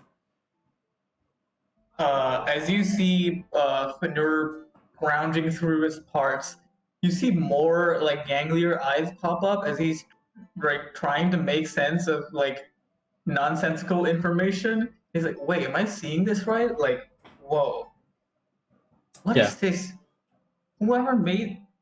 Is this thing even made? God, what the hell? What is this place? Are you saying all this out loud? Yeah. He's just broken sentences. What is this? What? So coming through his speech center, all of this is kind of happening. The villagers are starting to congregate around, and they're checking that everything's okay. As some villagers actually go, "Well, hell yeah! Woo! Oh my god, you saved us!" It's the whole crowd just begins into a cheer. Oh my god, thank you! Wow! It's everyone's woo! Hush the crowd. The halflings comes around still crying. really, really hurt. So if you have any stim pack, that would be great. Something that I wanted to... Sure. Go ahead. No. I was going to say something that I had wanted to do before I died. I was still trying to come back down from my rage, so at some point I went and wrapped my arms around C4 again. Okay, yeah, easy enough. This happened earlier, but my Discord died, so... You've calmed down from your rage. The crowd is cheering. They're not really listening to you, Lenny. They're just they're just happy that the danger is gone. I just go. Do we recognize or are we aware of any survivors from the initial engagement of the bear before we got there? So there were 3 who were fighting. 2 of them died. One of them ran away. Sorry. So is that one still here or have they gone? No, he's gone. Damn. Is it possible to ask the crowd if any of them saw how this happened or how this started? Yeah, sure. So you approach the crowd, beginning to converse, and immediately they just grab your hand and start shaking. Oh my god, thank you so much. You're so brave. Thank you, adventurer. Thank you. And they start like patting you on the shoulders. Thank you so much. Thank you. And they're like not listening to a word you're saying. As like women are coming up and hugging you, men are just like grabbing you by the face and kissing you on the cheek. Thank you so much. Thank you. As they like walk past you and they start to like fill into the rest of you. Even going up to like the alien and being like, thank you. I don't know if I should shake your hand or high five. Well, how are we doing? But thank you so much. As they're not really, no one's really listening to you. I promise. They grab one brave human grabs your grabs like you put like an appendage out and they grab it. It's weird in their hand. They squeeze it a bit too hard, but they're just really grateful. That's not his Look, hand. if they're the kind of person who would be into ASMR slime TikTok, they're No. so. Nah. I don't know what I have missed happening in between the past 5 minutes, but can I investigate the dead body that was burnt up by acid? I will allow Fanur to tell you what he found upon doing the same thing. No, she's trying to investigate one of the farmers that died. I think, Oh, is right? that? Yeah. At the Oh, beginning. well, make an investigation check. Is there anything in particular you're looking for? Well, I'm looking Money. at. Go back to the bakery. What? Tell me what. Yeah, you're all at 6. What are you looking for? I was just wanting to see like how it affected the body. Like you said, it like the acid like burned it up or whatever. So I was just trying to see like how it affected the body, how deep it went, like how did it destroy the bones too? Just checking it out. When Obviously, you got I didn't see when you go over there, you look and you can see like bone exposed as the acid had like eaten away at some of the flesh. This particular corpse is the woman. Her face is bone. She's got like a large. You can see like part of her rib cage here. So I take a scrap of cloth out of my purse and I just kind of lay it over her face out of respect. Okay. At this point, other farmers are coming up, and like bringing stretchers and stuff. And one of them sees you lay a cloth over the face, and they give you like a silent like head nod, as they like kind of like gently just like take your hand and guide you along. Go, thank you so much. There would have been more dead if it wasn't for you. It's this like young elven girl with like really long green hair with kind of like flowers and twigs and vines like woven into it. She's wearing this like very kind of thin silk gown. She's dirty a little bit, but she looks well put together. She's just like, thank you so much. That more would have died if it wasn't for you. I get down on my knees and I take her by the hands and I look straight into her eyes and I take my chef's hat and I put it on her. The entire time you were wearing a chef's hat, you symbolically take off the chef's hat and place it upon her head. She goes, I will cherish this for the rest of my life. Thank you so much. May I get your name? You can call me Seth. No, you can call me Sparkles. Well, Sparkles. Aw. Thank you so much. Sparkles. And you see two elven men and one dwarven woman pick up the female corpse, put her on a stretcher, lay a full blanket over her, and begin carrying her into Ambergrain. As they pass through the crowd, the crowd opens up, gives like a nice big room as people kind of like sob quietly as the body goes by. As you're all stood there, a gnome, about 3 foot in stature, big, bushy grey beard, wearing a cap that kind of folds backwards and goes like almost like to his shoulders. It's this big like floppy cap.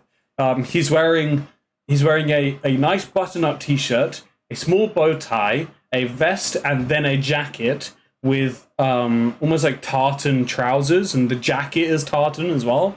And he comes up he's got a small walking cane, but he walks perfectly fine without it. Hello! Oh my god, thank you so much! You have done us a great service. Thank you. Yeah, if we've done a great service, please, like, something to heal, impact, potions, anything. Yes, of course. Healing. Get this man some medical attention at once as he turns around. Any we can take with us too. Well, if we're requesting rewards, how about a couple of rounds at the nearest tavern? Of course. And how about a free night stay in our greatest tavern at all as well? Now you're Really? speaking my language. Of course, come. Tomorrow. I think Have a feast. Have you got any vehicles we can use to travel? Vehicles? I'm afraid not. A little pseudopod starts climbing up from Fëanor's head to grab everyone's attention. Not to spoil a celebratory moment, but Trench, was it? I see your biology has developed some advanced olfactory senses. Would you mind taking a smell of this creation right here? See if you can get a scent for where it came from. Maybe track some footprints, something to that effect. While you guys are dealing with that, can I go take a shower? Smelling and tracking footprints are very different things. Wait, don't footprints have smells on? See, I'm not the best with smells. We didn't get that. So, you're the expert. You don't have feet, bro. I can see if I can track the metallic scent on the floor. I don't know. I've never tried that before. Make a perception check. Give it a shot, and I'll help. Another patch appears. You get advantage, and you can give you a little bonus. And you can add 2 to this roll. If it's with smelling, then it's already advantage. No, it's not advantage. You get to add 2 to this roll, which is the patch. If you allow him to put like a patch on your neck. Yeah. It only stinks. But am I using my smelling because obviously? Yes. Yeah. So you get advantage, and we add 2 to the roll. And +2.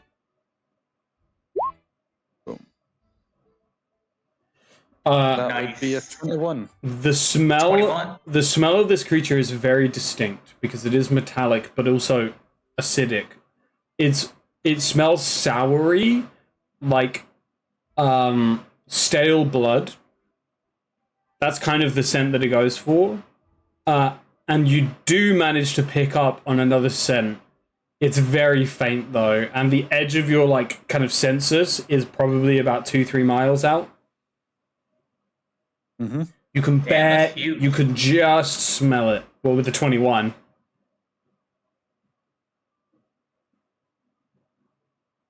Do we have a direction? Relay that information to you. Yes, east. Eastwards. Yeah. All right. So we don't know what this smell is. We just know that it's a smell. It's a similar smell of the acid bear because he smelled the acid bear and was looking for similar like tracking smells. Harry's already updating his character sheet. You're not level 2 yet, mate. I can't hear you. I'm just putting the level 2 stuff. Alright. We're still level 1. Alright, so you're able to catch the scent of something similar to this, about 2-3 miles out. Note of that. So I can smell something a good distance away, but if we rest now, it might be gone by the time we get there in the morning. That's me in the morning. Okay, look. This smelly human needs a shower, and we need to get C4 some good boy treats. So I'd really like to take I'd really like to take that gentleman up on his offer and get a shower and a rest. The gnome. Do we at least know the general direction we have to go to then? East is the smell. Yeah, eastward. The smell is east. If we just remember it came from the east, then Exactly. You are also on the east side of town, and the bear kind of like with the positioning of the townsfolk to the bear, you'd gather that the bear was coming from the east as well. Just based on positioning of where the townsfolk were adjacent to the bear when you guys arrived. can I ask the gnomish gentleman? My head kind of like extends and goes down to meet his eyes. As you- some ganglier eyes pop up. As you do, he throws his cane up, catches it, and like kind of bonks you on the head.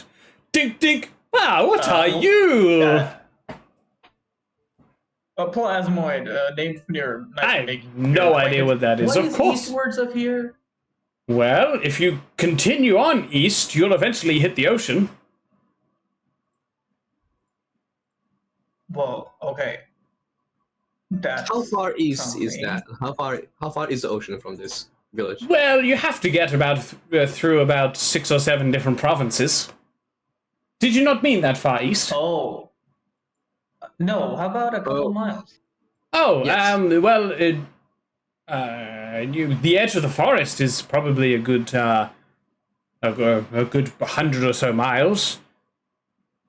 So, That's what doesn't make sense. And Yes. Fenrir just thinks to himself after that. Doesn't say anything else.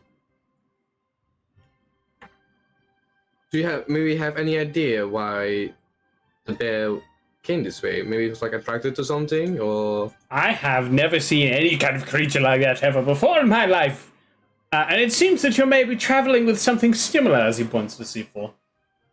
Perhaps that thing knows of this is origin, but we've never seen anything mechanical in Kipse ever.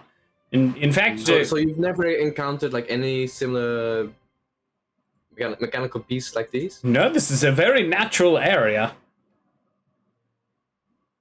Okay. Well, anyone else? Any more questions? Can we take a freaking shower? Where's the nearest tavern? If you follow me, I shall be gladly show you. Come now, let us reward you for your efforts. Did he say I will gladly shower you?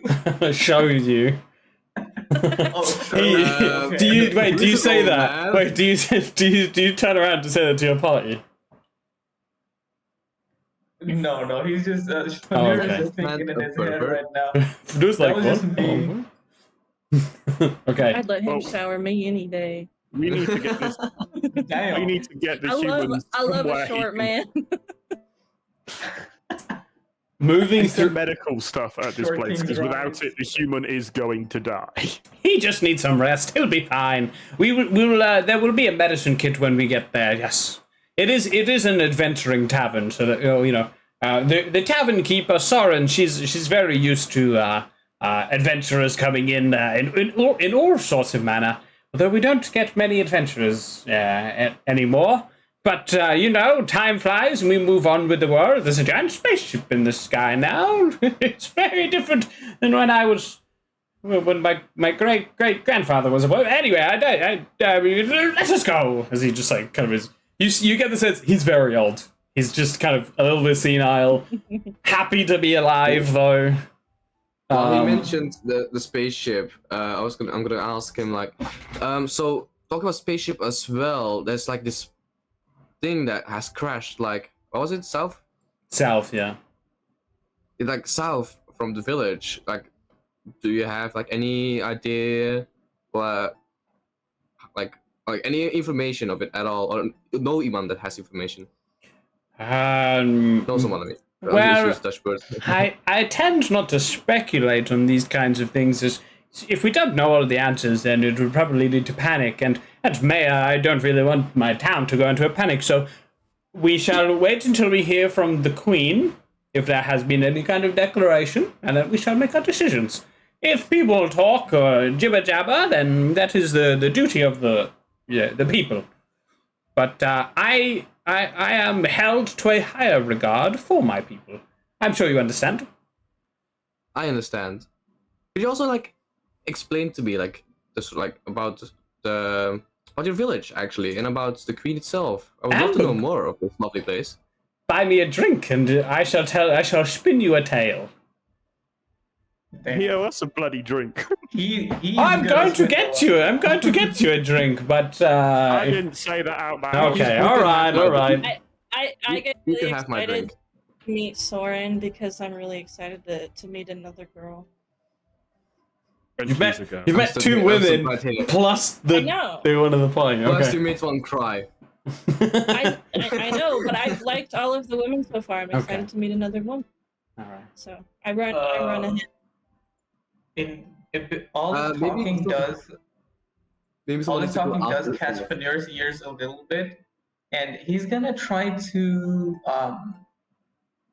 gauge why this mayor guy is so eager to like get us in his confidence or whatever. I'm trying to make an insight check. Make an insight check on the very friendly gnome.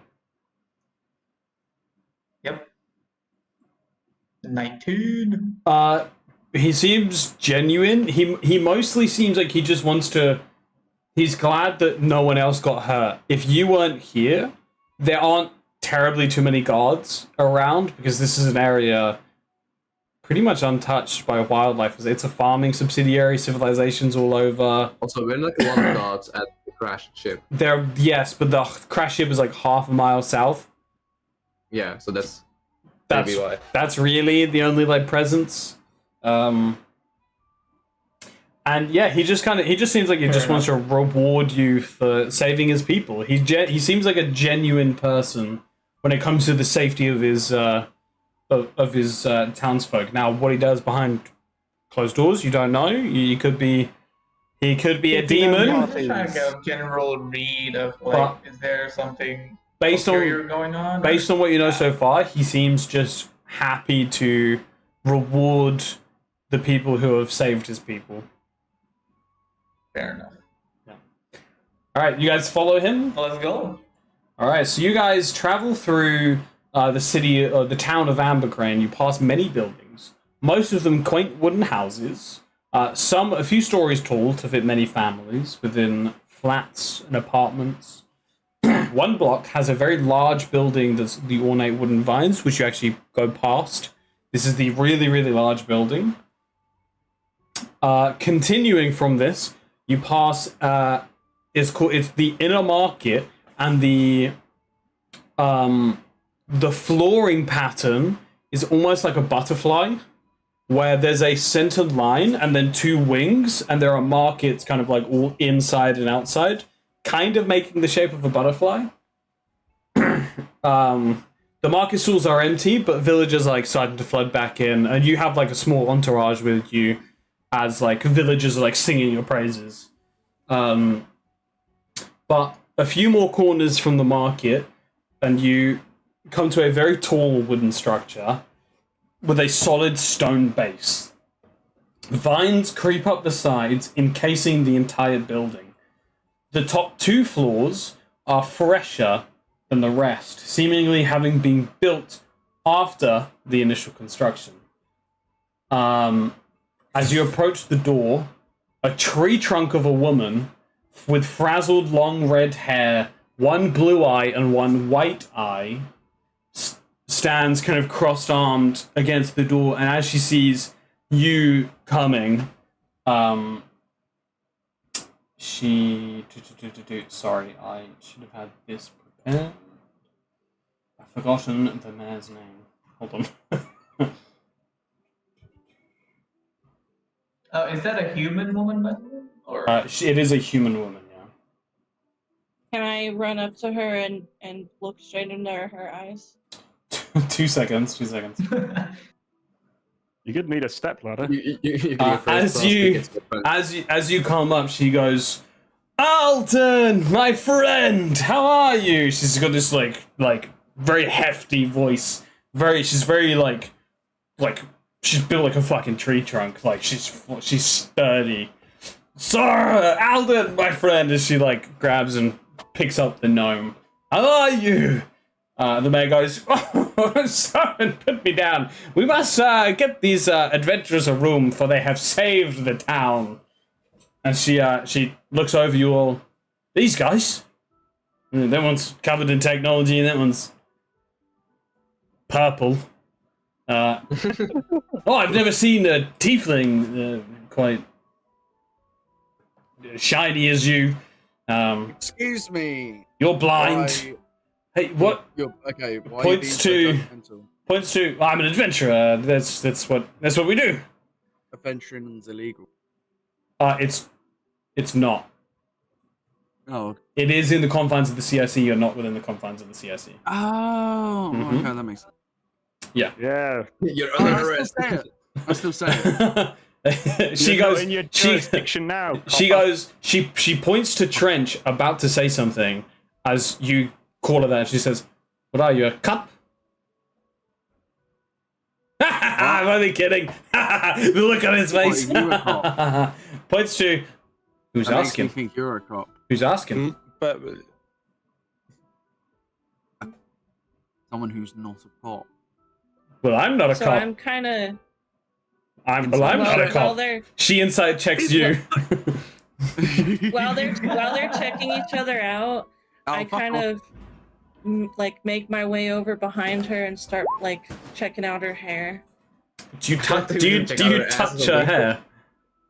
I just am kind of like looking at it because it's so interesting. It's red and She's crazy. like, she's trying to talk to the Wolfman while also trying to be like, with the human covenant technology, while now like trying to keep an eye on you, like playing with her hair.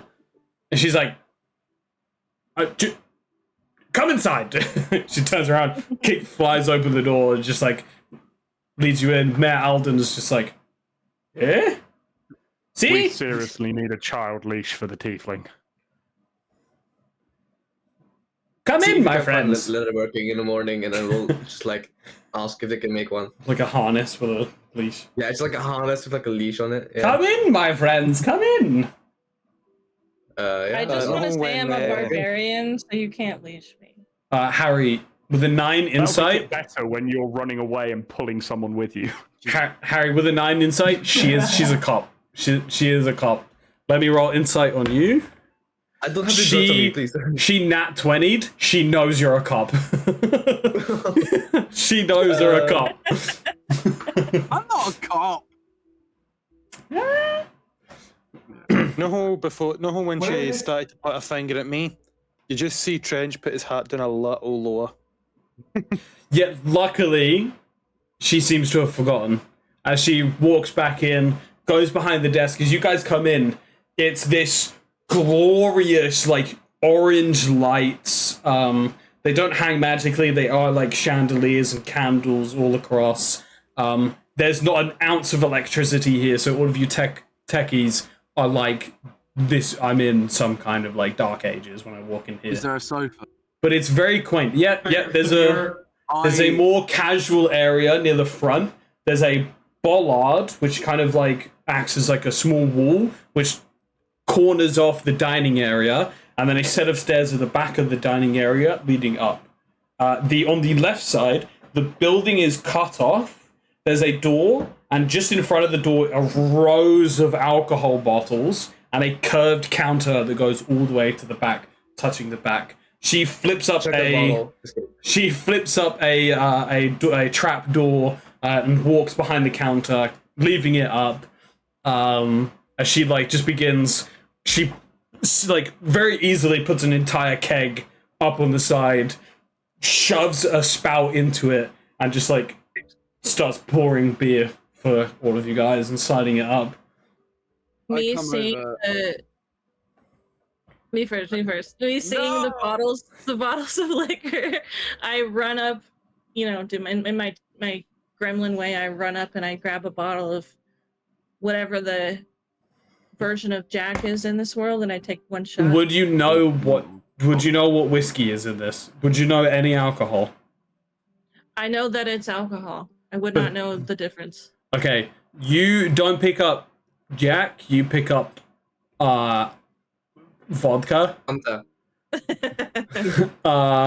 And this is like strong vodka, and you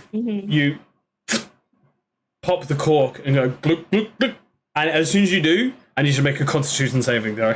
I love alcohol. Where is that? It's just the main ones on the left, the main 6.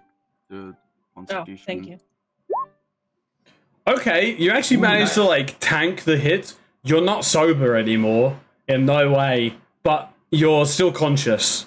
You're well past tipsy, but before the bit where you're like can't stand. You're in a constant state of circling.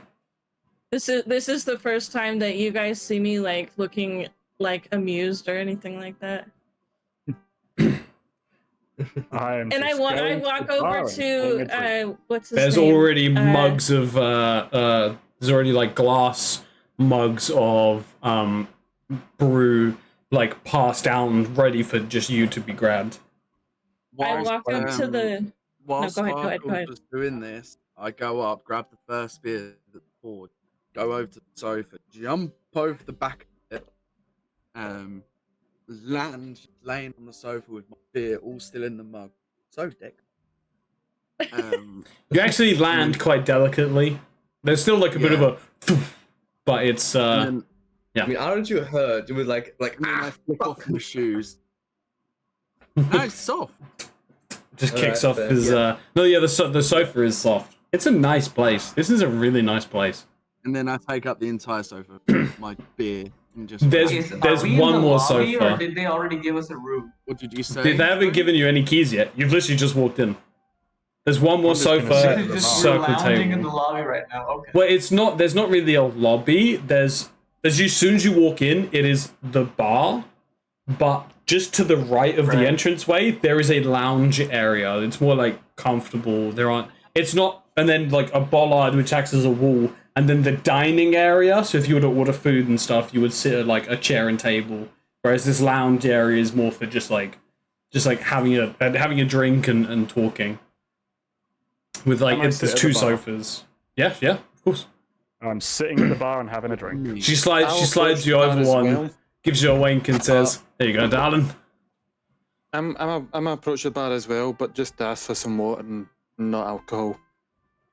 Yeah, of course. She dips a cup in this like ice cold water and like kind of slides it to you and says, "So we don't get many wolf folk around these parts."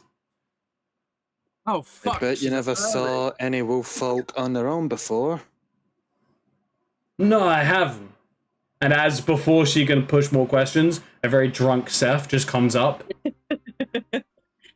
And I drunkenly wobble up to the wolf cowboy and I take his cowboy hat and I throw it on my head and I'll just reach for it back and stroking put it back his on. fur behind his ear. He takes the hat back and puts it on. And the barmaid looks at you, Seth, and goes, "You don't really know much about social etiquette, do you?" I'm getting the sense that there aren't many physical social boundaries with you. Maybe don't stroke a wolf-born's fur. You hear a shout from the other room. She's autistic.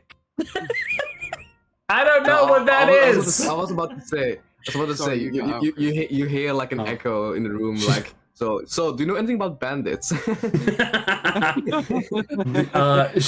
Cruz said cut out when you said. Yeah, she shout back, "I don't know what that is."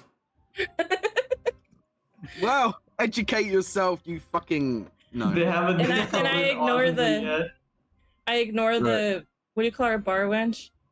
She's a tavern keeper, but okay. Tavern keeper. I don't know. I didn't hear what you said, but you actually say to her, "Bar wench," and she goes, "Tavern keeper." Brilliant. And I Thank you. go like this. I just wave my hand at her, and I turn back to Trench and I say, "Howdy, cowboy." She leans in close to things. She leans in close to Trench. "Sure you don't want a drink, love?" I don't drink. I've never had one in my life. "I'll get you some food then." Thank you. She disappears behind into the kitchen. She actually goes through a second door and just like leaves it open. You can like peer in and see stonework kitchen. Really nice. So, two things. One, don't touch me. I'm just giggling in real life or in the game. Two. She hiccups. Two, She hiccups. isn't to you. Second thing isn't to you. Hey, melon thrower. What's your name? Name's Gale. I realize that Trench must be gay, and I walk away. Savage. What the fuck? Oh, if he's not interested in me, he must be gay. Bro. Man, what a Bro. character. Nice to meet you, girl. I know, this is what happens No. when someone who never played D&D plays D&D. We No, get no, a no. beautiful character like this. Exactly. Can I roll perception to see if I can hear that? You're too deep in your drink. Yeah, fair. It was Trench, wasn't it? Yeah. How the hell did you end up in this situation? Constantly swatting away the tiefling. Oh no, she's already gone. Because she was just like, I must be gay. She went to go sit on the floor with C4 as she does at all the parties. Just sits with the dogs. You go to the lounge area. You go to the lounge area, and you see Lenny like sprawled across the sofa, just like deep in his mug, and C4 is just gnawing on the table leg. And you go like sit. You like kind of crash on the floor and just stroke the metallic head of until you just pass out. You will just say you sleep there. So I just turn around to Miguel and just say, well, that is a long, long story. If I would probably put sparkles on. Just No. You're too deep. She's on the floor. She's on the floor. Sorry, Demon. You may continue. Sorry. But it's a long story, but all you need to know is I'm no longer with my family. Tough break. I know how that feels. A lone wolf, you could say. You're not nearby.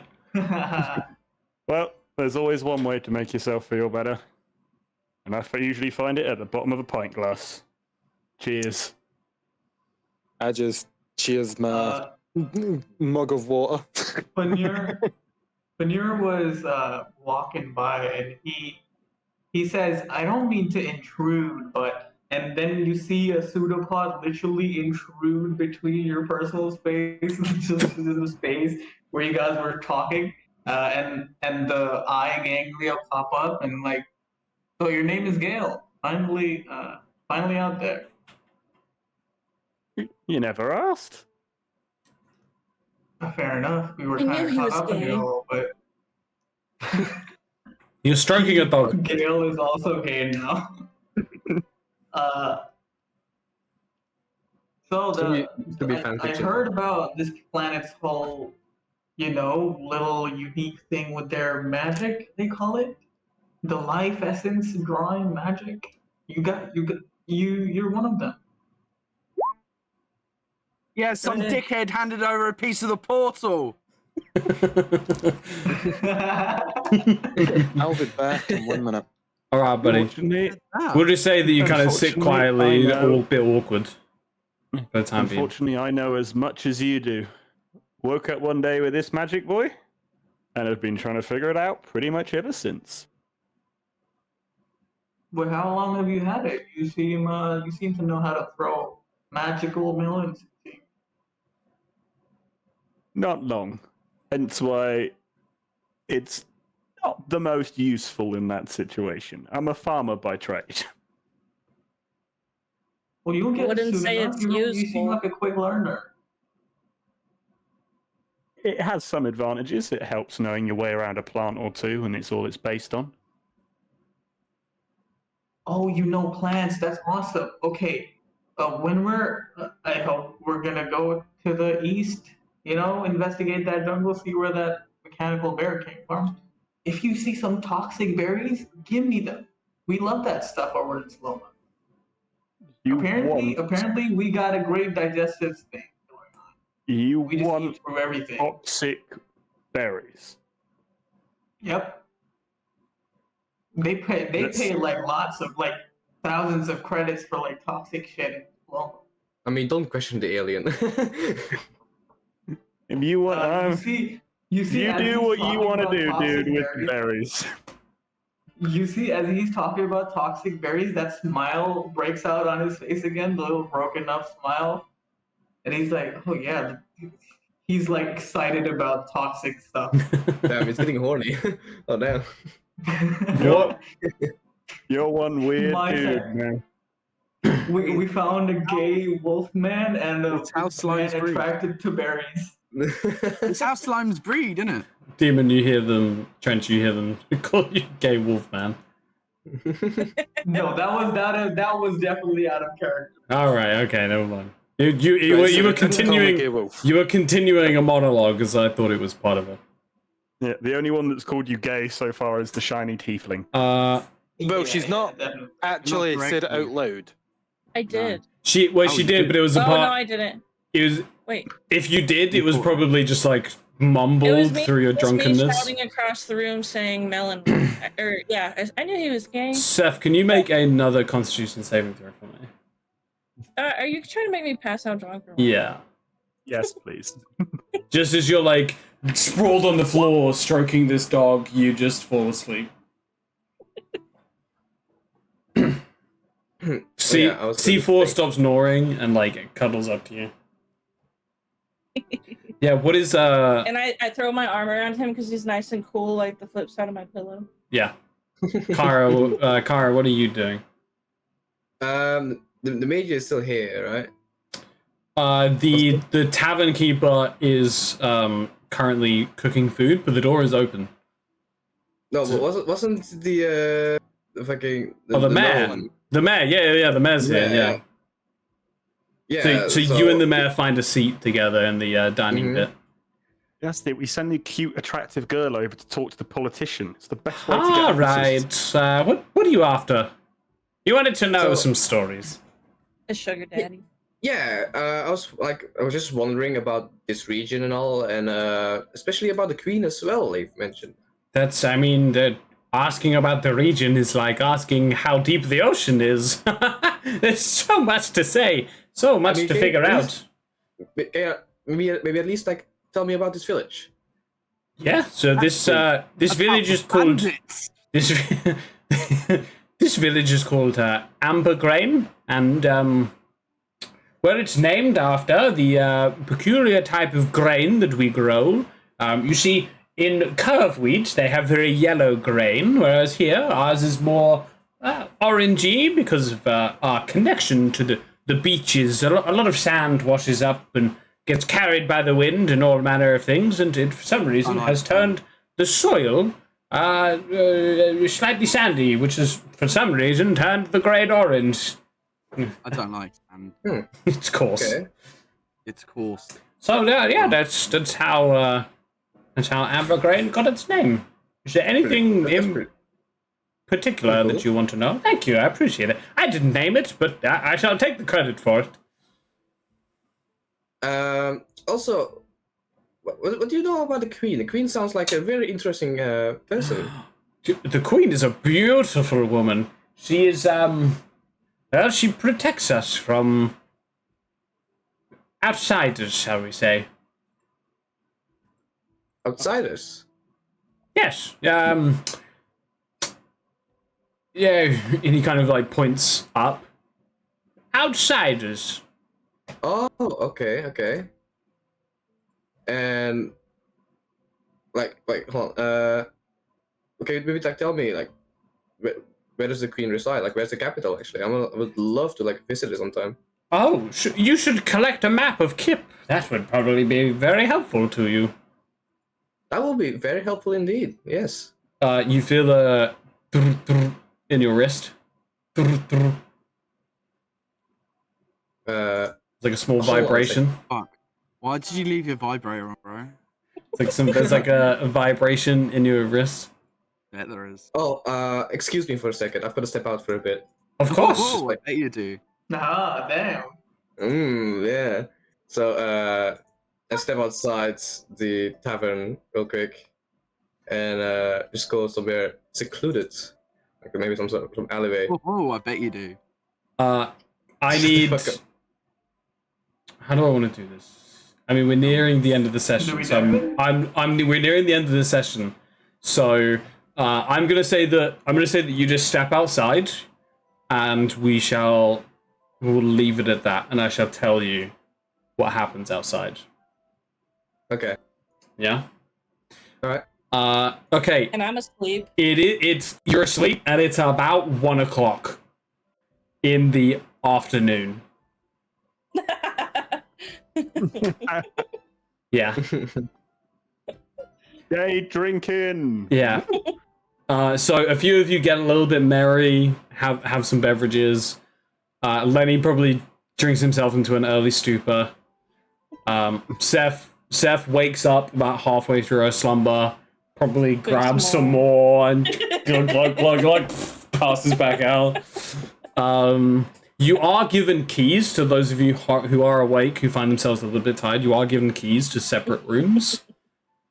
You're all given keys on the second floor. The rooms they're not big, but they're single rooms. So it's bed, a chest to hold any belongings if you're staying like long term. There's a wardrobe to put any clothes for the same thing. There's on this floor there is at the far end of the corridor there is a water closet, a toilet, with a wash basin outside of that in another door on the left. There's a place to wash. It is public, so use at your own leisure. How far along is the integration with like C.I.C influence in this part of town? Like absolutely not at all. In this part of town, none. Okay, so this is all like still medieval. Yes. Yeah, there's not a smell of electricity. No generator, no electric lights, nothing. This is all like Oil lamps, traditional. candles. Even electric. As soon If you can Fanur, can you make a history check for me? Got you right now.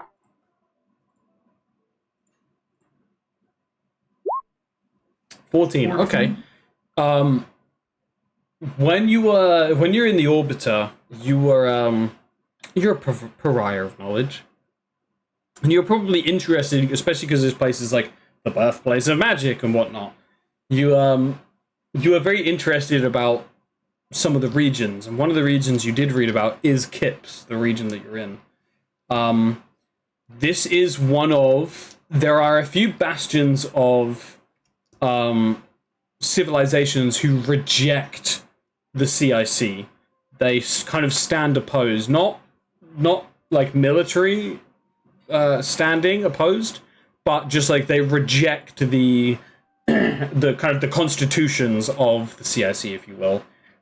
Kips is one of the most standoffish with the C.I.C, and that's because of the Queen. The Queen is... You didn't read too much about the Queen because you only got 14, but you know the main reason why Kips hasn't seen any technological advancement is because of the Queen.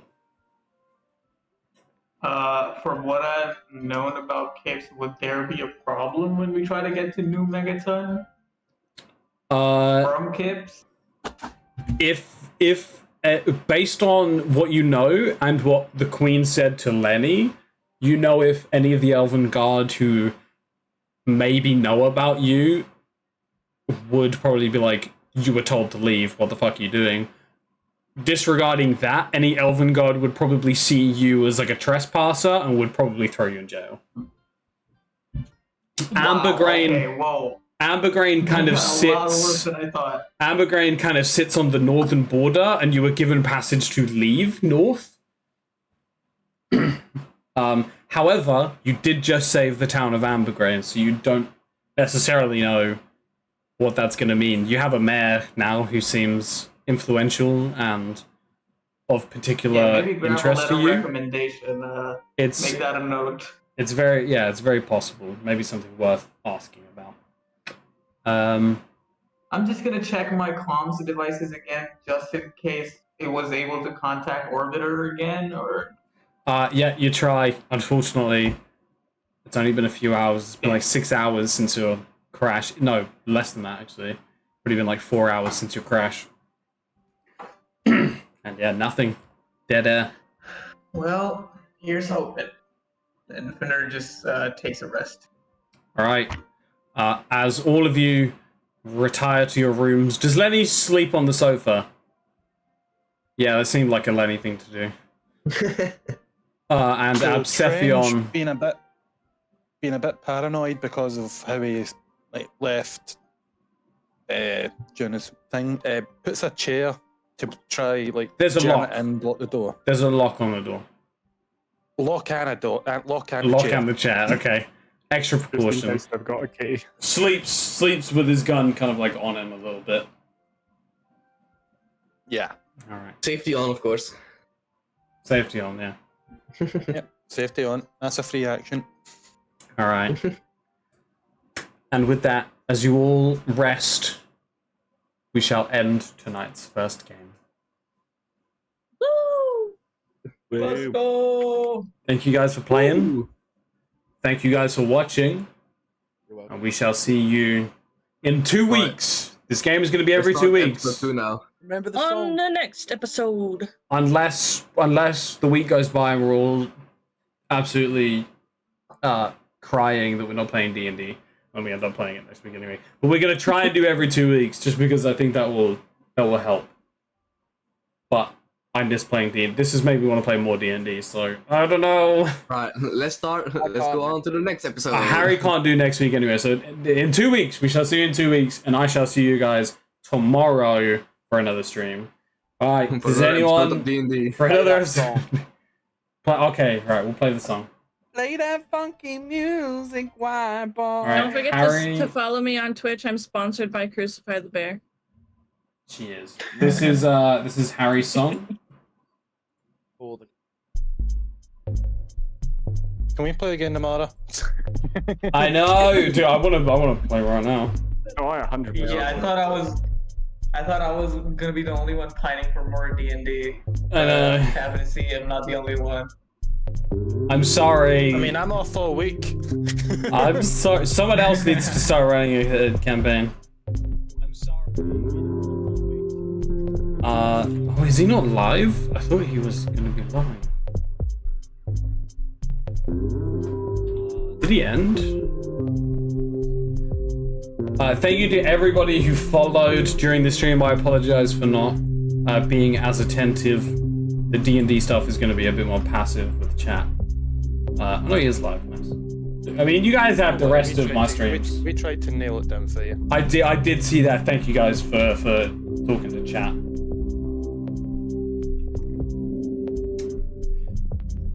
Also, I hope you guys liked the player cards as well as the layouts. Wait, Melons? There was some echoing going on, so I started repeating it. Savage.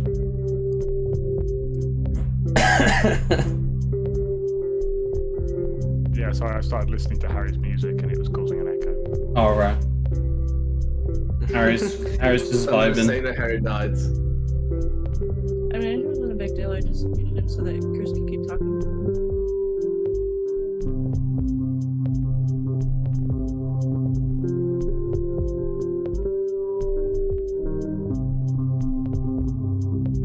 I'm grooving. You guys can't see it, but I'm grooving. I don't believe you. Turn the camera on. Well, I guess I'm not then. Damn. Thought I had him. Dead to rights.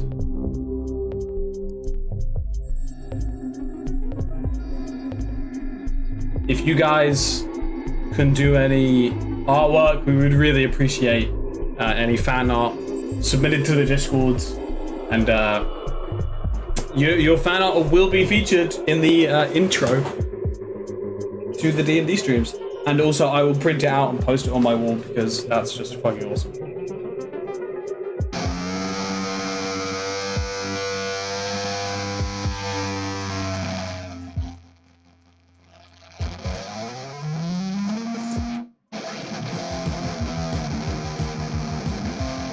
Chris, you gotta print out the posters I made to like sell as merch. Absolutely. Okay. You know the C.I.C. one? Mm-hmm. Yeah, I want that as a poster. Fuck yeah. I think my favorite poster was the one you made that looked like the Undercity from Arcane. You know, this dude staring into this orbit. Yeah. That's a good one. I am going to make more for the next episode. If you guys got any ideas, they're always welcome. If you want like a suggestion for a poster, I'll see what I I can would do. like to see me and C4 together on a poster. Oh, that is definitely gonna be some fan art. That's gonna be C4. drawing. I We have need- Photoshop abilities.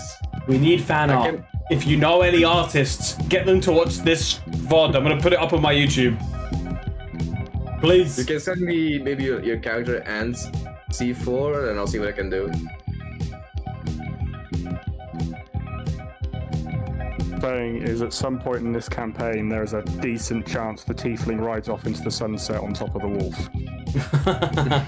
I suppose so.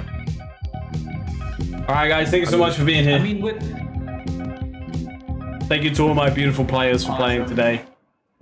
I hope you guys enjoyed yourself. I hope you guys enjoyed watching. If you're watching on YouTube, consider liking and subscribing. If you're watching on Twitch, consider subscribing. It's no adverts. It's great. Thanks. Appreciate it. Okay, bye. Bye, guys. Everybody say bye. Bye, guys.